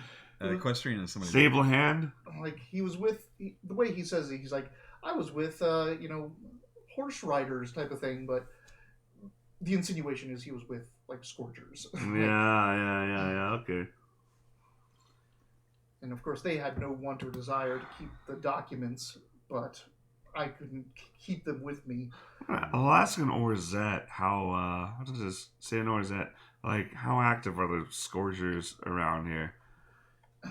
They're here, but since this isn't technically any clan's Carafod area. Like, it hasn't been doled out by the leader to any specific clan. But now now that Bale's Gold is here, certain clans are trying to get it as their land. Okay. But Scorchers kind of still have open reign here, and there's the Crystal Raider and Sky Raider boots up here that also are like, hey, this is ours. Like, these foothills are ours. So there's a bit of everything going on. Sky Raiders and Crystal Raiders, once they find out about this gold panning, if they haven't already, might come down here and say this is ours. Carafa, there's a couple tribes going, hey, give this land to us and we'll take care of it and we'll steward it. Meanwhile, while none of this has happened, it's getting to do whatever it wants. And that also means that Scorchers can come and raid it. Right, okay. So, It's in a political no zone at the moment. I have 2 quick questions just before you go on. I can't see which languages I speak. You speak Sperithial and Dorthan. Okay. Dorthan. The other one is down here in abilities. I get Karma on Deception. It says Thief 1. Karma on Deception. Karma? Oh, you can spend Karma on rolls of deception. Gotcha. Thank you. Okay. That was all I had. sounds like a contested area, though. Where did that say? It is down where it says thread and blood magic, way down with the step dice. Right up on the right, there's right above that. There's log and abilities, so I can see my low light vision and I can see Karma on Deception. Okay. And what did he call this place? Which? With the 4 clans. Did he call it a certain? Call anything. It's just up okay. in the mountains. The Delaris Mountain, the tip of the Delaris Mountain range. Gotcha. Okay. Sounds like a highly contested. Would be. What? Are you comfortable fighting, Jana? You looked like you would. I'm from a moot. I can hit things. I know you're a weaponsmith, but would you be interested in seeing some? Adepts may spend karma point on any charisma-based test when the adept is attempting to deceive a target. That's yours. We didn't even look up what yours is. What's that? So I get to spend a karma on that, or So I get one? You can't. No, you don't get one. Okay, what sorry, it is you can spend karma on any of your discipline talents, but like your melee weapons is a skill. Your missile weapons is a skill. You don't get those. Those aren't talents. You can't spend karma on them. Yeah. But as a thief, even if you don't have a talent, you get to spend karma I see on, what you're saying. Gotcha. Yeah. Perfect. Cool. So you don't get shit. No, you don't get shit. Yeah, you don't get a karma talent because you have the standard matrices. Yeah. I have magic, baby. Yeah, you get all kinds of stuff. Yeah. Kind of make your purse float a little bit when I'm taking stuff away. Yeah. This talent is free talent, craftsman, so allowing the adept. So she can do any crafting skill. She has got that as a free talent. Her karma is the adept may spend karma point on any test to craft or repair an item. All right. So she's actually repairing your item. Right. So yes. So yeah, I asked her if she's thinking about, she's looking for a thing. Do you think while we're looking for moot for you to find, would you be interested in checking out that sort of thing? A care? Yeah. A crystal? Oh, sorry, not a crystal. A Sky Raider care? Yeah. With names. I want to see if there's still weapons up there. Sounds dangerous, though. Can we fight? You handle the sword. How are you doing for restoratives in case, we get stepped on by a passing dragon? Gorm's like, yeah, you should certainly gear yourselves for a dangerous journey. Where might we find sundries of such? The marketplace. You can find all manner of things there. Oh, marketplace.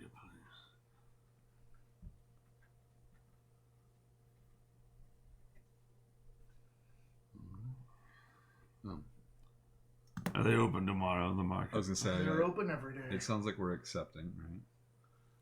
He's just telling us a story that maybe this. Yeah, but What do you want out of it? Actually, did he already tell us what he? Yeah, he gets money. I mean, Yeah, he's going to take a cut. Yeah, for taking us, and he's got to go with us. Yeah, he's going to take you there, and he's going to take, whatever you guys find. Again, like you're not an army. He's taking just as few people as possible that he thinks can get in this place. I remember his pitch now. Yeah. Okay. Yeah. Gotcha. All right. He wants to keep it on the hush hush. Mm-hmm. All right. How long do you think you'll need to prepare? We've traveled by cart. Oh no, we were on foot. I mean, in the evening, I'll be ready in the morning. Yourself, Zana, are you coming with us as well? Absolutely. I might want to make a few tinctures to bring us luck on the way. Let's make the market the morning while you cook or whatever it is you do with your alchemy. And leave early afternoon. Well, it'll lead us in the forest at night. Yeah. Let's give us a day. Yeah, we'll do the morning the day after tomorrow. Wouldn't work. It's a bad. We'll meet last Tuesday. Right. We'll meet you here at the pan. Let's not meet here. I would rather not. As many people not see us together. Why not? Where they should may we follow meet? us. Let's meet at that center. That increases the pattern. Oh, but it could be deadly. Let's meet at that the courthouse, whatever, the center place in the square. Let's meet in that. It's right behind the marketplace. Yeah. So, we could also meet by the Panners gather, like where the Panners go to the river. Does that lead? We have to we're not going out the front gates. We're going up the mountain. All right, let's do that then. We'll meet at the Panners gather 2 days from now. Early in the morning, we'll get lost in the other Panners. Lost in the other Panners? Yeah, because they're all going to be going out to the river to pan, and you'll be leaving with them, but you'll just break off and go somewhere else. Should we bring a pan? I don't know if that much deception is necessary, but if you think it'll help. Something tells me pans are at a premium here. Yeah, they're all over the place. You're eating out of them. That was how Bob Ross made his first couple bucks in college painting. He used to paint gold pans with Alaskan scenes on them. That was some of the first stuff that he did, and some of the only stuff that he sold for money, and he regretted it. He bought some of them back. So I'm assuming, did we get, no, we didn't. I don't think we got rooms or anything like that. No, we're just eating. Yeah. The pig in the pan doesn't have rooms? It does, yeah. Oh, it does. 2-story with accommodations on top, including didn't that $4 get us the rooms? That's meal and 2 beers. I need my second beer. Or my third beer now. Yeah. What else? Is there any other? Did you know that all our names start with a "j" sound? Yeah, we got it. What's your adventure group name is Z Fighting? Well, I bring it up, and I'm actually I'm like Z Fighters. Z Fighting is a graphics thing. When you see like the edges of a model in video games, and it kind of like fuzzes like Super Sad. What's up? We are back. 19 months. Jesus, I'm playing Big Needle. Big Needle. Is your master a dwarf? A whole new game, a whole new system. Now we're playing some Earthdawn. What's that? Earthdawn. Oh yeah, Earthdawn. Earthdawn. A whole new game, a whole new system. No Dungeons and Dragons. Let's see accommodations.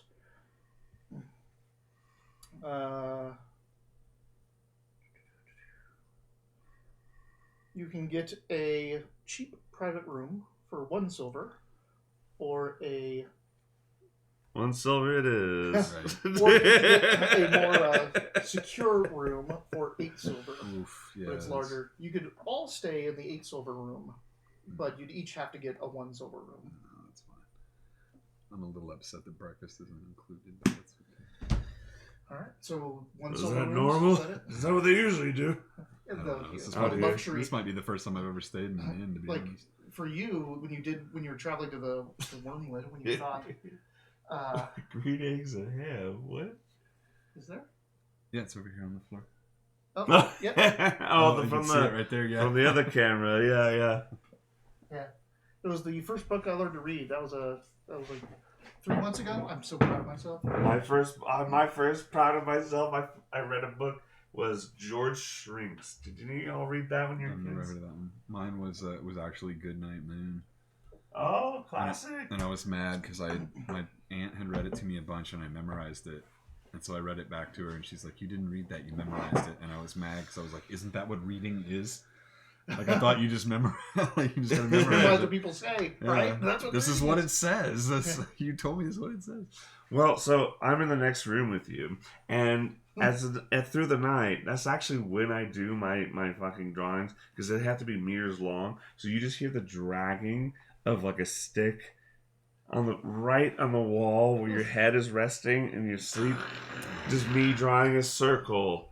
And then inside that circle, a triangle slowly scoring against the wood, and then a circular drag, and then another triangle.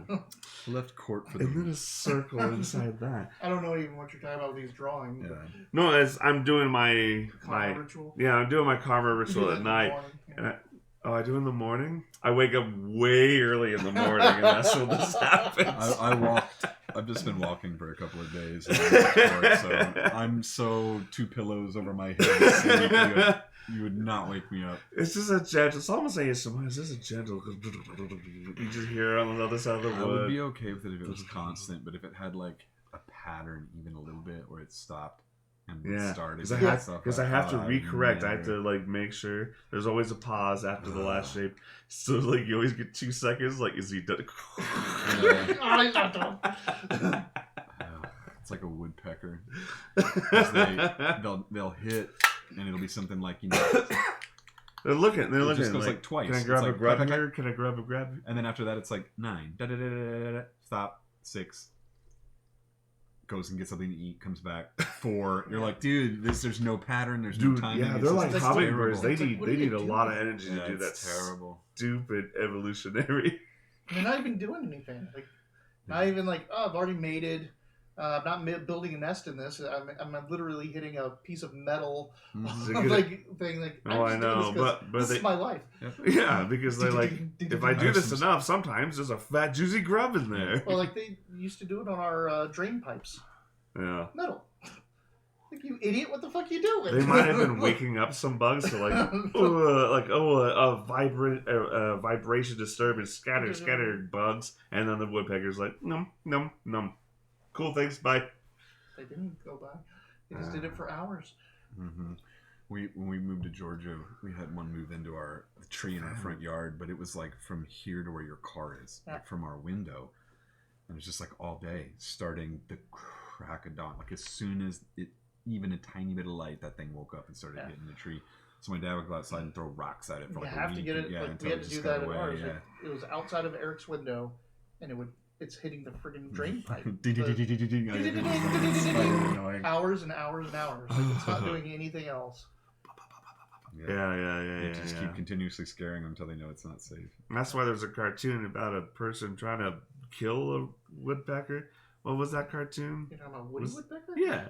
I don't think anything was actually. There's always a guy there was always like an Elmer Fudd type character trying to get that woodpecker and kill him. I don't think that's happening in Woody Woodpecker. No? No, he was like getting into trouble and stuff like that. That was more of like a Richie Rich or like Dennis the Menace. Oh my god. You're literally thinking of Elmer Fudd and mixing that up with like Roadrunner and Wile E. Coyote cartoons. Unless I'm wrong. Maybe. No, please, let's go back to game. We don't have to look up old Woody the Woodpecker. Woody the Woodpecker. I don't care if I'm wrong. Antagonist. I gain nothing from absolving myself of this ignorance. It was please. It's Buzz Buzzard. That was his bad guy. It was this like kind of thuggish. Oh shit! Yeah. It was like a bully, a bully buzzard. Yeah. All right. So you guys have accepted, and you're getting rooms for the night. Yeah. So. Yeah, we decided to. It looks like it's like. Do you want us to check it out? Do you want to check it out? I want to check it out. Let's go check it out. That's pretty much as far as like agreeing is working as a team has gone so far, but good start. All right, so once our rooms are secured, then I'll go look at dice playing and such. All right. I don't want to play necessarily. This is more of like a gathering info. But I would if playing is an option. Cheat. Playing is always. I probably shouldn't cheat here since this is where I'm staying. Hey, you're a cheat. Get out. Okay, walk upstairs. Oops. Oh, it's like Taylor when she cheats. Classic. Now let's go to bed. Taylor will do that. She like cheats at a game. I'm like, this is 2-player, and I'm sitting next to you. Like, what was your plan? You have 50 extra bucks. I can see it. I saw you take it. I think I told you the resolution of that. She did that for years, and I found out it's because she doesn't want to be the banker. She doesn't want to be in charge. Oh, of yeah. stuff, and she just got me. I was like, that's not. I'm going to be this. I'm going to do that. And then, there are no locks on these doors, on the cheap ones. Spend the 8 silver to get a lock. Sorry. You hear me shouting, "There's no locks on these!" It's too much. It's too much money. I'll just sleep late. All right. You would want to put the silver in this dimensional pocket. I don't have that spell. Like, buying a room on the edge of the highway in some random town, and like you have to pay extra for a locking door. Yeah. There's probably a hotel out there most somewhere places, that does that. Oh, I'm sure it You're is. fine. Yeah. Most places there's no thieves around. I mean, you have to. There's you. There's no locks on doors. I have my axe on my chest when I'm sleeping. I know this dude's a thief. I saw his fucking. What makes you think I'm a thief? I saw your soul. Brushed away a fart. Yeah. Nice guy. I helped you out. Yeah. No, but it's cool, man. I get it. It's cool, man. It's cool, man. Yeah. It's all good. I'm just ready to wake. I got my axe just because sometimes we need to wake up and do things. My room is secured, but I do want to go kind of listen to these guys. I want to hear what's going on in this town. I want to see other work options. Yep. All right. Make a conversation check, which I don't think you have conversation, so just didn't take it. Yeah. Just charisma. 11.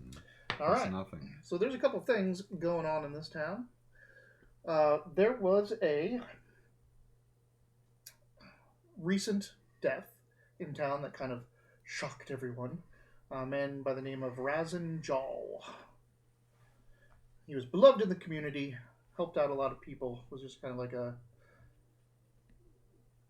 lending hand of help around for most people. Rich? And he was, no, not rich, just a kind of man of the people. Gotcha. And he ended up murdered. Like, he was found near the Panners Gather in the morning, and this happened like days ago. People are still talking about it.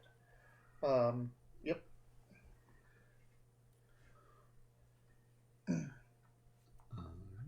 And now people are talking about this. Murdered how? Knife. Knifed to death.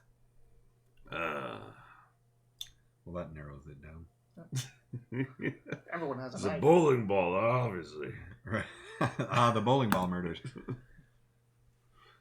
And the only other thing that people are talking about right now is, well, besides, everyone talks about how panning is going, like how much gold they're finding, this and that. Also, just growing pains of a new town.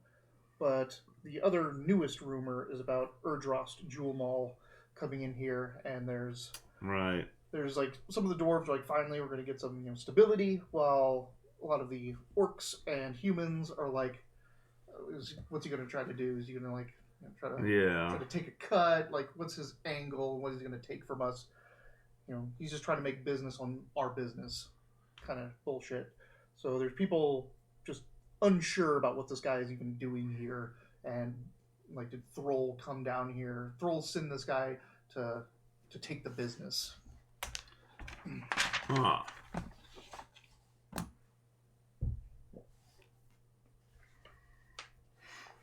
Well, yeah. So, I mean, I'm just gonna stop for some breakfast. If there's any food in the morning I can on my way out, I'm just gonna go to that market and just try to look for some, anything useful. like particularly in like, could I make some potions to help along the way with what I see in the market, or anything like books, knowledge, info trading. I don't even know how you look for info trading, but stall Excuse books. me, is this a local information trader? Yeah. Is there an info broker here? Yeah. Someone cheap? Brokers. Yeah. There's no Joy or those kind of people. Yeah. Is it morning now? No, you're still out at night. Okay. Oh, You're I'm trying to so skip sorry. No, it's okay. I was just checking. Because other than that, that was really all that I needed to do. I just wanted to kind of see. Mood of the town. Other than jewel rumors. Everything it's still new and exciting, and people are making good money out here. Okay, so it's a booming place. There is it used to be all of the panners were together and helping it, but now more and more people are having to hire or take out weapons or hire people to protect them when they go pan, because they're now starting to worry about people trying to steal from them or rob them on the way back from the river, that kind of things. So it was better when it was just us, right. And then it's also we also have food and clean water, and we have an actual place to stay under instead of a tent. But they took our gerbs.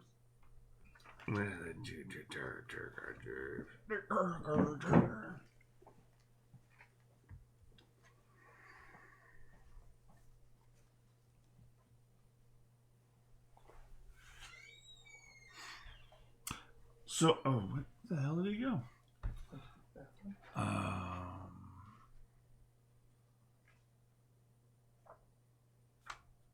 Yeah, looking for potion ingredients. All right.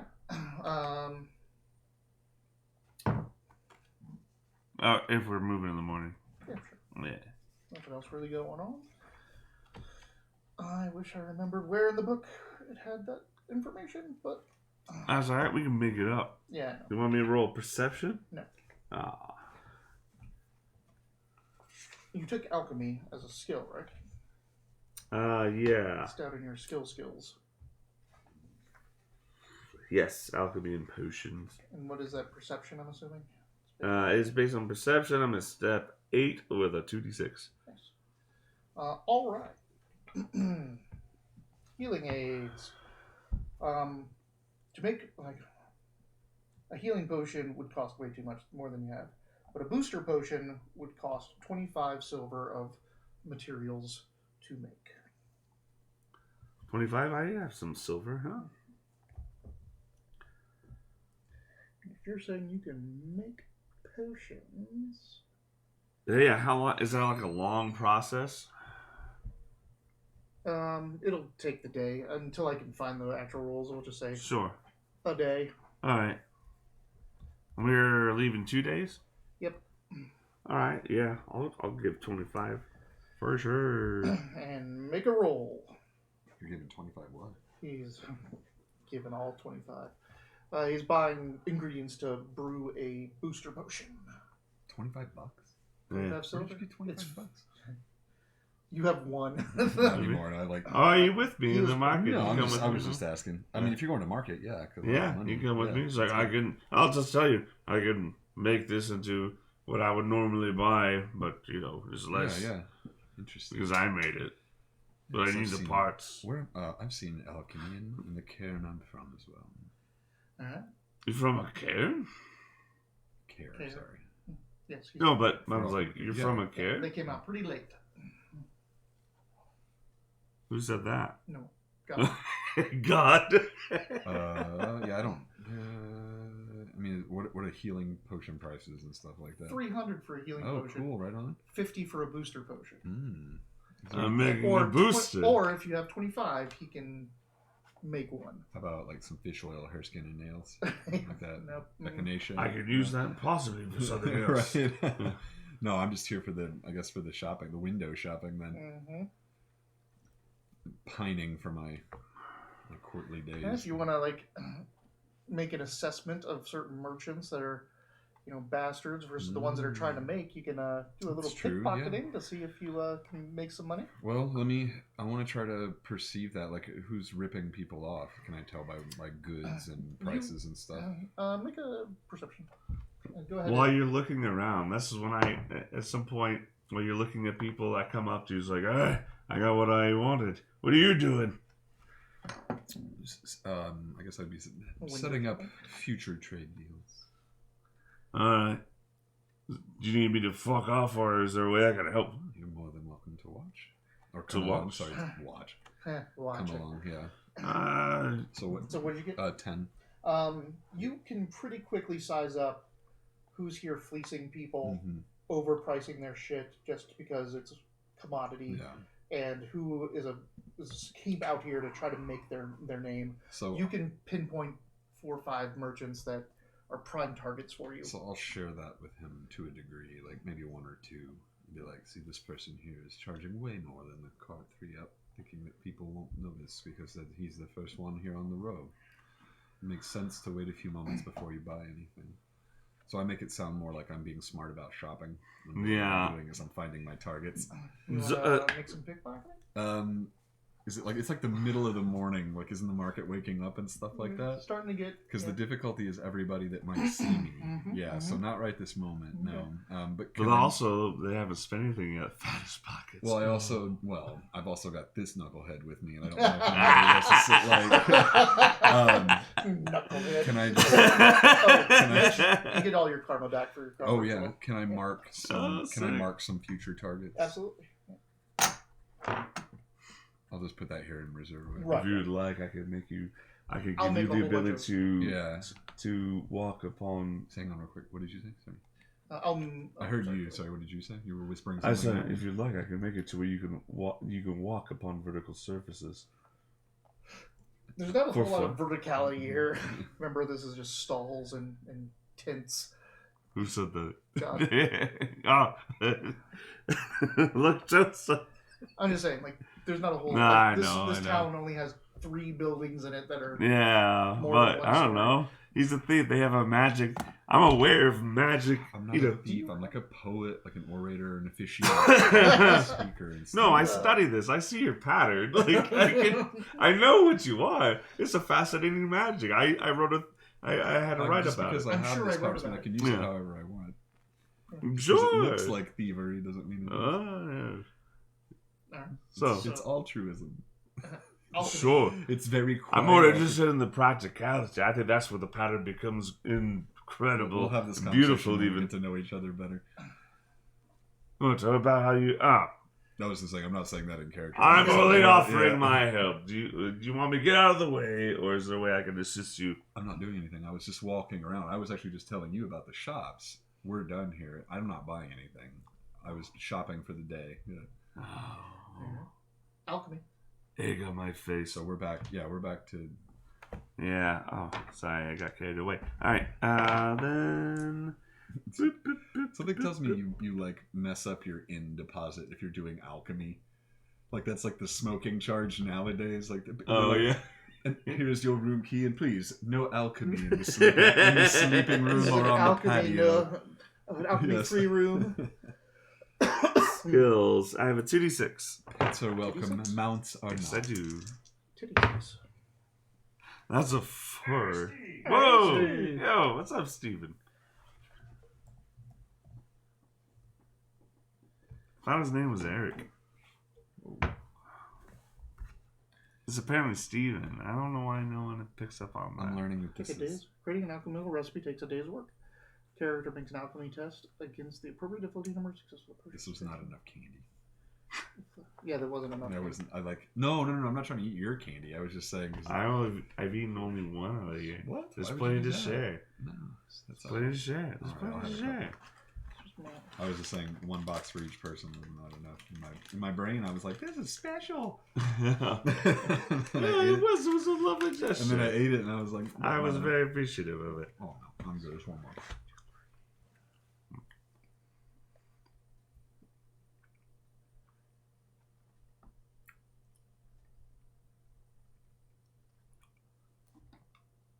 Where did you learn these alchemic skills? Mostly mixing drinks for someone I killed. Why would you make drinks for a dead Well, I stopped after he was dead. man? You stopped making his drink or stopped killing him? Stopped making both. This is going to be terrible stream content. Oh, I know. I'm sorry, dude. This back and forth is only going to get worse as we get to know these characters better. Yeah. That's very cursed. What did you do last night? Made fun of a fake culture with my fake character, with my fake friends. But really with my friends. Don't worry. Once I find them... I'm sure once I get to the next circle, I'll be better. I'm just struck and confused for now. You understand? It's in the new. It's not in here. This is the third printing of the book that I have as a PDF. Every entry for like the charms and the potions actually has their alchemy difficulty next to them, but they didn't put that in the original book. Also, since you're doing that too, there's a couple of these things in my actions, my skills or whatever. Sorry, like heraldry. I can't even find that in. That's a knowledge skill. We wrote that in. Remember? Oh, that's why. That's right. We rewrote that in. That's why I can't find it because it's not real. Yeah. It's a court knowledge. We called it something. It's heraldry. It's the. I know the it's knowing flags and families symbols and junk prominent like that, names of people all over Barsave. That's right. Man, what was this, like 12 hours ago we did this? Yes. All right. Alchemy. What'd you get? I had a 4. Aww. I know. That's what you set the blanket on fire, you lose your deposit. Well. You set off the alchemy detector. So it's just... you waste half the ingredients. Half the ingredients, okay. So you'll need to spend... How much? It's 25. They were 25, so... like you wasted like 10 silver worth of ingredients. Crazy. Jana will... Fuck this, let's just go! Jana will... You're in your room. No, yeah. I ordered a bunch of different drinks and it, like, empty them out and set up. I, like, made, like a little laboratory out of, like, bar glasses. Yeah, alchemy supplies, yeah. Alchemy surprises, exactly. If you want, Jana will front you the 10 silver to try again. It'll take another day. Just let you know. Otherwise, yes, I'll take it. I need to correct the formula. Okay. Try again. Okay. Are you going to go out later and see those merchants again? Which merchants? The merchants you took note of. Yes, sorry.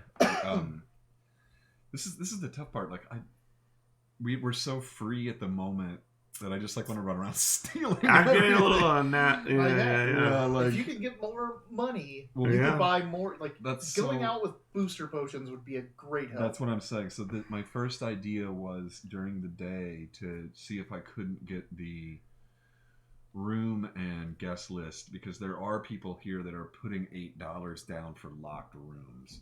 Exactly. If I could get in there, that might be kind of like faceless crime. Yeah. I'm not. You've got a little excess. I'm just getting started. It's practice.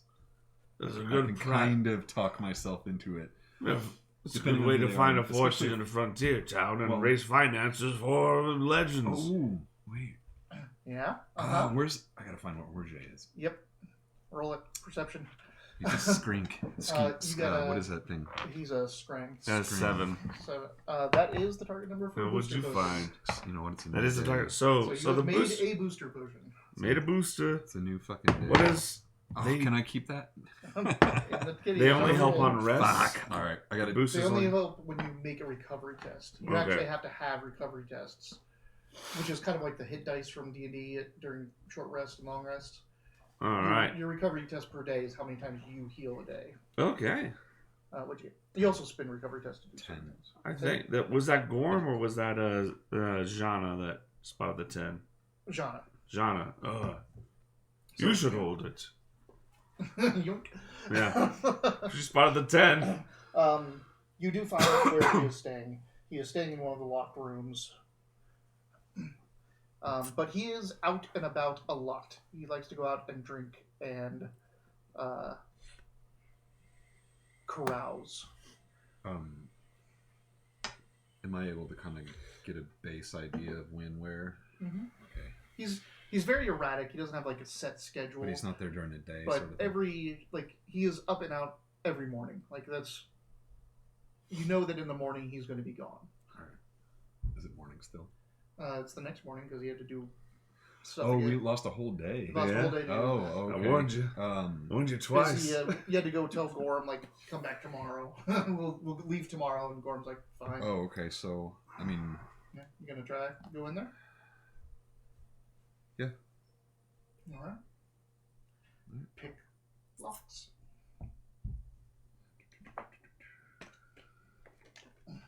Same as everything else.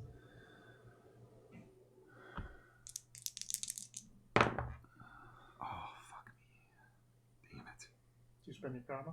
I'm going to do another one already. You can't spend more than one, but... No, I mean, I spent one earlier on my last roll.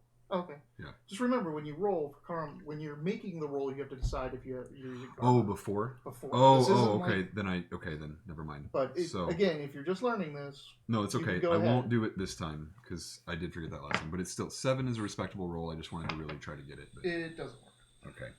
I'll keep it in mind. It's very close, but... That's fine. Practice. All right. I know where he is. Now, are you going to go see those merchants? Because you think you can pocket some stuff. Yeah. Pickpockets. All right. So I find him again. Write this down. So I'm trying to so you couldn't get in the door. Yeah. You're going to need to have another day to try picking locks again. But this is for those merchants that you've marked. You want to go try to relieve them of some funds? Yep. All right. Pickpocket. Don't get caught. I would never. 7. Did you? Oh, I can't add after. You can't add after. You should. So roll with karma. Okay, sorry. I don't know why. You literally just told me that. Banana? No, not at all. Like it's just so weird. Okay. Spend. Karma. Yeah, don't fuck around with pickpockets. I'm not. Yeah, that's what I'm saying. So I keep being I'll add it if I need to. And you told me. There we go. 13. There you go. Yeah. All right. Note to self. Yeah, leave this here. There we go. That's my reminder. New system, new me. Yeah, it's a bit to wrap the head around. This is much better now. Now that I've been staring at this for a couple of hours. Yeah. This little side thing where you add all your little stuff that's lined up. Because this is in D&D Beyond, that's that little button that when you click on your status and this all pops up. And on mobile and on this, it's so small still. Yeah. But this is that whole little ribbon. And when you go to edit, to make your money, it goes away. And you can't do any of your stuff. So when you know that you're on the edit versus the play sheet. Oh, yeah. I was like, this is good. This has got some of the little stuff that D&D Beyond was kind of missing. All right, you make 12 silver. Oh. Some lifting? Pocketing some loose coins on the counter, reaching behind the till when you distract them, that kind of stuff. Yeah, I feel a lot better now about that. Watching you spend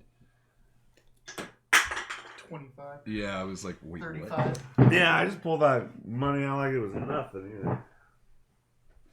Well, then she spotted you $10, Yeah, and so I was like, "What the hell is going Yeah. on right $35 silver out the door. now?" I was like, "I don't want to spend $8 on a room with a lock." Yeah. You just still got 50s. You just made you just had 2 attempts at potion making. Yeah. Man, you gotta spend money to make money. You know what I mean? It's weird being a thief that needs to Spend money to make money. No, pick my thieving a little better, or I'm I can't just rob everybody. Or could you? I can, but You can, but it's not your deal. Did But he tell if you need that? to- You don't have Did to he listen tell to me this guy. But please don't rob me. Rob everyone. Rob especially, people named Rob. When we were playing Cardinal Bond, they weren't allowed to, like, they wouldn't leave me alone. Anywhere we went, if I went shopping, yeah. I'd be like, I have to go to the Thieves Guild. There's a consequence to the breaking that trust. Yeah, I was like, I'm going to try to find the Thieves Guild, and Dayton's like, well, you're going to have to figure out how to do it without me. I was like, damn it. Just stuff like that. I'm not letting my eyes off you, you squirrely fuck. We catch you. You said, what are you going to do about it? We're like, well, we're not going to kill you. The worst part was, too, is that I wasn't ripping them off. That's what he didn't catch me ripping them off. He caught me bartering a better deal than what on my own. He caught you cheating at cards. And then he started coming along, and he really cost me money because I would always go and fleece everything. I would go sell everything to my marks or to my fences and stuff, and I'd be like, "Hey, we made $50," when really we made 80, and then I would split the 50 between the three of us and keep the 30. Well, he caught me cheating at cards, and then I couldn't get rid of him. And so he kept following me to the fucking store and following me to my fences and shit. And I was like, exactly how much money you were making. I couldn't get. What is it you told me when I was? What is it you told my character when I asked? He was like, well, oh, you're a thief, right? Like, So what makes you say that? Yeah, I know. And then you said that I saw your pattern. And I said no, I was waving. Yeah, I was waving stuff away. And then I said I was an orator. I could say that's kind of a common misconception because I'm an orator, a double speaker. People will see me as a liar. Maybe you're getting that. And I probably did. Yeah, good deflection. I'll be like, okay, maybe I'm wrong, or too. I mean, maybe that's a thief thing to say. Maybe that's a thief. I don't know. That didn't clear anything up. Yeah, basically, that's part of the art, I guess. Yeah, I even told you that. I'm like, I double speak. I don't tell you anything, so I come off as a liar, but I'm not a thief. You're like, wait a minute, you're not a liar, but you're not a thief. You look capable, though. What's that supposed to mean? That's kind of racist. Are you making fun of my ear? No. Oh, your pattern. Your ears don't even show up in the threads. Oh, do I look like some sort of weird, like... You look like I'll carve it one day and show you. Oh, boy. She'll tattoo it on your chest so you can remember. I just wake up, I can't get away. You've already cast hold person. Yeah. She's just tattooing me. You've taken off the skin on my finger and scrimshaw on my bone. You just he's like, I'm just gonna hang out with a orc and a troll. Did I tell you that I think scrimshaw from that? I think that's his nod to the painters. Because people that are into Warhammer, they paint minis. That's their thing. And he's like, eventually we all get the urge. Eventually we all get the urge to do scrimshaw. And it's like smaller and smaller detail, as minutely as possible. Whole battles on the entire back of a hand. Once I started thinking about it like that, I'm like, damn, the descriptions fit perfectly because he's like hidden and small, and the best ones were, put up and they matched each other. They talked about an entire group, or it's not a canon anymore. It could be an old out of print book for a reason. Like GW was like, we need to put some fiction of this crazy ideas we keep talking about every time we meet at the pub for pints because we're in the UK, right? And great English. And then they get Ian Watson. Yeah, Ian Watson's like, what if we just paid Ian Watson to advertise for us, but in the form of a crazy science fiction book? That's what we were all trying to write. We're all horrible writers, so let's hire a writer to tell the story, and then with a nice plug at the end to buy our models that we're making. Right. And yeah, that's why they ended that book the way they did. I read that. All the way. Burn yourself for the models. Yeah. Suffer. $50 isn't too much. Do I get my damage back too? Eventually, yeah. Not now though. Sleeping didn't do it. Yes, it is. Oh, you're one strain? That's one strain. Okay. You make a recovery test in the morning. Oh, do I need to do that? Nah. Oh, okay. Where did you get the strain? Oh, that was from before. Yeah, that was from. Oh, okay. That's from shooting somebody's leg. Yeah. I had to really the first thing every day when you wake up, if you have damage, you make a recovery test. You use one of your recovery tests. You can't choose not to. It just happens. You can also make a recovery test after 10 minutes of rest from when you got the wound. I can't stop looking at this elf either. It's like an emaciated Henry Cavill. It's just staring at me.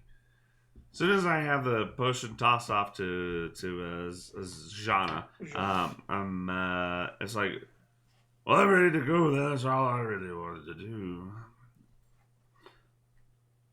Are you ready, Jean?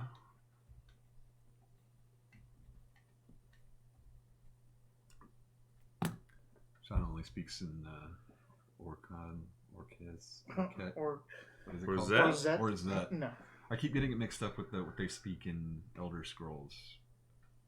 They speak something there, and then they mine Orzium as well, and I get all that shit mixed Or up. Obsidian. Yeah, it's all orc stuff. It's like we're humans. We don't speak Hulin and live on Huland. It's like orc stuff. It's like they speak Orcish and live in Orkland. It's like that. Yeah, it's hard to pinpoint when everything's saying the same. All right. Meet out by the Panner's Gather. Panner's Gather, yeah, right outside. What is there? Is there like a patio area in this around that tavern or restaurant or?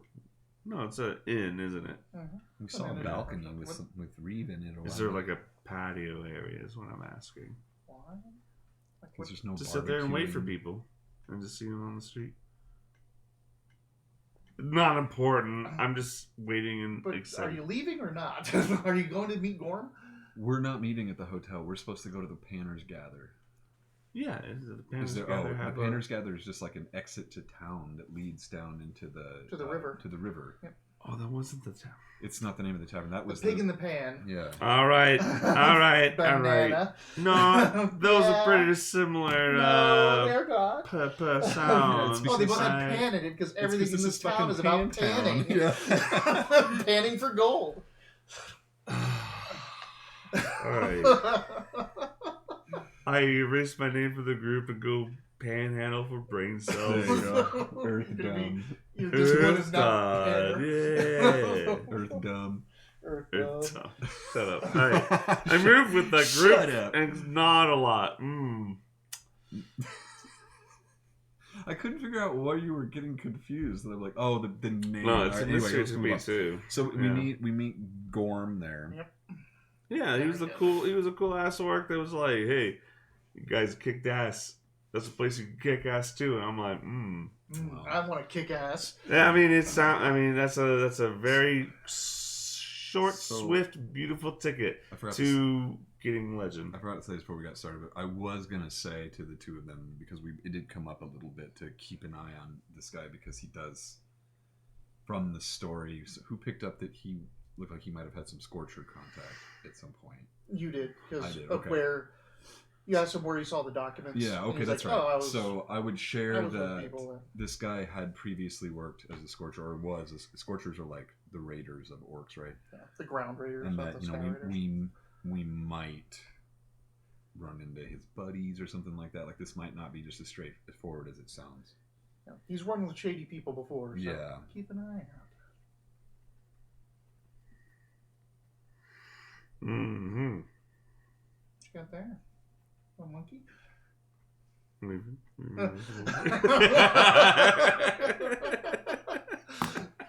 I'm gonna be doing.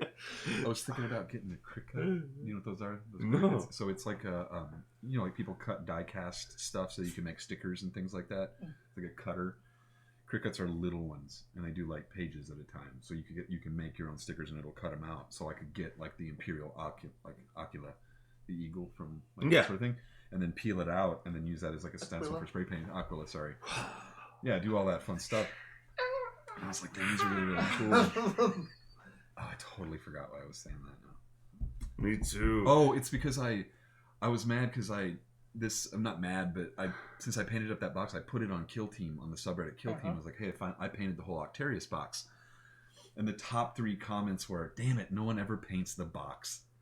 And I was like, what would you even paint the box? I was thinking, and I'm like, oh shit, you could spray the whole thing green and then make it like a Militarum box that's being sent to Octarius and put that whole thing on there. And I was like, I'm going to do that with like a smaller box or something, because I don't want to. Obviously, those boxes are beautiful. You would never paint over that, but just go get a box. That's what I'm saying. Get a box and just paint it, and be like, since I got everyone yelling at me for not painting the box. All right. So you go out to Panner's Gather and meet Gorm in the morning. There's lots of people out there getting ready to go out to the river that day. And you just kind of you wait for the biggest rush to leave before you guys start heading out, and you're with like the stragglers and the people are like, oh, the first people out. Everyone that goes out for panning is like, you got to get out there early to get the best spot. Mm-hmm. But then there's the people like, they don't know what they're talking about. We let them go first, and then we go above them all. Yeah, everyone's got a spot. So they all, you can just mix up with the stragglers after the main body of panners left. But as you go on and you're heading towards the river, everyone's just kind of breaking off to start claiming their spots up and down the river. You guys just turn straight into the mountain and start heading up. That's where Gorm goes. And that's where Gorm goes. And Gorm has 2 pack mules, and you also have the goat and cart from We're heading north, Jana. right? Sorry. Jana's going with us. Yep, you're West. heading Is west. there donkey? Is it a donkey? Goat Cart. Is it with us as well? Yeah, uh-huh. All right, cool. Yeah, 2 pack mules and the goat cart. Oh, I needed to sleep. All right. Did you not last evening? I was still riding on the confusion. I don't even remember how I got on the caravan that I saw you met both of you fine folks in. Did you So take it is that good. first failed potion? No, actually. It may actually. Potion may. I do have some alchemic knowledge. A potion might have been involved, but. No, but now I seem so. Seem a bit clearer, so. Is that what this is?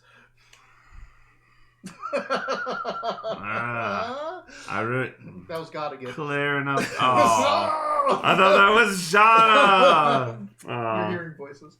Oh God. Classic low cost. Low chost. Lacoste. Is it low cost? I don't know. I have no idea. Lacoste? Low It's cost would be funny. Lochost is his passion. The Lacoste? god he follows. Low But chost. is it Locust? Lochost? Let's say Le Choste. Lechosta. You say it, Le Choste. I'll never say it that It's way. Le Choste. Yes, all right here. Lochost. I Ah, don't know. You can say it however you want. I will, and I'll die defending my pronunciation. Because, again, like I learned that it's Terrans instead of Therans. Like it's not a TH. Oh, It was yeah. a hard TH. Right, yeah, like tree. Because there's Thrall and then there's Thera, and it's confusing. So Like Scott, what? What did you compare? Like what? Tree? Oh. You know, like 'Cause 1, I 2, was- tree. Yeah. Shut up. I God damn it. Yay! I can't, like, so fucking random. There's no way that would ever work again.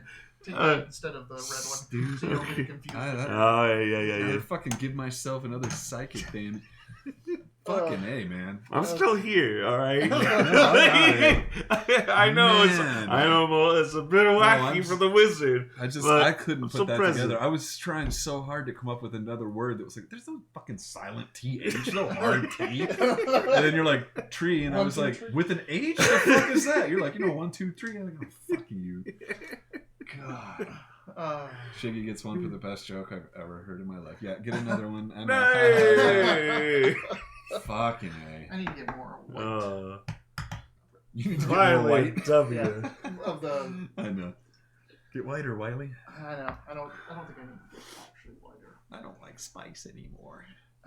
You ever see the? I think I've told you guys this before, but there was a meme going around of a guy going like, he's not a white man, and he goes, "Why are y'all keeping your hot sauce in the fridge? You don't need to." And people are like, "What the fuck are you talking about?" And they go and they grab their hot sauces. The meme, I saw that. following it is they're finding that it doesn't say keep refrigerated, refrigerated after open. It doesn't say that anywhere on there. Yes. And then there's one response it's from a white guy, and he's like, "No, it's clearly on there. It says refrigerator after opening." He reaches down and he picks up a jar of mayonnaise. It says it's right there. Refrigerator after opening. White hot sauce. That's funny. So we're moving. Yeah, you are heading up into the mountains. How's the weather? It's cold and it's flurrying again. Is this like wooded area? This is wooded at the moment. If you ever driven up Mount Lemon, that's what you guys are doing. Yeah, so yeah. You're not driving. Oh, well, we're driving a goat. Yeah, that's a pack meal. And 2 meals. Yeah, we do. Well, a mule and a goat, or 2 meals and a goat. 2 mules. Yeah, he's got 2 pack meals. Oh, that's what I'm saying. We got to keep an eye on Gorham because. I mean, that's a lot of meals for one dude to have. Like, we're a small team. We would only. He might be with more people than he says he is. He expects to take a lot back from this. I think it's a good sign. Yeah. Well, and he is what we may find, but I understand a concern, a potential for losing something that we could have gotten after we leave. It's not so much that; it's more of getting to leave. You guys perhaps this trick has worked multiple times. Oh, I mean, we don't know. He's just like, hey, you're new. He's like, he walks up to the front door and he goes, yeah, new like I say, right there. Those guys are new. They probably have. Hey, I found Zalkuk. Yeah, no one's ever found this. Zalkuk is not considered that, and I just immediately go like, we just got. We should cover our flanks. We just got tourist trapped. This is a guy leading us down an alley in Mexico. I'll be on the other side of the cart. He goes out with 2 meals, comes back with 2 meals and a go kart. Yeah, It just keeps getting more stuff. Yeah. He's already gotten 2 pack mules today. He's already gotten 2. Yeah. I move away from him to the other side of like the kind of like caravan. Watch, what's really gonna happen is, and I pass by Jean and just be on alert. This could be a trap. Probably isn't. Walk away. She's got her troll mace over her shoulder. Unless you think I didn't tell her first. What? You're on the other side of the cart. The goat cart is not very big. Like it is. It's a goat. Yeah, it's one of she could pick this up and like a radio. It's small. Like a little wagon. Yeah. It's a little hand cart basically. It's the goat. It is the goat. I just imagine that you're like not carving on it, but you keep like finger painting on it and like braiding its hair. No, only abrasions. What? I have to cut. Oh. I have to cut it. Paints. So I that's how never you use paint. wood, okay. I never paint my work. I feel it's a crutch. But you scratch it out when you're done. What does the medium matter? Is this code? I'm looking out for trouble. Oh. He's got me there. I told you to do that. You guys make good time. Well, perceive. Can we perceive while we do this? Yes. Are we being followed? Is other people, that sort of stuff? All right. Right. You are being very God dang it. you're being very cautious. It's too early in the day to be spending all of my karma. 5. 5 and 7. you can't do it on perception checks anyway. Oh, that's right. You don't have. That's It's right. not a talent, and it's not deceiving. I'm learning. The next game's gonna be fast. We're gonna know exactly. I know. I'm so snagged on this, trying to put pieces together, and then and I'll think about how the system works while you're describing something, and then I'll be like, oh shit! What did I miss? Wait, there's a dragon now? Yeah. Just like this will peter off. Like the first couple of times we start a session, it's like, remember, it's like stenographer. I know, but remember, you make experience and money off of that in this game. Oh, shit. Don't tell me that. So we make good time. You're just picking on my disability at this point. Library for All will buy that shit, and you will get legend points. The drawing counts. Yeah, it does. It meant something at the time. Is it a monkey? It's a troll. Oh, okay. It's not an Earthdawn troll, but it's a troll. No, it is. She's got horns. Okay. You want me to just do Zana some comes titties over, right she's here? like, no. Okay. I can't see it, so I I could don't just know. see it is like, upside down. We're on the trail. You're sitting by the fire. Zana looks over your shoulder and sees that, and she's like, "What is that?" And you're like, "It's a troll." And she's like, "You son of a bitch!" Giant slap in the back of the head.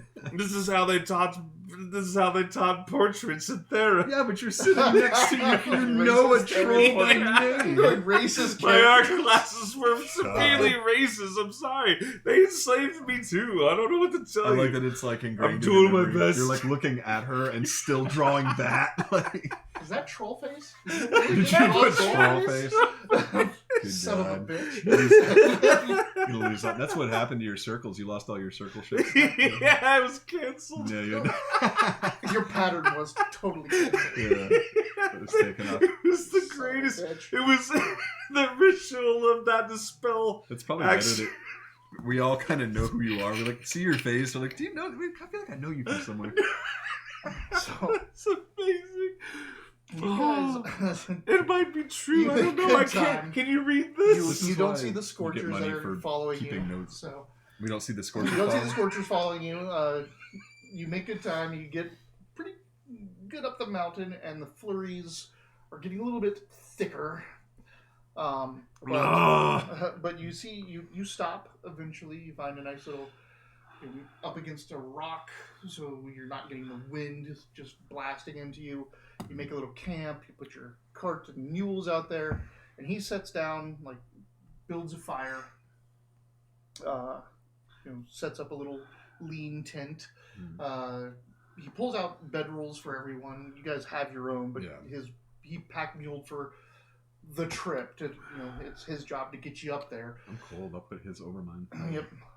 And he builds a nice big fire in the middle of the little area, lights it up, and he pulls out this jar from one of the pack mules. It's Is like it pickles? no. But you hear sloshing inside, Gross. and it's charred at the bottom. It's blackened. And he takes that pot and he sits it down, and then he pulls out other stuff, including this big wrap. And he Oh, I thought opens- that was a jar. That's why I asked. This is there's Gorm? a jar. This is Gorm. And he Oh. pulls out, he unwraps this thing, and there's these long sticks of some dried thing. It looks like it's kind of white-ish, tannish, but it looks like dried, like it could be dried bark for all you know. Just Mhm. long sticks of it. And he shakes the jug, opens it up, smells it, and he pours water into it. You can hear like he's trying to fill it up to a certain amount. And then he starts putting in spices and herbs and leaves, like bay leaves and things like that, into that. And he sets it onto the fire, like right in the middle of it. And that's where the char is from. And then he takes those, like he takes a bundle of those dried sticks and puts it down into there. And he's just, talking to you guys, just saying, it's probably another day we can get there, but there's going to be some hard climbing. You got the cart, that could be trouble. We have some climbing gear, we can drag things up there. So if we take it safe, 2 days. If we want to, we don't need to rush. I'm not pressed for time. We don't need to rush. We can get up there. We just need to make sure we do get up there. And that pot, that clay jug, it smells really good. But you start to see that those sticks, you put them in there and they were down too low, but they're now starting to come up as they're absorbing the liquid. They're softening and growing up.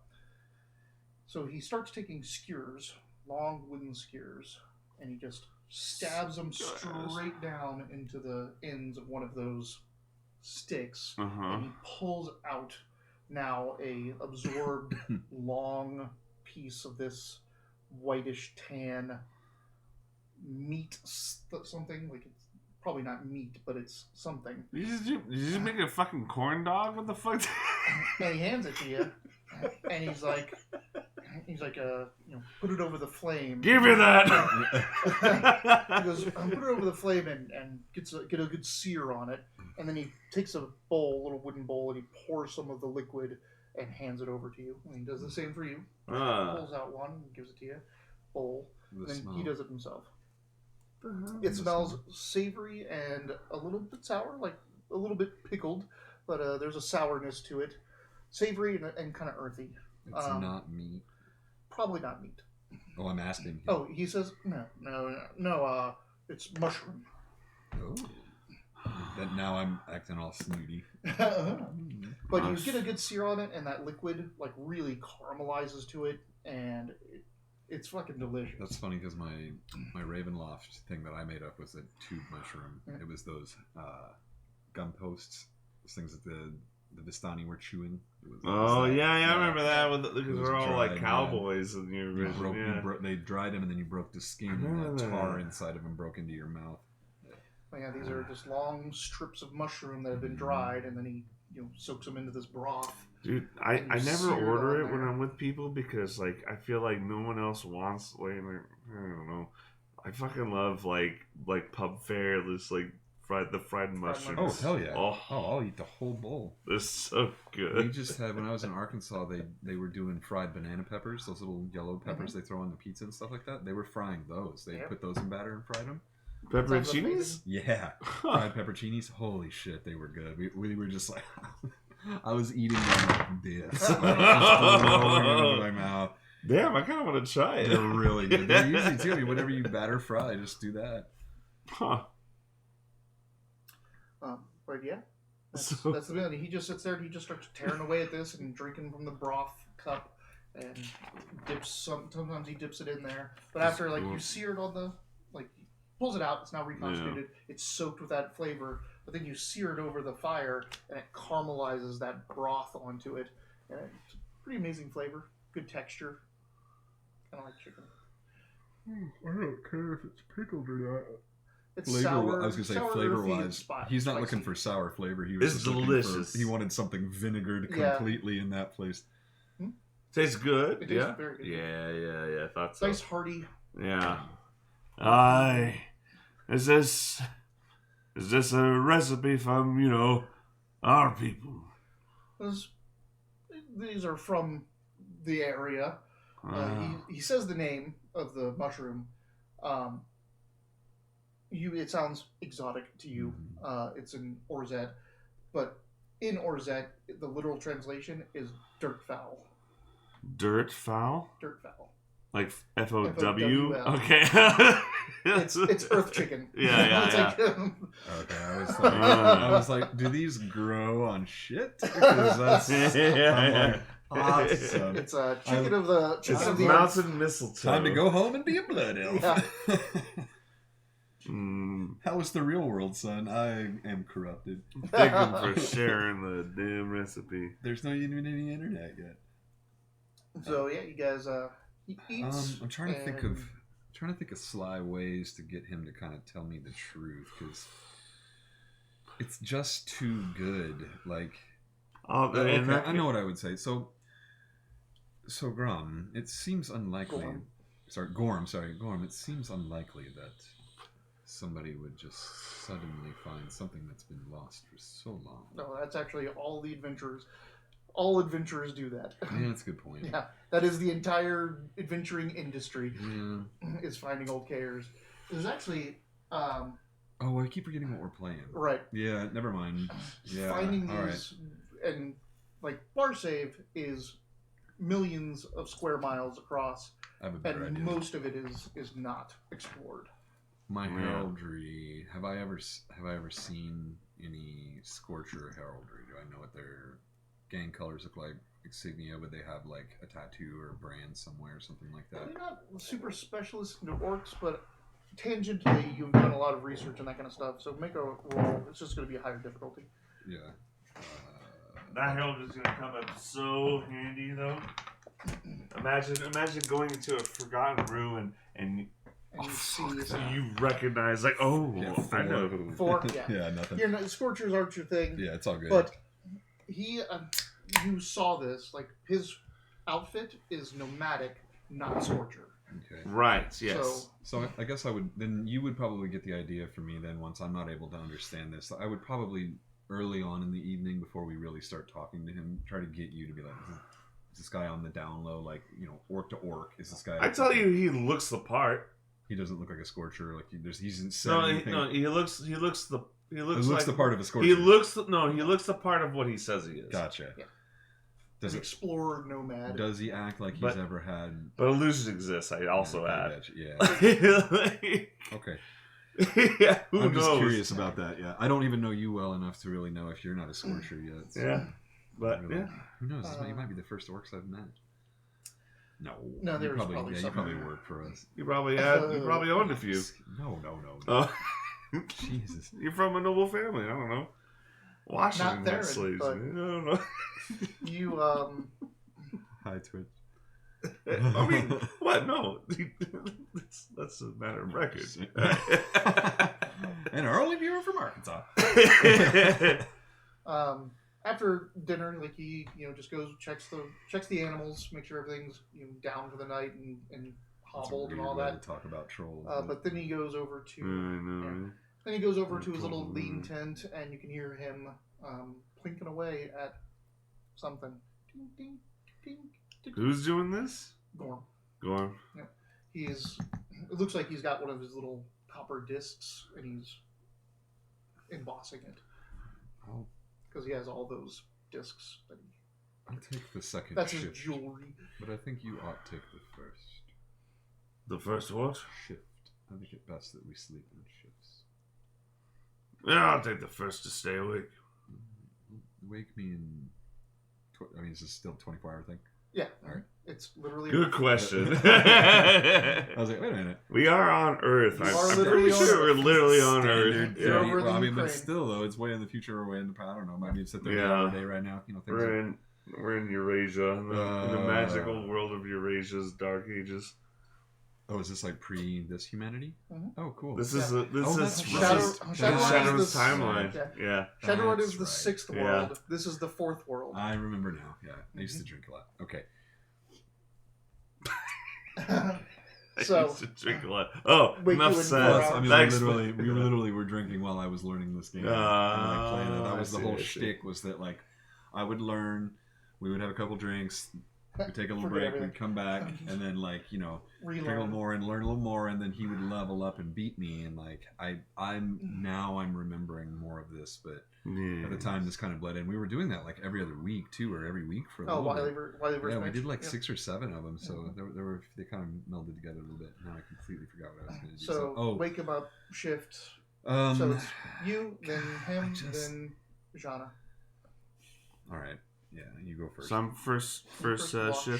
First thing I'm going is over to Gorm while he's carving, and I just want to take a look at his work. What is he doing? Well, he's in his little tent. You like going in there? Yeah, I said, he's Gorm, hey. Yeah, he hands you one of his discs. It's basically he's got a little punch, and the punch has a line. And he's embossing just patterns into the copper disc. Oh. Make a perception. Yeah, I'm gonna. Dude, those dice are invisible. 2. How was it 2 get me? I say no. I wanted to watch your craft. Could you tell me your story for a spell, and then I'll go and watch. I just want to know more about you. I haven't met. You're the first free... What was that? Free orc? Yeah, you're the first free one I've met. He's like, fine. Well, I don't know, that's a year ago. Well, who knows? Yeah, anyway.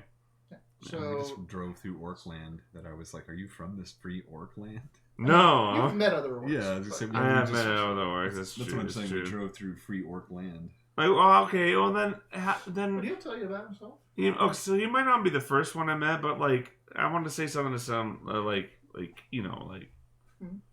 So he'll talk about where he's been, where he's going. Like he's not a Carafati, and he's not a part of the Orc Nation, but he's taking advantage of it. He likes it here. I haven't seen Carafat yet. Yeah, you're in it, technically. It's north of Vivane. You pass through it to get here.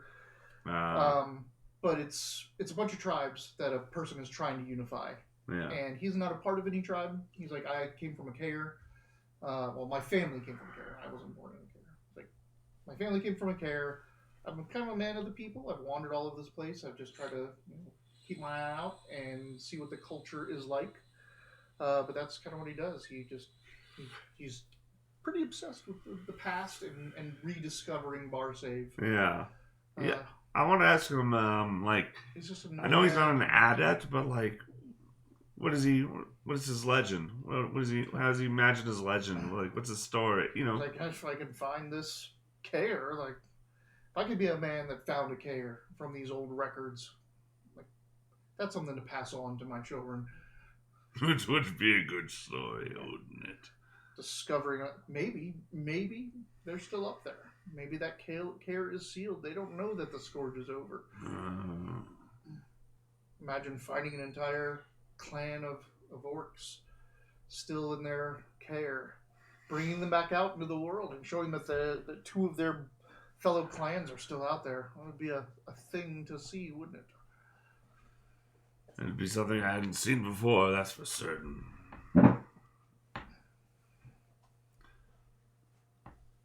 That's good artwork, thank you.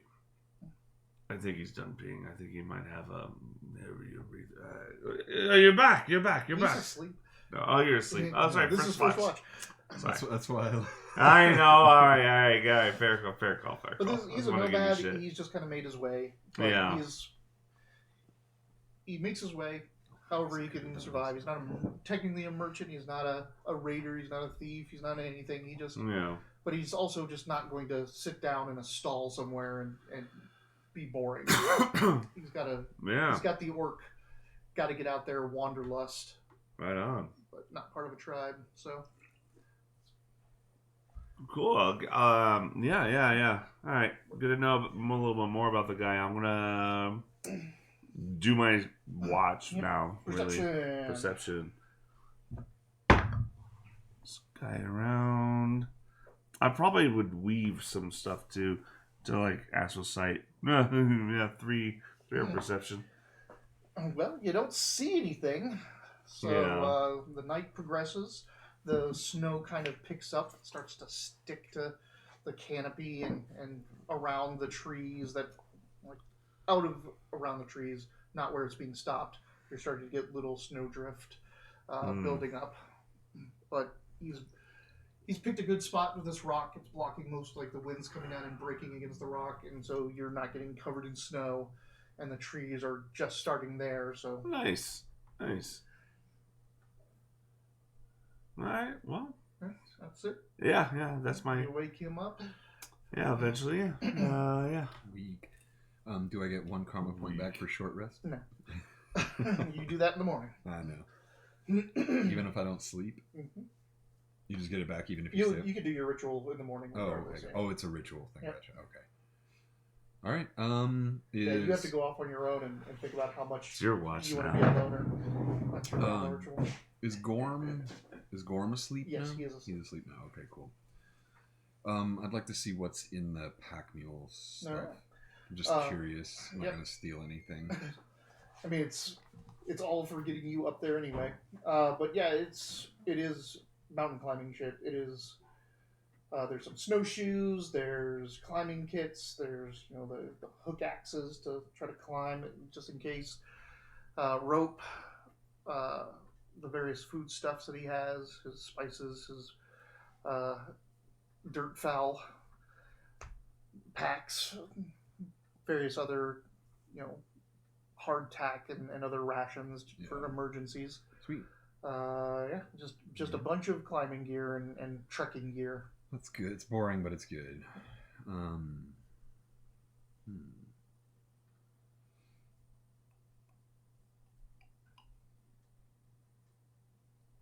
Did he say where those mushrooms were from? I didn't catch that when you were talking. No, okay, cool. Maybe I could just forage for some, but no.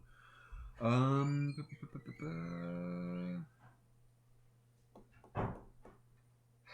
really want to look through everybody else's stuff just yet.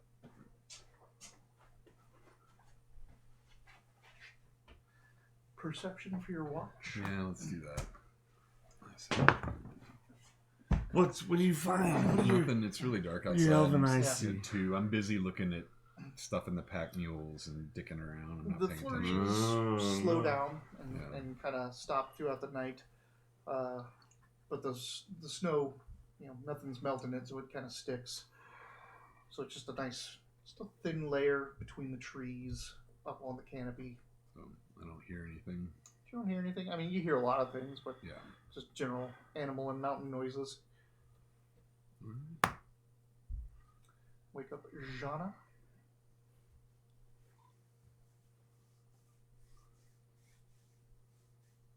Yeah.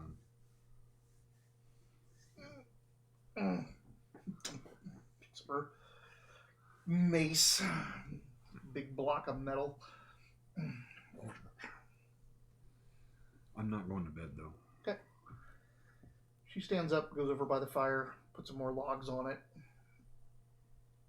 stokes it back up to warm herself. Oh, yeah, I forgot to do that. And then walks around. Oh, yeah, also take care of the fire. No, I'm just kidding. Her perception is D8. 3. I think it was like 2. You got a, what, 2, 3? And I think you got like a 3 or 2. Yeah, it was terrible. So I'm not really engaging her, but I'm not making it like super secret that I'm kind of up. But I'm really just kind of watching what she's doing. Yeah. I don't think this guy's got any bad intentions, but I don't really know Zana yet. Yeah. I don't know you either, but I I should say I'm not afraid of you. Yeah. I figured you'd waste Gorm's time talking your shift, and I was like, I'll just stay up for hers and keep an eye on her and I'll sleep for a little bit. She generally will spend most of the time by the fire, and then she'll get up and walk to the edge of the firelight. Gotcha. Just pace, and then back to the fire. I'll sleep in just the last hour or so. So from there, it is 8:30. That's a good stop. Yeah, it's a good stop. You're starting from here. I wanted another fight. Yeah. I wanted to fight. Tomorrow's Monday. Yeah, starting from here, it's the trek up into the mountains to find this lost care, the Pyre care. Is how Gorm refers to it. Oof. Rough finding the voice, man. It's a new system. It's a new, different things to consider. Oh man, I don't know. Yeah. I want to. I don't want it to stop. I just want to see how this fleshes out and comes to be and play. How Shadowrun is this compared to other. How much silver do you have now? 206. What is it really? 24. I doubled. Yeah. I had 12, and then I got that 12 from robbing those guys. All right. So I had your character sheet up, and I think that's the only change. You didn't gain anything else, right? Yeah, I didn't change anything else. So money went up and down and things like that. Yeah. So I lost silver, and Jana gained a booster potion. Ooh, yes, I got her booster potions. Let's save her. And you, what silver are you at now? See, I'm trying to look for at silver. 50. It's down in valuables. Equipment Yep. or equipment? It'll be towards the bottom. The type is valuable. Mine's right in the center. Valuable silver 50. So 50, but you spent 25. I spent 25, so down to 25 plus 1 I managed to keep. I started with a bonus of 6 silver, and I spent another 2. That gave me 1, so I have 26 silver right now. 26, okay. Right on. I'm right back where I should be then. Watching you guys spend money, I was like, wait a minute. But I forgot I bought a sap and a short sword and a long bow. Yeah, you bought a lot of stuff. Yeah, I was ready to go. You had gear. Good spends. Have the why not have the equipment you would need? 1.5 of those things. So. Yep. So it seems like we're all kind of a little bit of a lost crowd, little lost puppies. It's well, we all know we need to do something cool to get stronger and have a better place in what we're doing. Session this is session 0, hour 1. You're oh, I caught you thieving. I'm damn it. Yeah. But I'm not reprimanding. Really, I was oh, how interesting. Well, I know, and I'm still lying about it a little bit, but I'm gonna have to give it up after 2 or 3 weeks of being how's your thieving going? I'm I guess I'm a fucking thief. Yeah, it's fine. Everything's fine. I just, you're oh, what does his weave look like? Oh, little air's coming off his purse. I'm yeah. I didn't know that. Yeah. Good stuff. Yeah. Is the Weapon Master... Does her gear look good? Weaponsmith? It's serviceable. Like, her mace looks the best out of all of her gear. Her leather armor is just troll leather armor. Right, okay. But that mace is, like, she put patterns in each side of that head. Interesting. Cool. We'll see. Or maybe she didn't do it. That could have been something gifted to her or given to her. I want to fight. That's probably the Gahad. Yeah, probably. It's just... Nothing insulted you yet. Yeah. Can't do it. But, Eric, pictures of himself as his background. Yeah. I love that guy. That's funny. That's like the most Eric thing ever. What's your background? Me? Oh, okay. Eric. I look so good at this time. Let me tell you about this time. Yeah. Well, that was fun. I like this. Yeah, me too. I won't lie. That I was a little nervous about that character sheet. Yeah, it's a lot. And plus, when I was doing it on the phone yesterday, I was like, I don't know if I'm gonna be able to like really get in on this. And then when we were really looking at it, I'm like, oh, it's just a lot of like layers of the same information over and over again. So it wasn't too bad.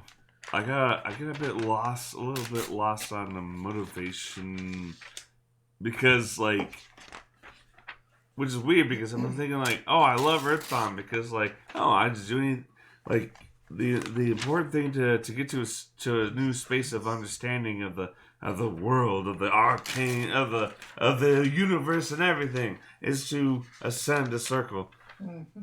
But it's like that could mean fucking anything. Fucking anything. You're so excited about like oh, we could dungeon delve and go into cares and you even put like all the this underneath when I talk about cares. Yeah. Here you go. Here's your first adventure. Let's go find a care. It is weird how like so true. Like it's like oh, there's a care. Doesn't seem like it's that well known.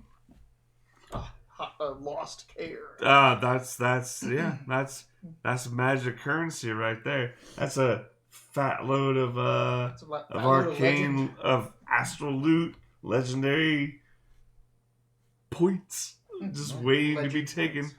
Now that we've said fat load 3 times on stream, fat load just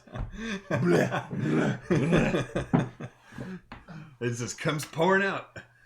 This has been finally another edition of the Wilyverse, where on Sundays now we play Earthdawn, which is totally a game that we totally know how to play. Yeah, it's different. It's not Dungeons and Dragons. It's got a lot of similarities, a lot of differences. We're learning a new system, or I am. You've played this before. You haven't played this before either, right? Well, like I've played it once. Okay, so we played it once or twice. He's played it once. Yeah. But it's interesting. We're doing some new stuff. So if you're interested, you want to see some more, you can always check out our YouTube page where we've got thousands of hours of other stuff that we've done: live games, board games, one-offs, one-shots, D&D, riffs, Suede, all kinds of fun stuff. Check it out. It's a lot of fun. We also have a Wilyverse shop. Oh, I got this out of order. Wilyverse shop down below. Or if you click on that link, you can find our Wilyverse logo that we're real proud of on shirts, hats, pants, all kinds of neat stuff.